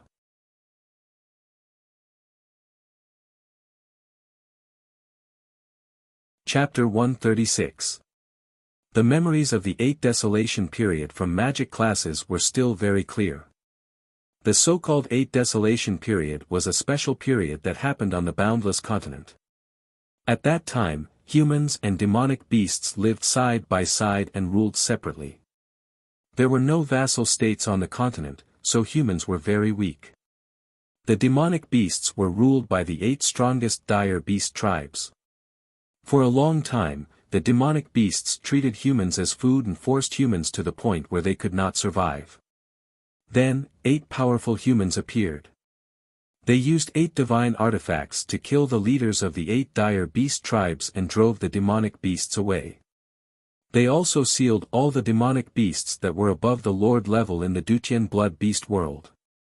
Since then, humans were the true rulers of the boundless continent. The demonic beasts were also reduced to tools for human magicians, warriors and summoners. In order to commemorate the 8 mighty figures of the human race and the bloody period of the wild beasts, the later generations recorded the ancient 8 Desolates into history. After the 8 mighty figures of the human race died, the 8 divine artifacts left behind were also respectfully called the 8 Desolates divine artifacts. Teacher Mei Li told Yun Sheng about the 8 divine artifacts. Immortal Holy Grail, a medicinal cup with incredible power. It has 2 sides, yin and yang. The yin side can be used to refine deadly poisons, while the yang side can be used to refine elixirs that can neutralize hundreds of poisons. Netherworld Ghost Key has magical power. Legend has it that it can open the secret key to the Netherworld Ghost World. Halberd of the Divine War, the weapon of the first martial god. Kill a human and a beast and add their soul energy to the Halberd of the Divine War, doubling its power. Summoning Demon Hand, the right hand of the first Zhao state Emperor Zhao. Possessing it is equivalent to possessing the power of a legendary summoner. Heavenly Fate Mirror, inject your spiritual energy into the mirror to see a person's past, present and future. It can also reflect all magic attacks. Magic Bracelet, a bracelet that can raise all magic attributes by 1 grade. It belonged to the first Divine Lord. Heart Lamp, the light of the heart lamp can cause humans and beasts to hallucinate and use it to control their souls. Donghuang Qing, an ancient Qing, left behind by the first emperor of the Donghuang dynasty. It can calm one's heart and eliminate the demons in one's heart. This was the first time Yun Sheng had heard of the Octaterra divine artifacts.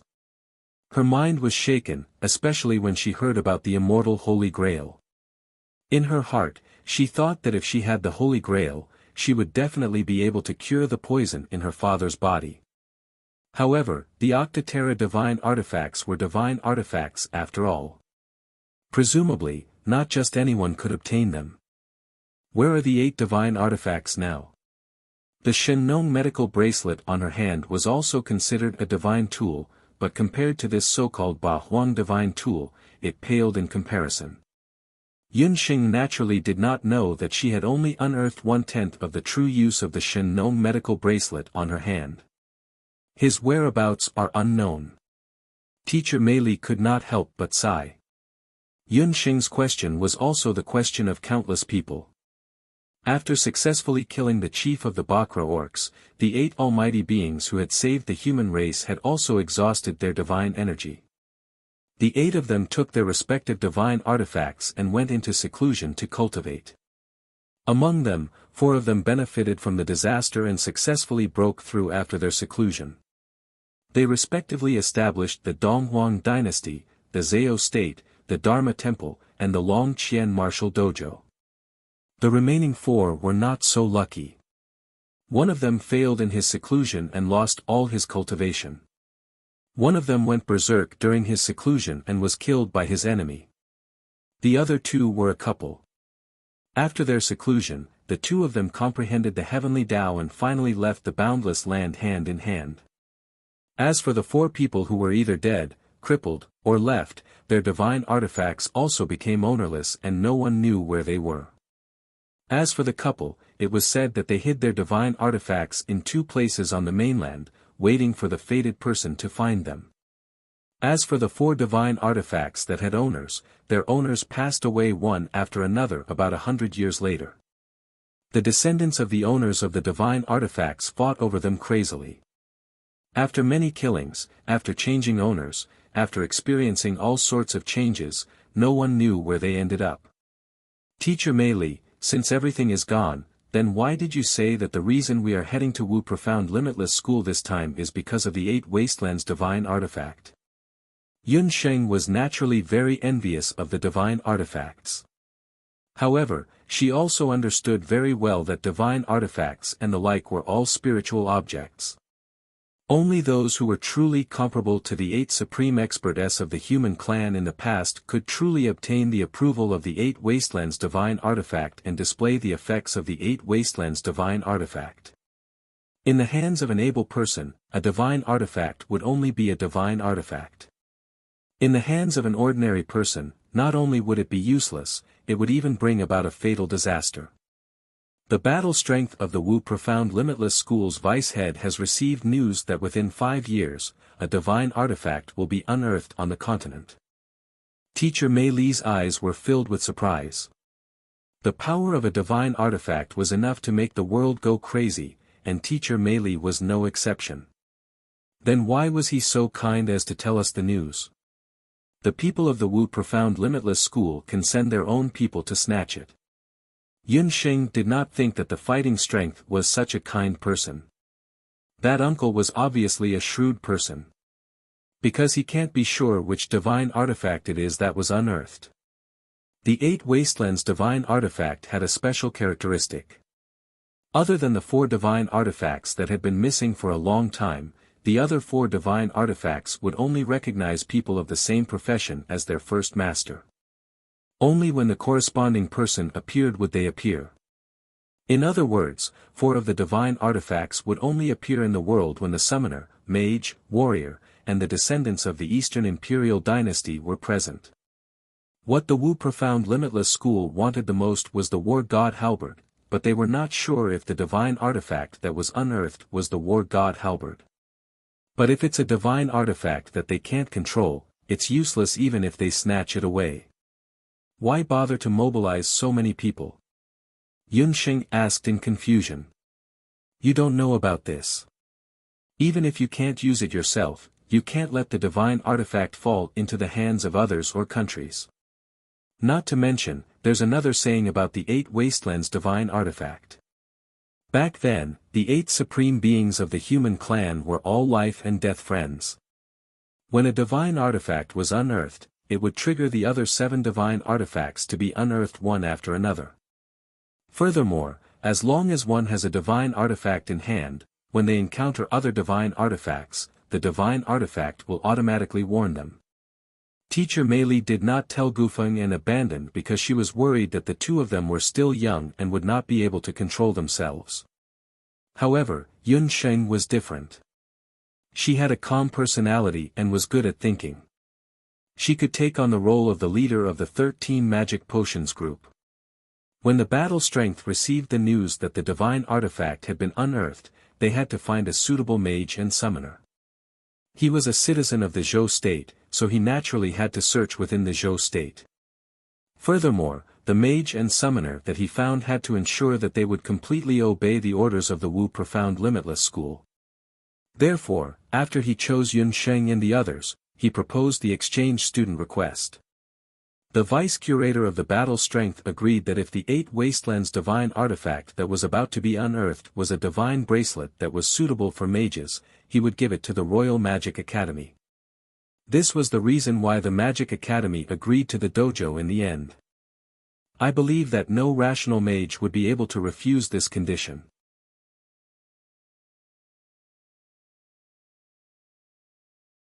Chapter 137. The temptation of the 8 Wastelands artifact was too great. There were not many people in the entire continent who could resist the temptation of the artifact. After teacher Mei Li told Yun Xing the real reason for the exchange, she repeatedly warned Yun Xing not to tell Gufeng and abandon the truth of the matter, lest the two of them could not resist the temptation and make a mistake in the future. Not to mention Gufeng and abandon, when Yun Xing returned to the public dormitory alone, there was only one thought in her mind, the immortal Holy Grail. She wanted to find the immortal Holy Grail. The poison in Yun Sanghai's body was temporarily suppressed under the effect of Yun Meng's frozen sleep. However, as long as the poison was not removed, her father would not be able to wake up. Yun Xing hoped to see her father again and wake up. She had already lost her mother, so she could not lose her father again. Even if the news from Wuxia Limitless School said that the artifact unearthed was not the immortal Holy Grail, as long as she obtained that artifact, she could find clues to find the next one. However, before that, she had to obtain the approval of the people from Wuxia Limitless School. This was because teacher Mei Li had also said that the battle strength had not been decided yet. Who among the 3 of them would be brought along, or other mages, to search for the artifact? In the next few years, she had to obtain a certain status and recognition in Wuxia Limitless School. Yun Xing was lost in thought all the way. It was already late at night, and under the dim yellow illumination of the magic array, her figure was reflected on the lawn of the campus, dragging a slender figure. With a whoosh, a person jumped out from the side. To return to the public dormitory, one had to pass through a remote path. The surroundings were already silent. The one who blocked Yun Xing was Hua Qixi. In just a few days, Hua Qixi's appearance was much worse than Yun Xing's. Although her family background was ordinary, she was an intermediate student after all. In the magic medicine department, she was considered a top figure. But now, because of Yun Xing, she had fallen to a situation worse than a dog. Hua Qixi's face, which could only be considered pleasant to look at, now looked like a resentful ghost. Yun Xing, you bitch. You've caused me so much trouble. I have nothing now. It's all because of you. One of the conditions for Yun Xing to become an exchange student was to ask the academy to thoroughly investigate the cause of the magic thunder explosion. The academy had to give an explanation, but they couldn't directly pursue Chen Lianer's responsibility, so they pushed all the blame onto Hua Qixi. Not only was she chased out of the Royal Academy of Magic, the most fatal thing was that she was stripped of her qualifications as a magician and was permanently added to the blacklist of magicians on the continent. As a result, Hua Qixi was like a rat on the street. After she left, not only could she not support her family, she could not even return home. She didn't have the face to return to her hometown and meet her parents. She also didn't have the ability to continue staying in Jade Capital. But Yun Xing, the one who caused her all the pain, obtained the qualifications to be an exchange student. In a few days, she would be heading to Wuxia Everlasting School. She couldn't accept all of this. You have nothing to begin with. Anyone who tries to obtain something that doesn't belong to them will end up with nothing.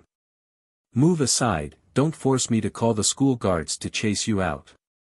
Hua Qixi must have secretly snuck back after being chased out of the school. I could have entered the Imperial Hospital. It's all because of you. Hua Qixi's face was twisted as she took out a jade pendant. The black jade pendant. It was this jade pendant that contaminated the magic medicine on the day it was refined, causing Yun Xing and the others to almost die from the magic thunder explosion. At the same time, this jade pendant was also a magic tool. Hua Qixi held the jade pendant in her hand. From the jade pendant, streams of turbid black gas flowed out like black worms. The black gas enveloped her entire body, causing her body to rapidly change. Not good, this is demonization. Hua Qiki had already been blinded by hatred. She allowed the dark magic elements in the jade pendant to continuously devour her soul and consciousness. She had become a dark mage. I will make you pay the price of your death. All of you will die. And Qiki laughed loudly. She raised the magic scepter in her hand and a black magic element shot out, transforming into a meter-long poisonous centipede with countless poisonous feet. Dark magic was indeed powerful. It actually allowed Hua Qiki to reach a terrifying state of magic simulation in an instant. Yun Sheng stood in her original position. Under the illumination of the magic array, her expression was abnormally calm. She didn't take out her magic scepter. Her hand slowly moved. Hua Qiki, who had already had most of her consciousness devoured by the dark magic elements, noticed Yun Sheng's actions. She still had some impression of the same action. That day, in the square, when the magic thunder explosion appeared, Yun Sheng used the same method to slowly purify the contaminated magic medicine. However, why did she suddenly do this now? Bzzzt bzzzt bzzzt, a ball of light that swallowed and spat out lightning was continuously forming. In the ball of light, two types of elements, blue and red, were jumping. Those were the water and fire elements. How could it be? How could Yun Sheng control the water and fire elements at the same time? Hua Qiki was in disbelief. She even forgot to attack. She only stared at the ball of light that was getting brighter and brighter in Yun Sheng's hand. Hua Qiki, I should be thanking you. Thanks to your help that day, I was able to comprehend my first personal profound magic. On the boundless continent, most of the magic was passed down. After a mage comprehended a brand new personal magic, such as Gufeng's heavenly sphere of light, this personal magic would be called profound magic. Profound magic was often a mage's final killing move. Profound magic? Who exactly are you? How could you comprehend profound magic, water magic elements, and fire magic elements? You are clearly a fire and earth dual-element mage. You. Could it be that you are a multi-element mage? Hua Qiki couldn't help but take a few steps back. She looked at the ball of light in Yun Sheng's hand that was getting brighter and brighter. That magic lightning vortex that was getting stronger and stronger in Yun Sheng's hand made Hua Qiki feel the taste of death. She wanted to escape, but it was too late. In front of profound magic, her magic mimicry couldn't even withstand a single blow. Magic lightning vortex. Yun Sheng's profound magic was a magic lightning vortex. It was a combination of water and fire elements. It was the most violent and destructive magic lightning vortex. Goodbye, Hua Qiki. Under the illumination of that ball of magic lightning, Yun Sheng's slender fingers were almost transparent. Her lips curled into an intoxicating smile. At that moment, Hua Qiki felt regret. Who exactly did she offend? The ball of light flashed past. On the remote path, it was like a shooting star. There was a burnt smell in the air. On the ground, there was a long ditch. After tonight, no one would realize that Hua Qiki was missing from the world.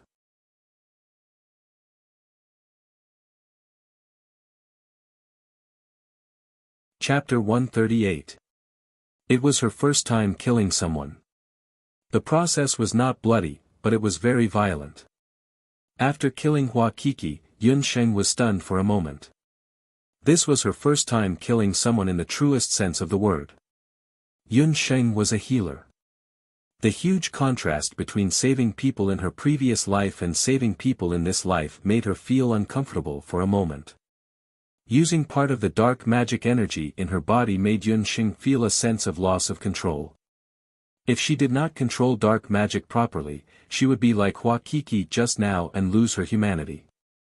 It seemed that she had to be careful when using dark magic elements in the future. She suppressed the discomfort in her heart, calmed her mind, and meditated for a moment. After a long while, she finally calmed down.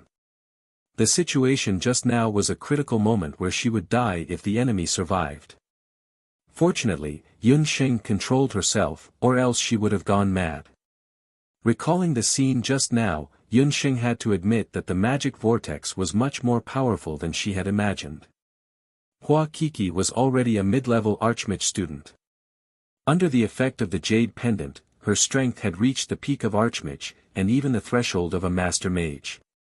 Under the circumstances of using the magic vortex, Yunsheng was sure that she could kill enemies above her level. If she had the help of Xiaohei and Puffed Egg, she believed that she could kill a master mage above her level and escape smoothly. However, this did not mean that she could use the magic vortex at will, because she had paid a heavy price for it. The magic elements in her body were almost exhausted, and there was not much left. Yunsheng looked at her right hand again. There was a layer of ferocious blisters on her palm. I've practiced a few more times. With the protection of the Chalcedony skill, the next time I use it, it shouldn't be blisters. Although she used the Chalcedony skill to protect her palm and sped up the technique of Trillium Hand by several times, her hand was still fragile in the face of the powerful magic vortex. After all, Yunsheng only had a body of flesh and blood. Even with the Shinno medical bracelet, it was vulnerable in front of the powerful magic elements. Yunsheng was a very good learner, whether it was in medicine or magic. Yunsheng was determined to become a powerful magician after she obtained a 5-elemental magic spirit and her father's illness. One day, she would rely on her own strength to save her father and bring him into the Martial Saint General's mansion. Yunsheng hadn't been immersed in inexplicable joy during the time she had been confined by Master Mary. That joy wasn't because she had concocted a high-grade magic potion, the praise of the moon god, but because of the magic lightning vortex. She had clearly realized the power of the magic lightning vortex that day. Even if it was someone as powerful as the vice-head of the Wushuan Limitless School, or the principal of the Magic Academy, when they saw the magic lightning vortex, their first reaction was to try their best to avoid it. When Yunsheng was controlling the magic lightning vortex with her hand, she tried to use the internal energy of the Jade Essence skill in her body to dissolve the violent and restless magic lightning vortex. The Jade Essence skill had indeed formed a layer of internal energy similar to a protective membrane on her hand, but the intense magic conflict still produced a current, which quickly passed through her hand and drilled into her body and her mind. At first, she only felt pain, but after the pain, Yunsheng discovered that her magic spirit had undergone a slight change under the stimulation of the magic lightning vortex. Yunsheng's magic spirit was obtained from Yi Baiming. At first, it was a 5-colored magic spirit, red, yellow, green, blue, and black. But after she had experienced the magic lightning vortex last time, a small crack had appeared in the middle of her original dark magic spirit. That crack wasn't big. Yunsheng observed it for a while, but she didn't find anything special. The crack also didn't expand, and it didn't have much effect on her magic, so she didn't pay it much attention. Yunsheng tried to use the water and fire magic elements in her body. After many experiments, she finally fused them together to create the fatal attack that killed Hua Qiki tonight. This also allowed Yunsheng to successfully comprehend her first profound magic after Gufeng. No one knew this secret. Hua Qiki, who had witnessed this scene, had already turned into a pile of scorched earth. When Yunsheng cleaned up the scene, she discovered that after Hua Qiki was killed, her dark chaos jade pendant wasn't destroyed by the magic lightning vortex. What kind of material was it that even the magic lightning vortex, which was like a small nuclear bomb, couldn't destroy it? Yunsheng touched the jade pendant. Where her finger touched, Yunsheng could feel a gloomy and cold feeling. This jade pendant carried a large amount of dark magic spirit. It was a very evil magic weapon. Magicians with weak cultivation, like Hua Qiki, would definitely be affected if they wore it for a long time. No wonder Hua Qiki lost control. Yunsheng originally thought that this jade pendant was given to Hua Qiki by Chen Liener. But when she thought about Chen Liener, although she was domineering and arrogant, she didn't have the slightest trace of dark magic spirit. This jade pendant couldn't have come from Chen Lianer. It seemed that other than Chen Lianer, Hua Kiki might have contacted other people outside the academy. It was a pity that she was already dead, and the truth couldn't be found out. On the jade pendant, there were two ancient characters engraved. Yun Sheng could only vaguely make out the word Ming. It seemed that Hua Kiki's death wasn't simple. It was very likely that some mysterious organization was involved. Yun Sheng thought for a while and threw the jade pendant into the beast language ring. After returning to the public student dormitory, Yun Sheng went to sleep with her clothes on. Steady snoring sounds could be heard in the dormitory. But she could also hear two beds tossing and turning from time to time. It seemed that the news of transferring to Wuxia Limitless School to study still made the other two members of Magical Medicine Group 13 somewhat anxious. Tonight was destined to be a sleepless night. The same sleepless mood also enveloped the sky above a certain training ground in Wuxia Limitless School. It was a square training ground paved with well-tempered steel bricks. The entire training ground was spacious and boundless. Its size was about the size of 5 standard sports fields in modern times. Beside the training ground, there was a stretch of tenacious bamboo. 4 fine iron elephants that weighed more than 1,000 squatted by the side. Dozens of weapons were neatly arranged. A bare-chested youth was sweating profusely on the training ground. Whether it was his fists or legs, he changed 18 different weapons until the ground around him was soaked in sweat. It shone with a luster like the steel that had been tempered thousands of times. Hour passed. Only then did the youth circulate his dou qi to his entire body. Breathing in and out, he withdrew his posture. Jiu Xiao, I say, you practice early and late. As expected of Zhou State's #1 martial arts fanatic. A very inappropriate teasing voice came from the other side of the training ground. On top of the iron elephant, there was a youth with fair skin that was as delicate as a young girl.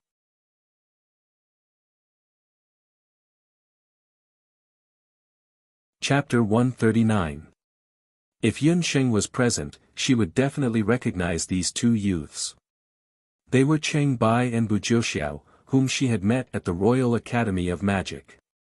It was already around midnight, but Bu Jiuxiao was still training hard.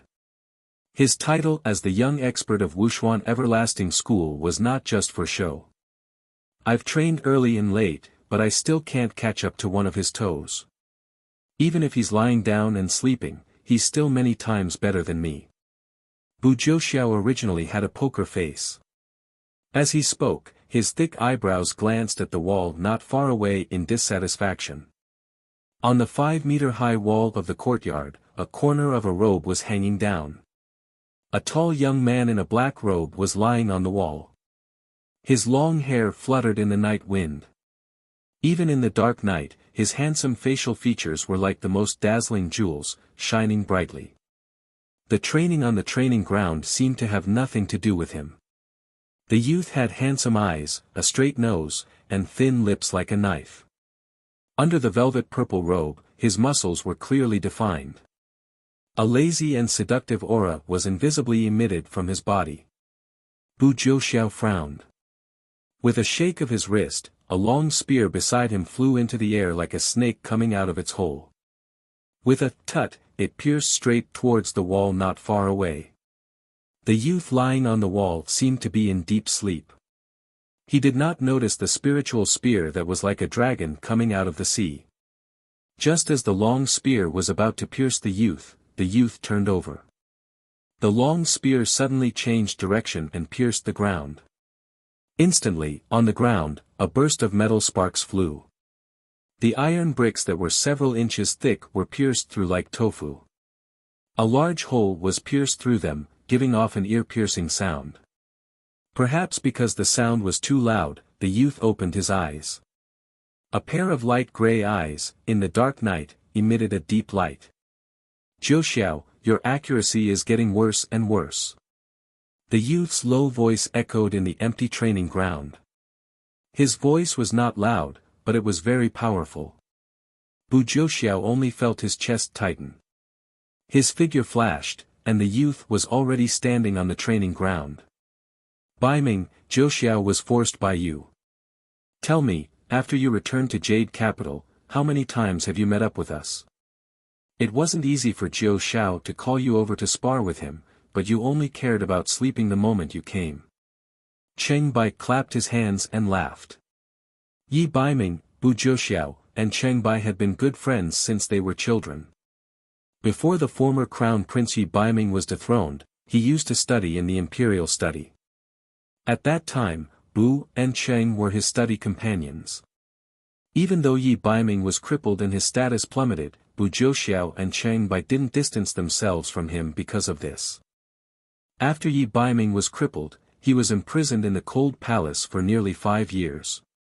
During this period of time, only the vice-head of the Wuxia Limitless School went to the palace to teach the princes, princesses, and some of the sons of the Zhou state's high officials some basic martial arts. After Yi Baiming's mother died, those old palace servants were also executed one after another. The palace servants in the Cold Palace also used their power to bully others. They knew that the former crown prince had no one to support him, and he was also blind, so they deducted his salary many times and didn't even give him winter clothes and blankets. Although Bu and Cheng were still young at that time, they were people who valued friendship. Even though their parents, the princes who studied in the same hall, and the sons of officials all said that Yi Baiming was an unlucky person, they didn't care about this. When they were slightly younger, the two of them went through the dog hole in the Cold Palace to visit their good friend Yi Baiming. They hid it from their parents and secretly sent their blankets and winter clothes to the Cold Palace. After Yi Baiming's mother died, he became a man of few words. In addition, he was blind, so his daily life was really boring.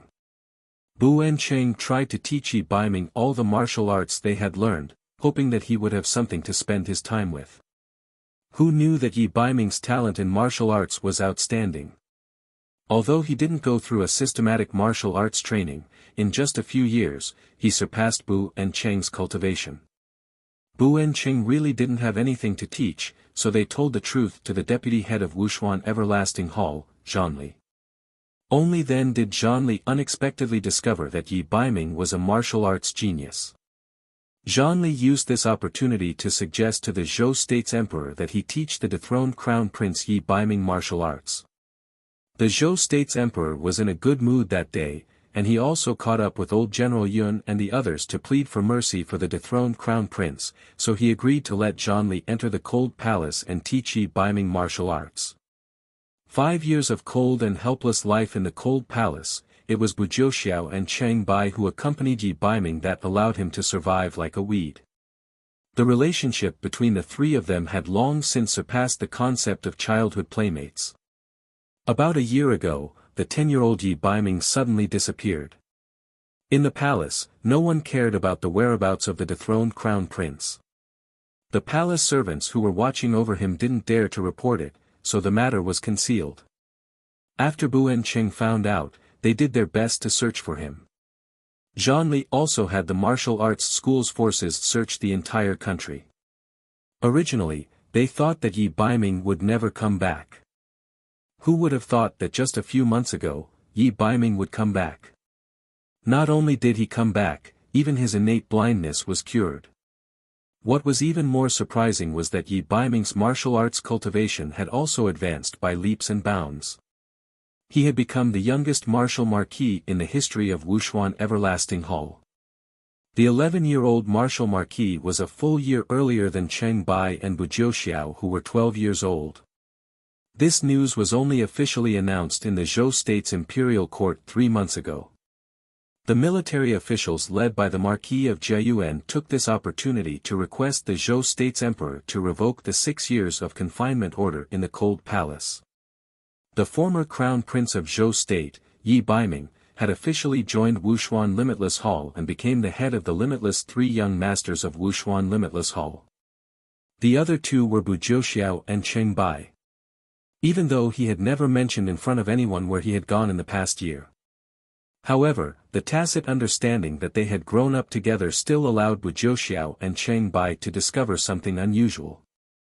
After returning this time, Yi Baiming was a little different. His face was still handsome and flawless, but there were more complicated things in his gray eyes that had recovered their sight. He had grown much taller, and his attacks were even more biting cold. And his cultivation had also made an astonishing breakthrough. Bu Jiuxiao was sure that the current Yi Baiming was definitely not just a martial marquis. He no longer made a move easily, but once he did, it would definitely be earth-shattering. The deputy director of combat strength had once said that only those who had truly experienced a life-and-death battle could hone such a temperament. Yi Baiming was now a hidden sword in his belly that could bloom with a fatal light at any time. You guys invited me over, it can't be that you want me to exchange moves with Jiuxiao, right? Yi Baiming revealed a smile. Only in front of his good friends could he completely relax. Sleeping on top of the wall, he could only have a good night's sleep in front of his two friends and her. Bu Jiuxiao and Cheng Bai did not know that he had not slept well for a long time. Of course not, Cheng Bai and I met Crown Prince Yi Baiming and Chen Lian, at the Royal Magic Academy. Bu Jiuxiao carefully observed Yi Baiming's expression.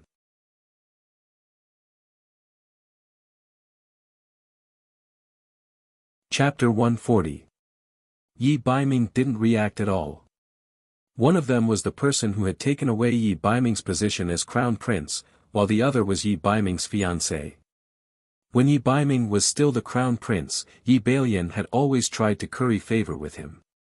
Cheng Bai, who had been smart since he was young, had said that Yi Bailian's eyes were more scare than pupils. He was a classic villain. As expected, not long after Yi Baiming was dethroned, that ingrate Yi Bailian turned his back on him. Not only did he personally get a eunuch to kill Yi Baiming's wet nurse, he even brought Chen Lian, to Yi Baiming to taunt him. Although Yi Baiming was young, he had grown up in a place like the palace. He had been blind since he was young, so he knew much more than the average person. He felt terrible at the time, but he didn't do anything. He just hid all the bitterness in his heart. Bu Jiuxiao and Cheng Bai also deliberately didn't mention them in front of him. This time, Bu Jiuxiao took the initiative to mention them. He wanted to see Yi Baiming's reaction. This time, after Yi Baiming came back, Bu Jiuxiao and Cheng Bai only felt that he had changed. That change was not only in his eyes, but also in Zhou State's emperor and crown prince Yi Bailian. He didn't seem to care about them at all. Yi Baiming also knew about going to the Royal Magic Academy to observe. However, he had long heard that the Royal Magic Academy's strength was average.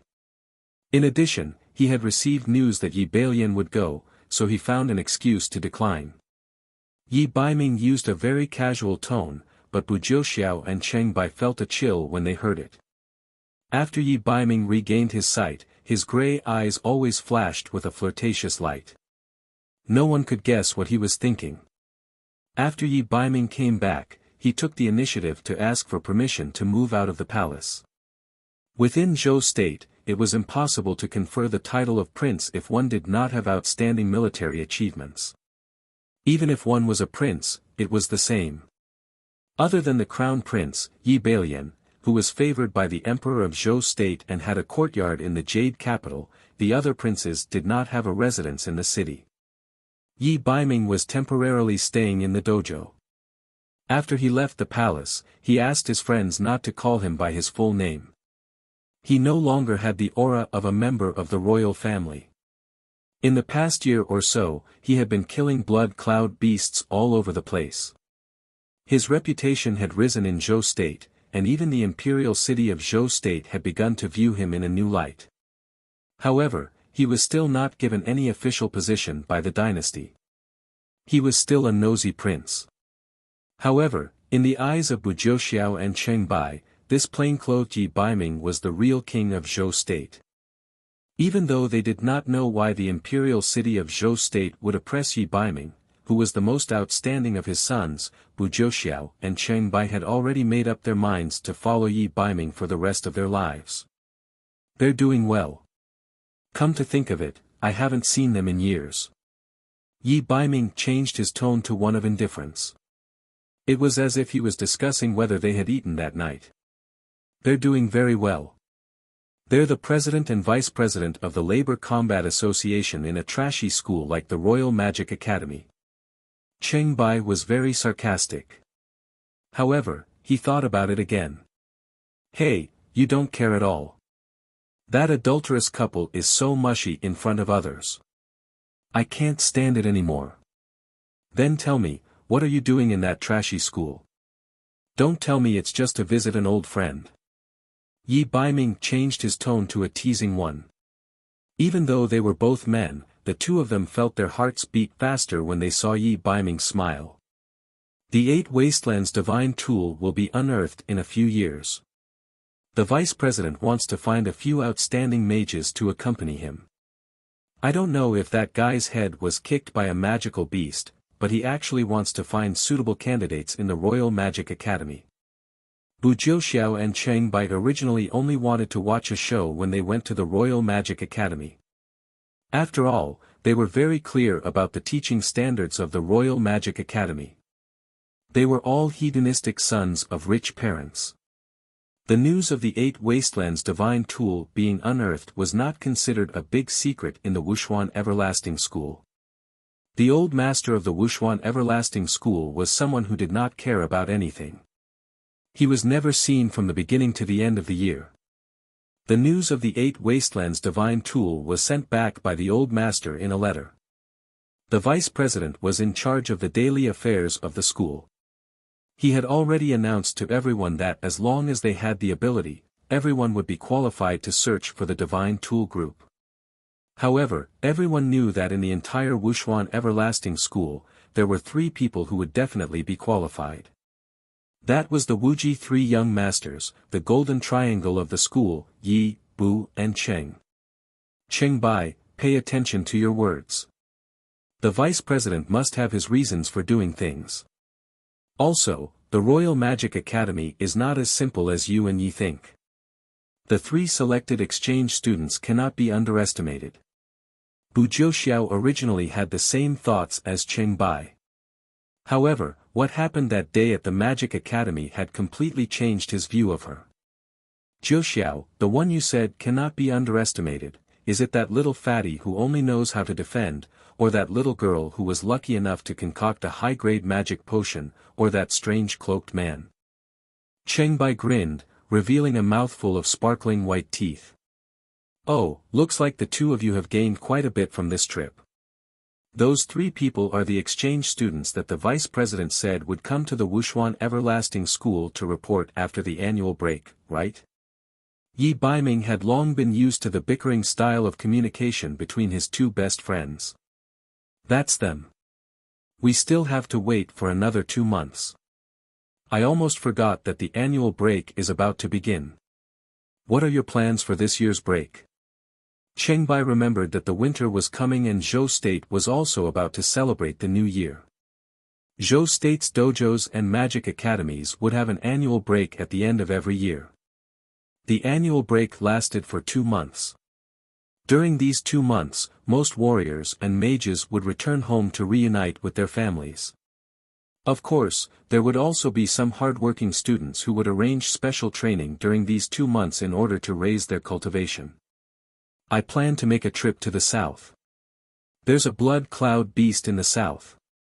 Royal father sent me to kill it, Yi Baiming said indifferently. We'll go with you. Cheng Bai and Bu Jiuxiao said in unison. The annual break meant celebrating the new year. Zhou State's emperor had actually sent him to kill a blood cloud beast during the new year. He was truly a cold and heartless father. Yi Baiming didn't really care. His mother was already dead. To him, the annual break was just an empty title. Rather than staying in the Jade capital and being treated coldly, it would be better to travel to the south and gain some experience. Let me say this first, it's not for fun. It should be a high-grade magical beast. Yi Baiming narrowed his eyes. When he mentioned the blood cloud beast, Cheng Bai and Bu Jiuxiao's expressions changed slightly. However, their eyes immediately lit up with interest. They had long since grown tired of the peaceful days in the Jade Capital. Before they went to look for divine artifacts, they had indeed walked around outside to gain some experience.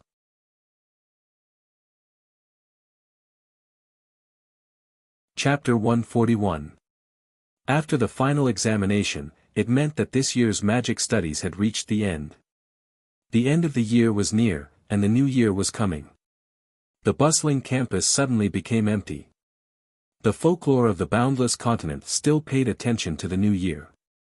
In the 1st and 12th lunar months, most of the dojos, private schools, and magic academies would stop classes. The Royal Magic Academy was no exception. Hua Kik's death didn't attract anyone's attention. After the incident, her mother came to the academy to look for Hua Kiki. After knowing that her daughter had been driven out of the academy, she fainted at the school gate. In the end, Gu Feng couldn't bear it and secretly gave her some gold coins.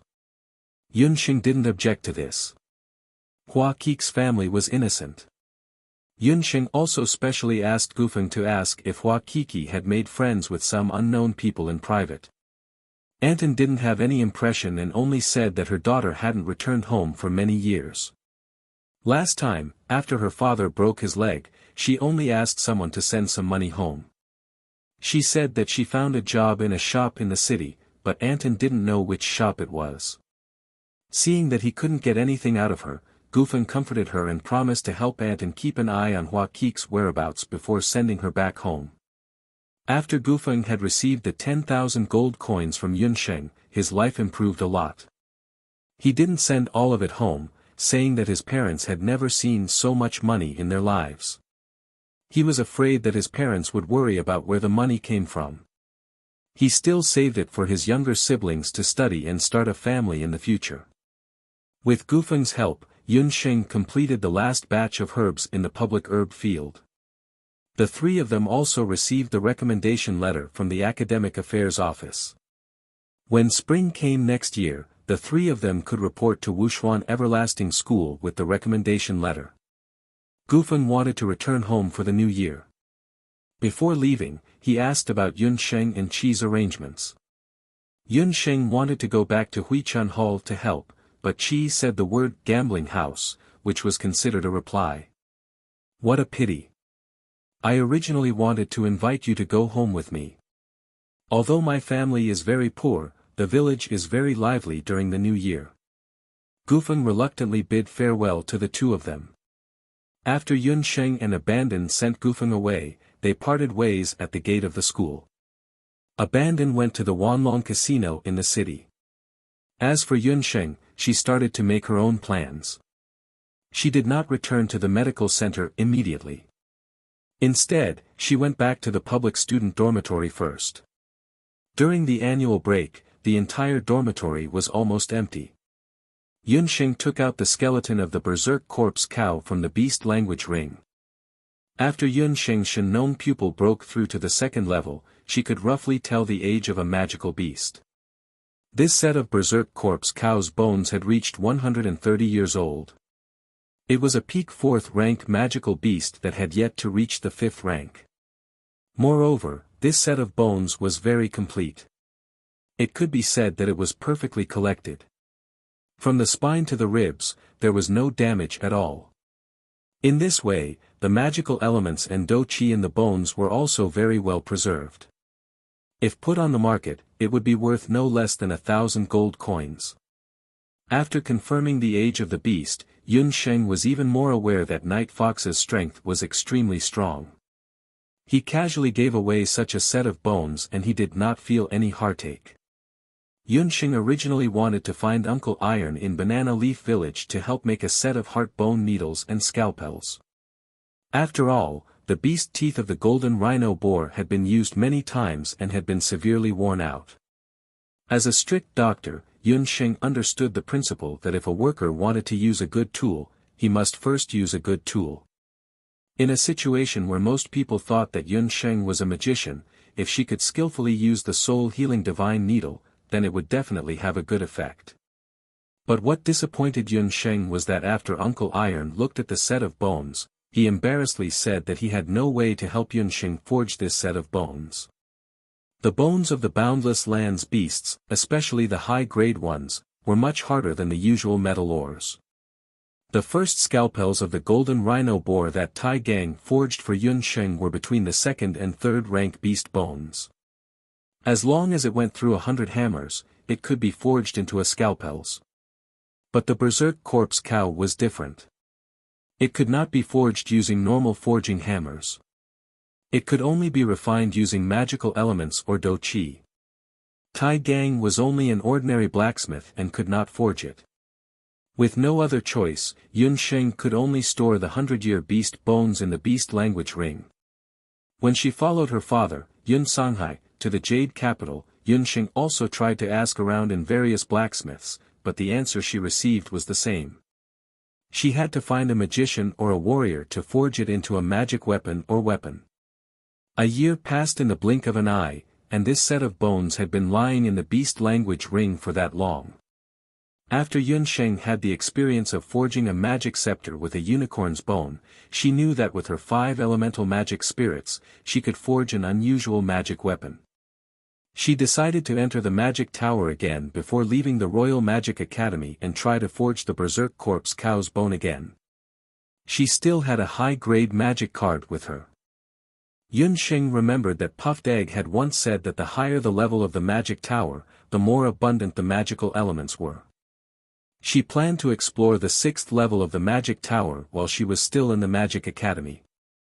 As long as the quality of the magic scepter was not worse than the unicorn's bone, she would be satisfied. Yunxing carefully kept the beast language ring and brought the remaining few magic cards with her to the magic tower. Most of the students and teachers in the Magic Academy had already returned home. The magic tower was also much more deserted, but the old magician who looked like an owl was still guarding there. When he saw Yunxing, he did not ask why Yunxing did not return home. But when Yunxing took out the high-grade magic card, the old magician could not help but take a few more glances at it. After all, not many students had high-grade magic cards. You are the beginner student who created the high-grade magic potion during the magic potion forging demonstration. This old magician looked like he did not care about worldly affairs, but he seemed to know everything that happened in the Magic Academy like the back of his hand. After confirming Yunxing's identity, the old magician did not make things difficult for her. 615 Magic Space. After the old magician handed over the magic crystal key, Yunxing thanked him. When she was about to go upstairs, the old magician suddenly called out to her, "Wait a moment, take this key with you." 2 keys. Yunxing looked at the crystal key, one was 615, and the other was 616. The 2 keys looked exactly the same, but why did the old magician give her 2 keys? After you go up, use 616 key first. If you can't open it, don't force yourself. Just go to 615 magic space. The old magician waved his hand, unwilling to say anything more to Yunxing. Yunxing could only take the key and go up the magic tower. The old magician seemed to be talking to himself, looking at Yunxing's back. I hope I didn't make a mistake.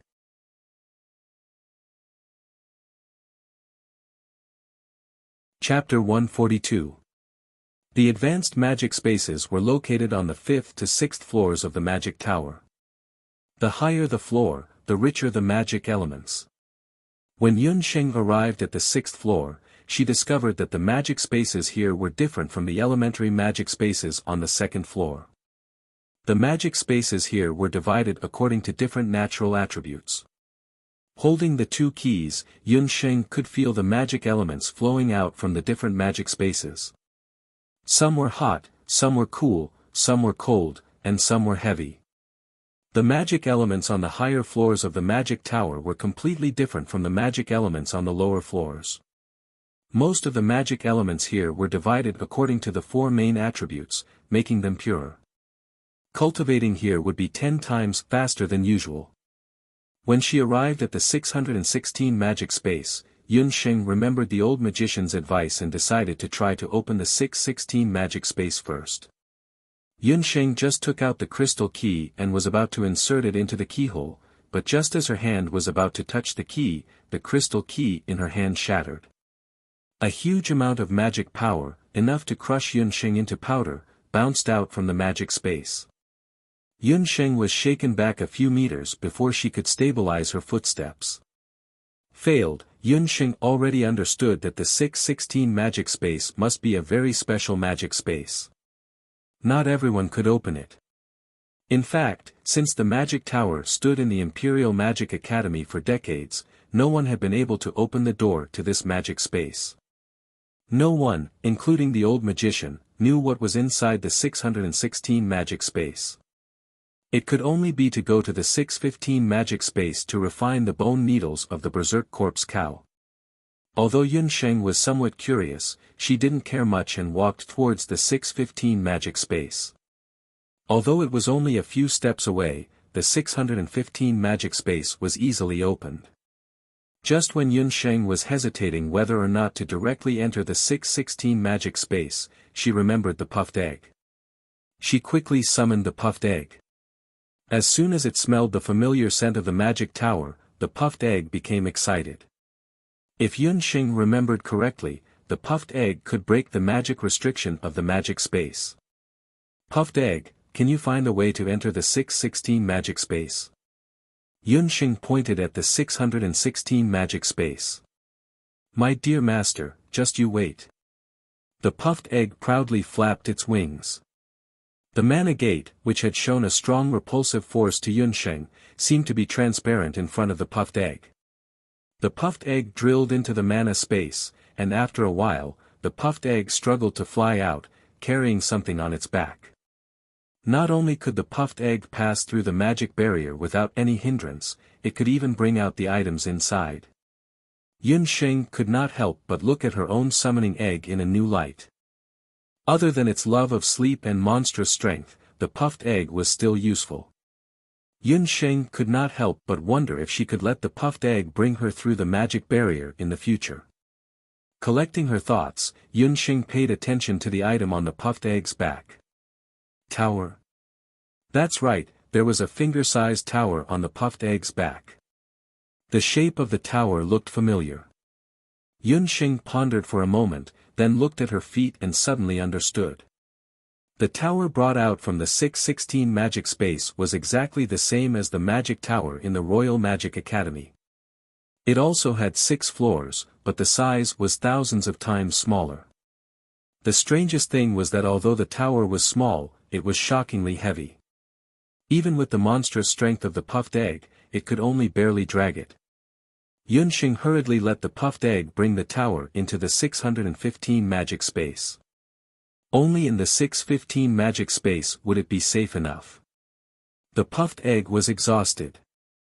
It was easy for it to pass through the magic barrier alone, but it was difficult to carry the tower. Seeing egg popping drooping its wings and looking like it was about to cry out in exhaustion, Yunsheng found it funny. Okay. I'll bring you to find some delicious magical beast meat later. The puffed egg loved magical beast meat very much. It was still young and could only eat low-level magical beast meat. When it grew up, its requirements would be higher. Yunsheng carefully looked at the tower in front of her. She originally thought that the tower was just a model made by a magician who had entered the 616 magic space for fun. However, upon closer inspection, she realized that the tower was exquisitely carved and the internal structure was exactly the same as the magic tower. At the bottom of the small tower, she saw the name of the tower, Exquisite Beast King Tower. Master, use your 5 elemental spirit to refine it. The puffed egg seemed to know the origin of the tower and urged Yunsheng to refine it. Yunsheng released her 5 elemental spirit. 5 different colored magical elements climbed up the small tower like 5 ropes.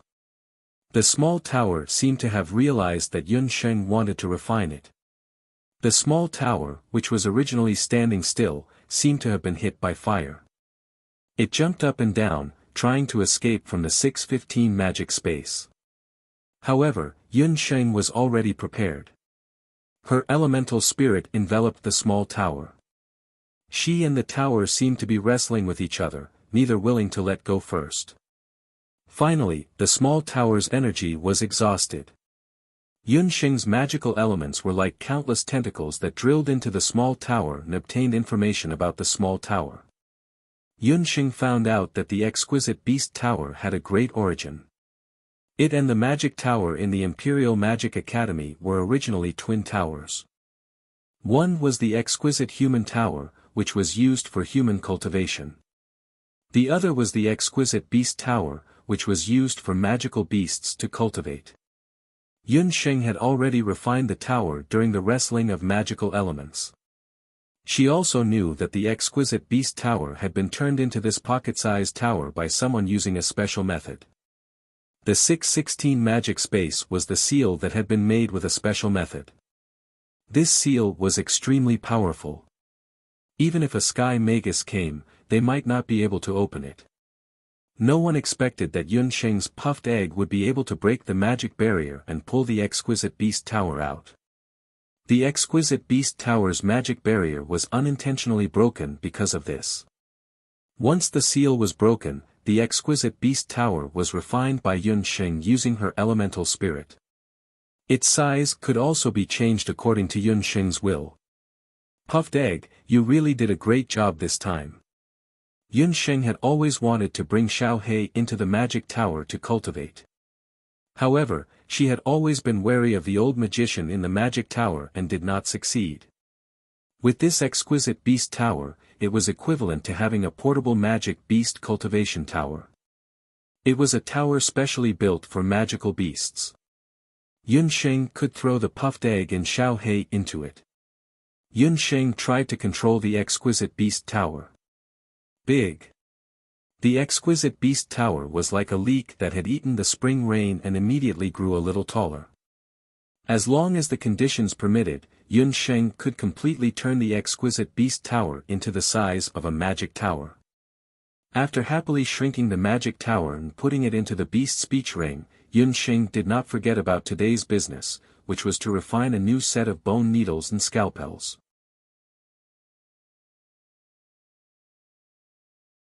Chapter 143. After taking out the whole skeleton of the berserk corpse cow, Yunsheng did not immediately start to refine the magic tool. Just now, when she was refining the exquisite beast pagoda, Yunsheng had consumed a little bit of magic power, but at the same time, she also had a new understanding of refining magic tools. In the Imperial Magic Academy's library, there were the most basic magic tool refining books. Yunsheng had looked up the related books, and according to the methods in the books, when she was refining the unicorn bone magic scepter, she had used the magic element of a single element to refine it. But this time, she wanted to use the magic elements of multiple elements and try to refine this set of bones. The magic books did not record this kind of refining method, but it did not mean that Yunsheng could not try it. After all, Yunsheng was the only 5-element magician in the whole continent, other than Yi Baiming. Yunsheng once again released her magic soul. The unique 5-color magic soul under Yunsheng's meditation, sparkled like a magic cloud. Yunsheng tried to refine the berserk corpse cow's bones with the fire element that she was most proficient in. The gorgeous fire element rushed towards the berserk corpse cow's bones, but the strange thing was, the fire element did not immediately rush into the bones like when refining the unicorn bone magic scepter. Instead, it was rebounded. Then, as if the corpse cow's bones were alive, it stood up with creaking sounds. A scarlet mist shot out from its empty lair and shot towards Yunsheng. It was a vicious counterattack. Yunsheng did not expect that she would encounter such a dangerous situation in her second attempt to refine a magic tool. In the magic books, she had read about a similar refining phenomenon. When refining the bones of a high-level magic beast, if the magic beast was a vicious and bloodthirsty magic beast when it was alive, or if the magic beast was killed with a lot of resentment before it died, then the magician had to be very careful when refining. In addition to carefully arranging a defensive magic array, the magician also needed to have a high level of refining experience. But for Yunsheng, who only had 2 refining experiences, she was completely unprepared. Surprised, Yunxing chanted an incantation and used the light wind technique, nimbly dodging the murderous aura. The soul stone on the magic scepter shone, and the intermediate spell, fire net, covered the struggling skeleton like a huge net, making it difficult for it to move. The fiery net burned the bones of the cow corpse, while a few earth thorns rose from the ground, nailing the bones to the ground. After using 3 types of magic in succession, Yunxing's magic elements were quickly depleted. She took out 2 bottles of meditation water and drank them. Fortunately, she had made preparations for this refinement and had made a few bottles of meditation water in advance. Under the effect of the meditation water, the magic elements in Yunxing's body that had been depleted quickly condensed. In addition to the abundant magic elements in the surroundings, Yunxing quickly recovered her magic. All kinds of magic elements poured into Yunxing's body like seawater. For a moment, Yunxing was like a huge black hole that devoured magic elements, and the magic elements in the surroundings were crazily swallowed by her body. Yunxing was quickly able to mobilize the magic elements again, and under the effect of several types of magic elements, the set of bones of the cow corpse also changed. The bones, which were originally the size of a calf, were dissolved and shattered by the magic elements, and then fused together again, finally turning into a ball of bone paste the size of a fist. Yunxing outlined the appearance of modern scalpels and golden needles in her mind, and the ball of bone paste transformed into the shape of a needle. After an hour of meditation, the magic elements were withdrawn, and Yunxing's hand had 4 needles.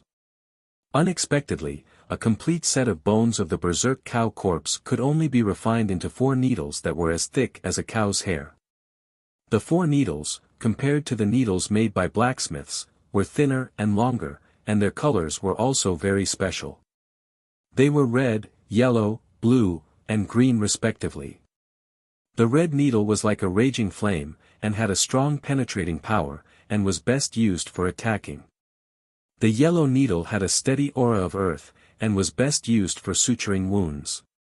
The green needle was light and elegant, and was best used for acupuncture and moxibustion. The blue needle was flexible and long, and was best used for healing external wounds and stopping bleeding. When Yunxing was refining just now, she had integrated the magic of the 4 major attributes into the 4 needles. These 4 needles had now become the only set of magic needles on the continent that had magic and medical functions. Because of their transparent color and jade-like luster, Yunxing gave them the magic tool name of 4 Seasons glass needles. It seemed that she still needed to find suitable materials to refine the scalpels. Yunxing was satisfied as she put the needles back into the beast language ring. Then, she looked at the magic power space and found that the magic elements in the magic power space had been squandered by her. Yunxing's magic soul had also grown by 1/3 during the refining process just now. Yunxing found that whether it was refining magic tools or magic potions, it was very beneficial for the cultivation of the magic soul. Yunxing's magic soul control was now much stronger than the average great magician. She had also learned a kind of intermediate magic, and as long as she went to the temple for evaluation, she would officially be promoted to great magician. It seemed that if the 615 magic power space wanted to recover its original abundance of magic elements, it would at least have to wait for a while. Fortunately, it was now the annual break, and no one would come to the magic power tower to cultivate again. In the 615 magic power space, without the magic elements, Yunxing couldn't cultivate anymore. In order to avoid arousing the suspicion of the old magician guarding the magic power tower, she had to leave the magic power tower early. When she returned the key to the 616 magic power space to the old magician, he looked a little disappointed, but he didn't ask too much. It seemed that the Imperial Magic Academy vaguely knew that there was a treasure hidden in the magic power tower, but for many years, no one had been able to enter the 616 magic power space. The old magician would never know that the exquisite beast tower that had once made the continent's top summoners go crazy had already been taken away by Yunxing and Puffed Egg. Yunxing rushed back to the medical center. After greeting Dr. Fan, Yunxing went to the backyard to visit her father. In the magic array of dream cloud hibernation, an icy aura enveloped Yun Sanghai, and her father looked a lot more haggard. Yun Xing couldn't help but frown. Yun Sanghai's current situation was very similar to that of a vegetable. Even if dream cloud hibernation could make him fall into a coma and not die, without the modern sense of nutrient solution, the human body's consumption would be very large, and all the organs in the body would be affected. If only I could find the immortal Holy Grail earlier, Yun Xing secretly thought. After leaving her father's room, Yun Xing went to find Xiao He. Because the Imperial Magic Academy didn't allow pets, Yun Xing sent Xiao He back to the medical center after entering the academy. Dr. Fan's routine of working at sunrise and resting at sunrise almost caused Xiao He to fall ill. Yun Xing took out the exquisite beast tower and placed Xiao He and Puff Egg into it. Then, she shrunk the magic power tower and stored it in the beast speech ring. Cultivating in the exquisite beast tower could increase the cultivation speed of the two magical beasts by at least 5 to 10 times. She believed that it wouldn't be long before the two magical beasts had a breakthrough. In the next few days, because the end of the year was approaching, the medical center's business was booming. Relying on Yun Xing and Dr. Fan, they were very busy. Yun Xing took care of the medical center during the day, and meditated at night. Unknowingly, she had mastered the contents of the second intermediate magic scroll that teacher Mei Li had given her, the intermediate magic spell Earth Meld. On this day, Yun Xing was busy in the medical center when she suddenly heard someone calling her name. Looking up, she saw a person standing outside the medical center.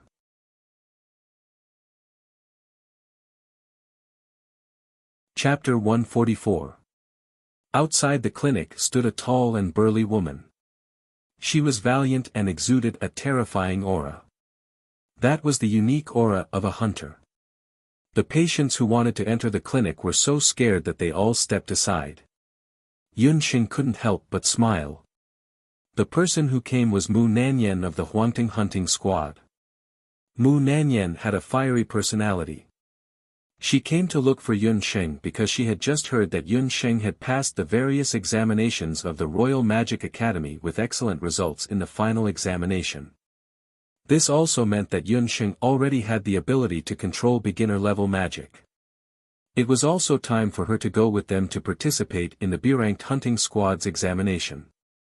After explaining the purpose of her visit to Yun Xing pondered for a moment. Dr. Fan, who was at the side, carefully asked about the cause and process of the matter. Unexpectedly, he didn't object to Yun Xing going to participate in the hunting squad's advancement examination. Hunting is a job with real swords and spears, but it is also the best way to train people. Huangting is also a well-known hunting squad in the country. Going with them to gain experience is much better than going to the clinic to treat some trivial problems. Besides, it's the end of the year and the clinic will be closed for a while. Your father will be left to me. Don't worry and go. Dr. Fan understood Yun Xing's talent and advised her to go with Mu Nanyan. If it wasn't for Dr. Fan's ordinary cultivation, he would have long wanted to go to the battlefield to become a battlefield doctor. In his opinion, brilliant medical skills needed to be comprehended and practiced by continuously treating high-risk patients. Yun Xing was still young. It was not suitable for her to go to the battlefield directly. Going with Huangting's people, not only could she hone her courage and experience, but also improve her medical skills. That was the best thing to do. Yun Xing also had the same idea. She had honed her skills in the Royal Magic Academy for a year. The two intermediate-level magic that she had just learned had not really been practiced in actual combat. It was just right to take advantage of this hunting squad's examination to test the water. Yun Xing didn't know that in the hearts of the few people in Huangting's hunting squad, they didn't want Yun Xing to take action at all. Who asked her to be too young and was only a mage? Letting Yun Xing go with them was just using her identity as a summoner. The three of them had already discussed it.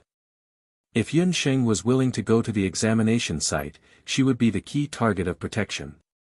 They must ensure that not a drop of water would not leak.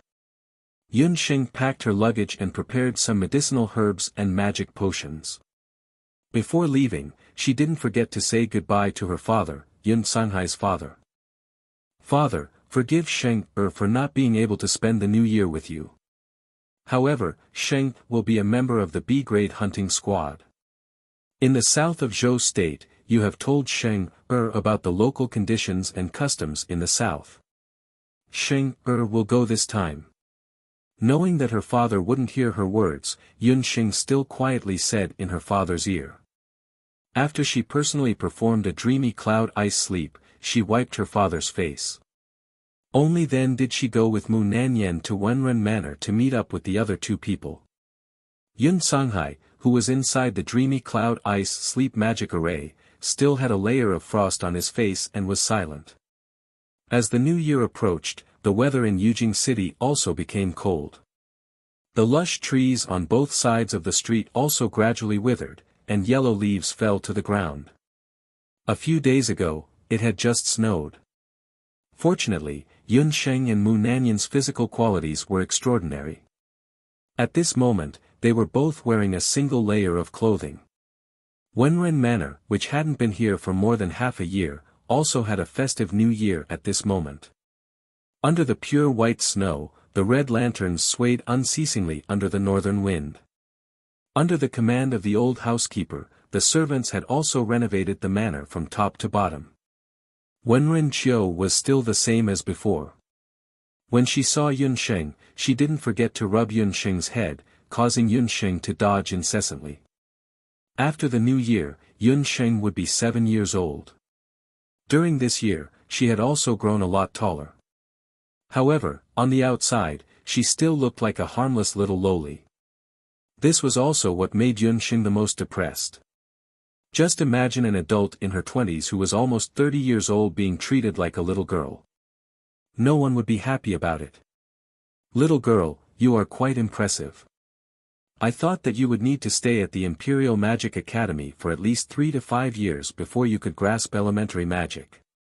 I didn't expect you to be familiar with all kinds of elementary magic so quickly. This way, you are qualified to go with us to Mount Daoi to participate in the assessment for the promotion of the hunting team." Wenren Chiu chuckled. Her tone was extremely similar to that of a human trafficker who abducted children. Wenren Chiu couldn't help beaming with joy when she recalled the scene of her showing off her skills in the assessment field. Yun Xing secretly thought that if Wenren Chiu knew that she had also refined a high-grade magic potion, she wondered how shocked he would be. Of course, it was better not to talk about this matter. But the new year is approaching. Don't Brother Wenren and the others need to stay at home? Yun Xing knew that the customs of the mainland had always been particular about traditions. "We are hunters. What new year is there to be concerned about? Boss is teaching in the Magic Academy. For half a year, he can't go on a team mission. Mu Nanyan and I are so bored that we are going to go moldy. Let me tell you, the hunter assessment is very exciting. You can see whether or not you are an expert. You will be joining Wushuan Wuji School next year. It is good for you to get used to it early. As far as I know, there are a lot of warriors roaming around Mount Daoi." Wenren Chiu's mouth was quite powerful. She could make the dead sound alive. Wenren Chiu and Mu Nanyan really didn't take any hunting missions for the past half a year. It wasn't that the two were lazy, but because their strength was now at the peak of sea level. Accepting a sea-level hunting mission wasn't challenging at all. But they weren't qualified to accept a B-level mission. Therefore, the two simply didn't go on a mission. It was also because they were really bored and because they knew that Yun Xing's magic had improved that Mu Nanyan took the initiative to go to the medical hall to ask for her. Unexpectedly, Yun Xing didn't show the slightest bit of timidity and directly agreed. This also made Wenren Chiu and Mu Nanyan have a better impression of Yun Xing. After a while, Feng Kuo also rushed over. Knowing that Yun Xing agreed to participate in the assessment, Feng Kuo's big mouth opened wide. To be honest, he had wanted to encourage Yun Xing to participate in the mercenary assessment for a long time. After all, he had always wanted to upgrade his hunting team. It was just that he was Yun Sheng's mentor. Encouraging a 7-year-old student to participate in the mercenary assessment felt a little too much. But after his observation over the past year, Yun Sheng's wisdom was far more mature than the average child, even compared to his 2 impetuous teammates. If they brought her along, it was still unknown who would cause trouble for whom. The 4 of them discussed and decided that Yun Sheng would join Huang Teng as a summoner this time. Her summoned beast didn't need a puffed egg. Instead, she used a more normal-looking Xiao Hei to fool people. Wenren Qiu had already ordered the housekeeper to rent a carriage. Yun Sheng and Mu Nanyan sat in the carriage, while Wenren Qiu and Feng Kuo rode horses. The 2 of them went together to Mount Daoi, the hunter citadel in the south of Zhou State.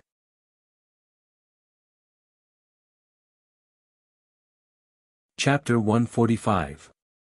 For this trip, Yun Sheng followed Huang Ting's hunting team as Yan Yun's summoner.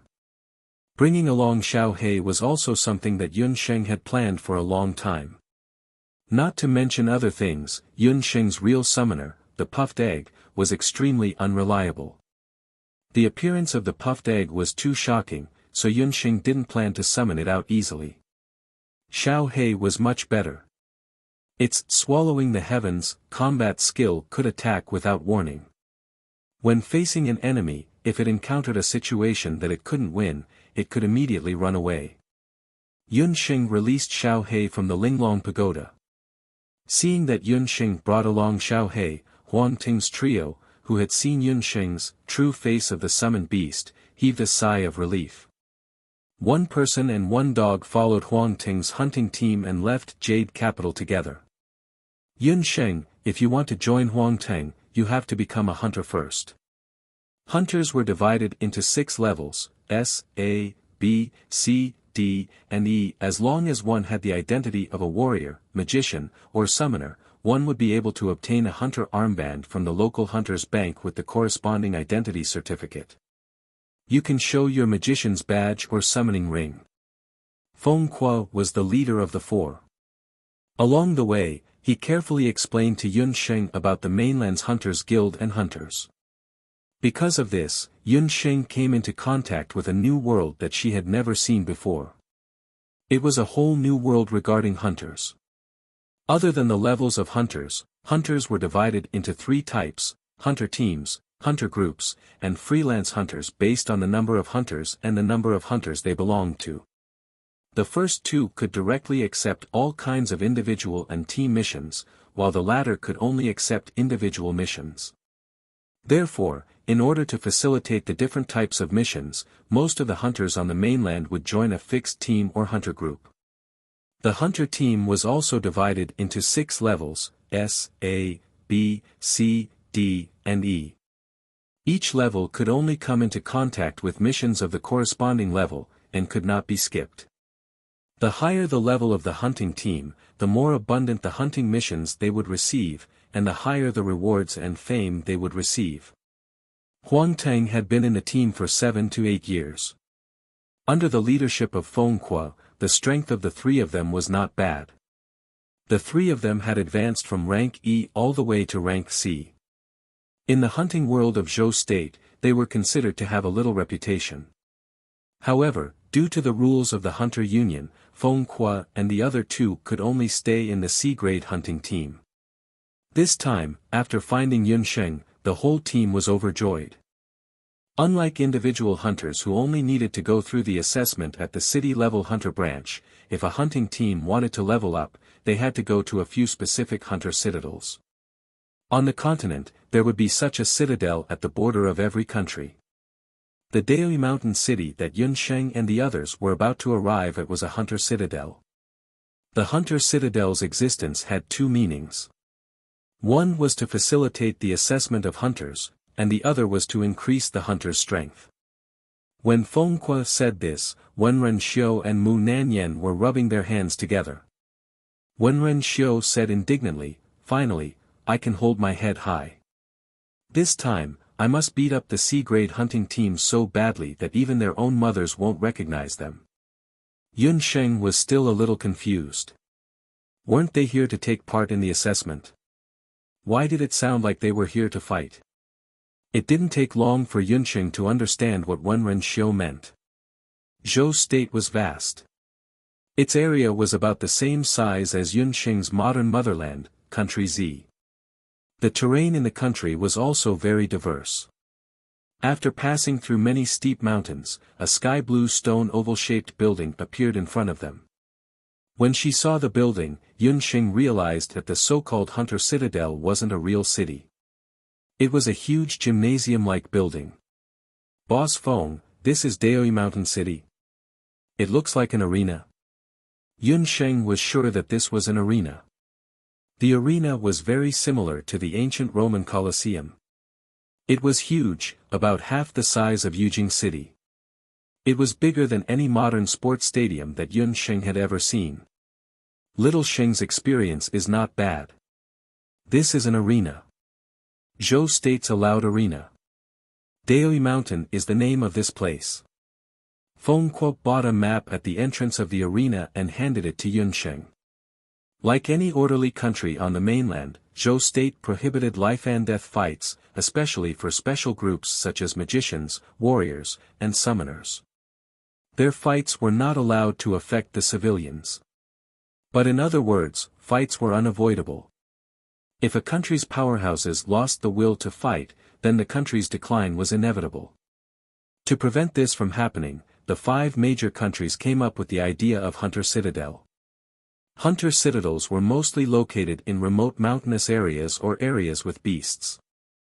They let the hot-blooded hunters compete in the local area. On one hand, it could eliminate the local beasts. On the other hand, it could also ensure that the powerful magicians, summoners, and warriors didn't hurt the innocent civilians. To put it bluntly, the process of the hunter team assessment is a competition. Take a B-grade hunter team as an example. If you want to upgrade from a C-grade hunter team to a B-grade hunter team, you have to challenge a hunter team of the same level. You have to win at least 3 times before you can proceed to the last round of assessment. The content of the last round of assessment is to defeat a B-grade hunter team. When Feng Kuo and the others came, they didn't explain it clearly to Yunqing. They were also worried that if Yunqing got stage fright and refused to come, then it would be troublesome. But Xing girl, you don't have to worry. Our strength is ranked in the top 5 among the C-grade hunter teams. When the time comes, you don't even have to fight. You can just sit on boss's shoulder, Wenren Xiu joked. It was very lively in Daoi Mountain. With Yunqing's small arms and legs, she would be drowned by those tall and strong hunters if she wasn't careful. To prevent Yunqing from getting lost, Feng Kuo, who was more than 2 meters tall, simply put Yunqing on his shoulder. Yunqing was embarrassed, but she soon realized that the great Newton's words were incomparably correct. It was easy to do things by sitting on a giant's shoulder. Feng Kuo's shoulder was wide and broad, just like a human cushion. Yunqing sat on it and had a good view. Yunqing flipped through the map in her hand and checked the layout of the Hunter Citadel. Boss Feng, there are also weapon stores and medical centers in the Citadel? As if she had discovered a new continent, Yunqing found some shops on the map of Daoi Mountain. It's not just weapons and pills. Generally speaking, the Citadel's market can also find treasures that can't even be bought in Yujing, Feng Kuo explained kindly.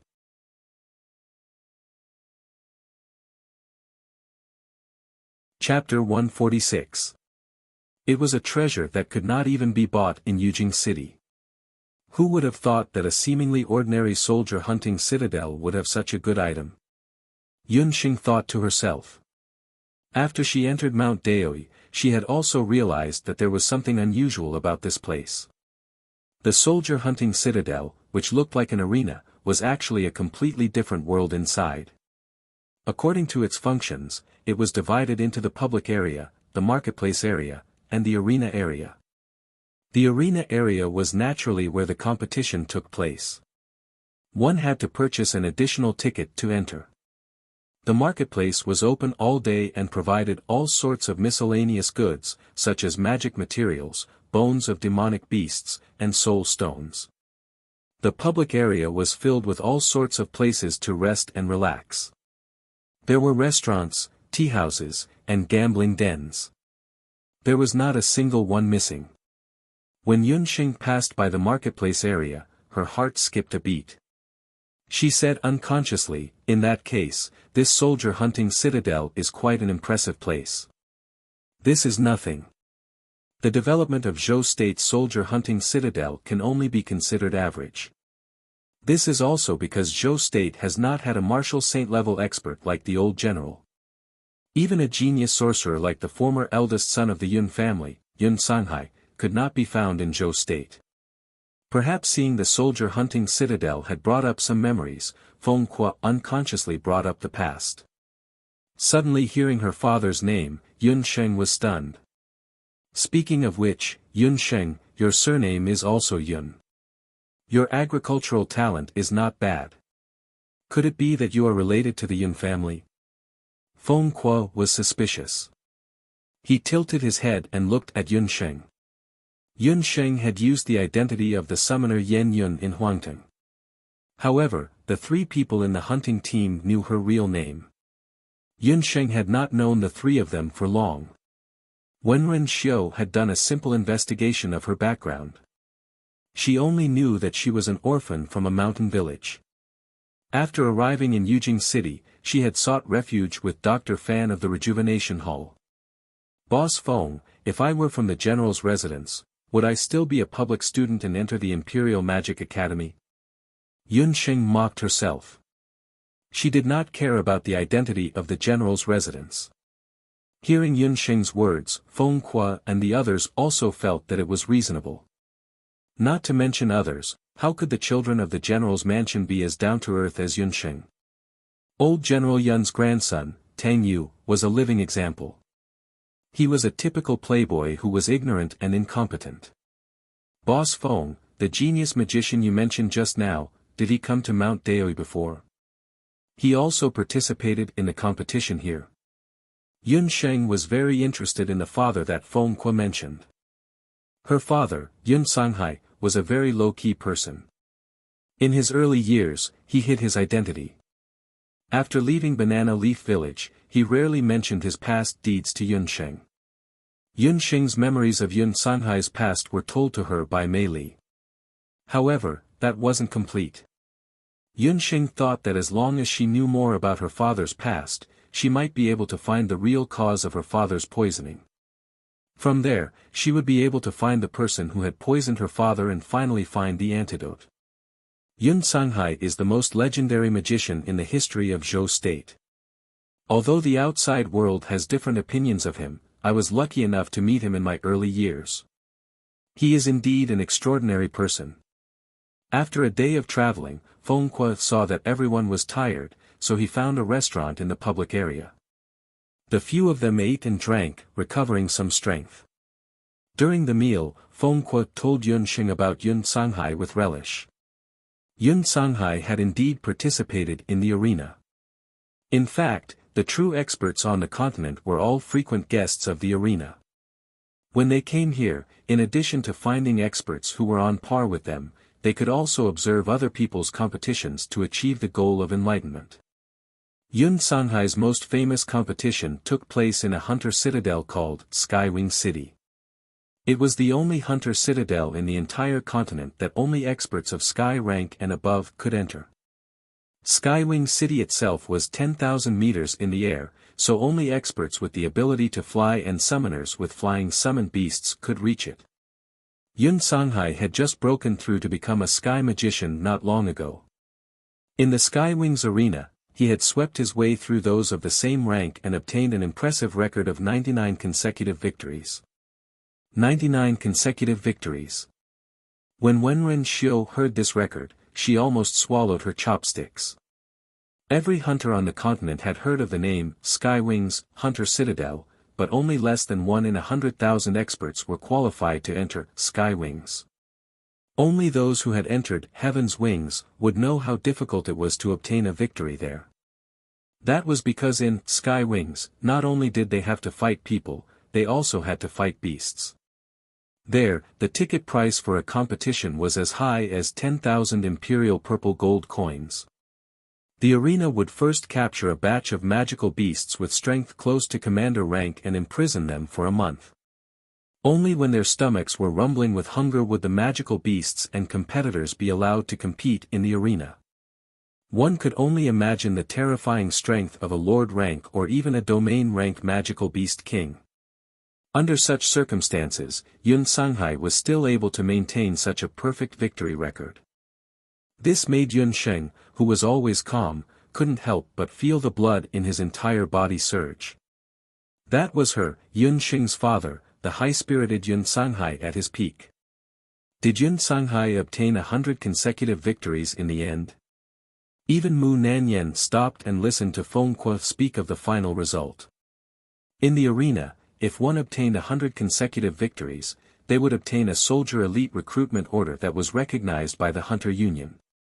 A soldier elite recruitment order meant that the owner of the order could obtain the Hunter Union's unconditional and unlimited help.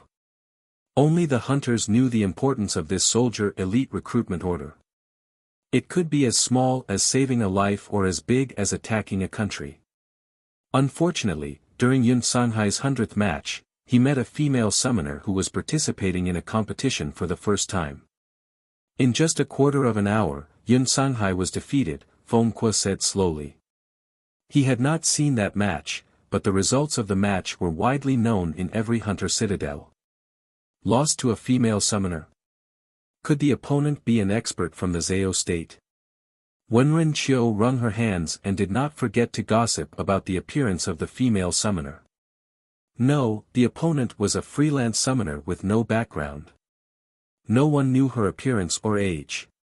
It was said that she was wearing a gauze hat when she participated in the competition. That was all Feng Kuo knew. After that, Yun Sanghai left the Heaven's Wings arena. However, the record of 99 consecutive victories that he maintained had never been broken by anyone since then. What was surprising was that the female summoner who had defeated Yun Sanghai had never appeared again after participating in that match.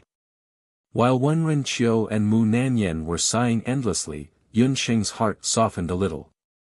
She had already guessed the identity of the female summoner. In the whole world, the only person who could make the proud and arrogant Yun Sanghai bow down was her mother, Hu Jiusheng. The Heaven's Wings arena? If she had the chance, she would definitely step onto that high and mighty arena in the future and rewrite the winning streak record left behind by her father and mother. You're tuning in to the Han Li's Wuxia Adventures YouTube channel. We're so grateful for your support, and don't forget to subscribe to join us on this incredible journey through captivating stories. Your generosity through donations truly makes a world of difference, as it's the primary source of revenue that allows me to expand and enhance this channel for you. Thank you from the bottom of my heart for being a part of this adventure.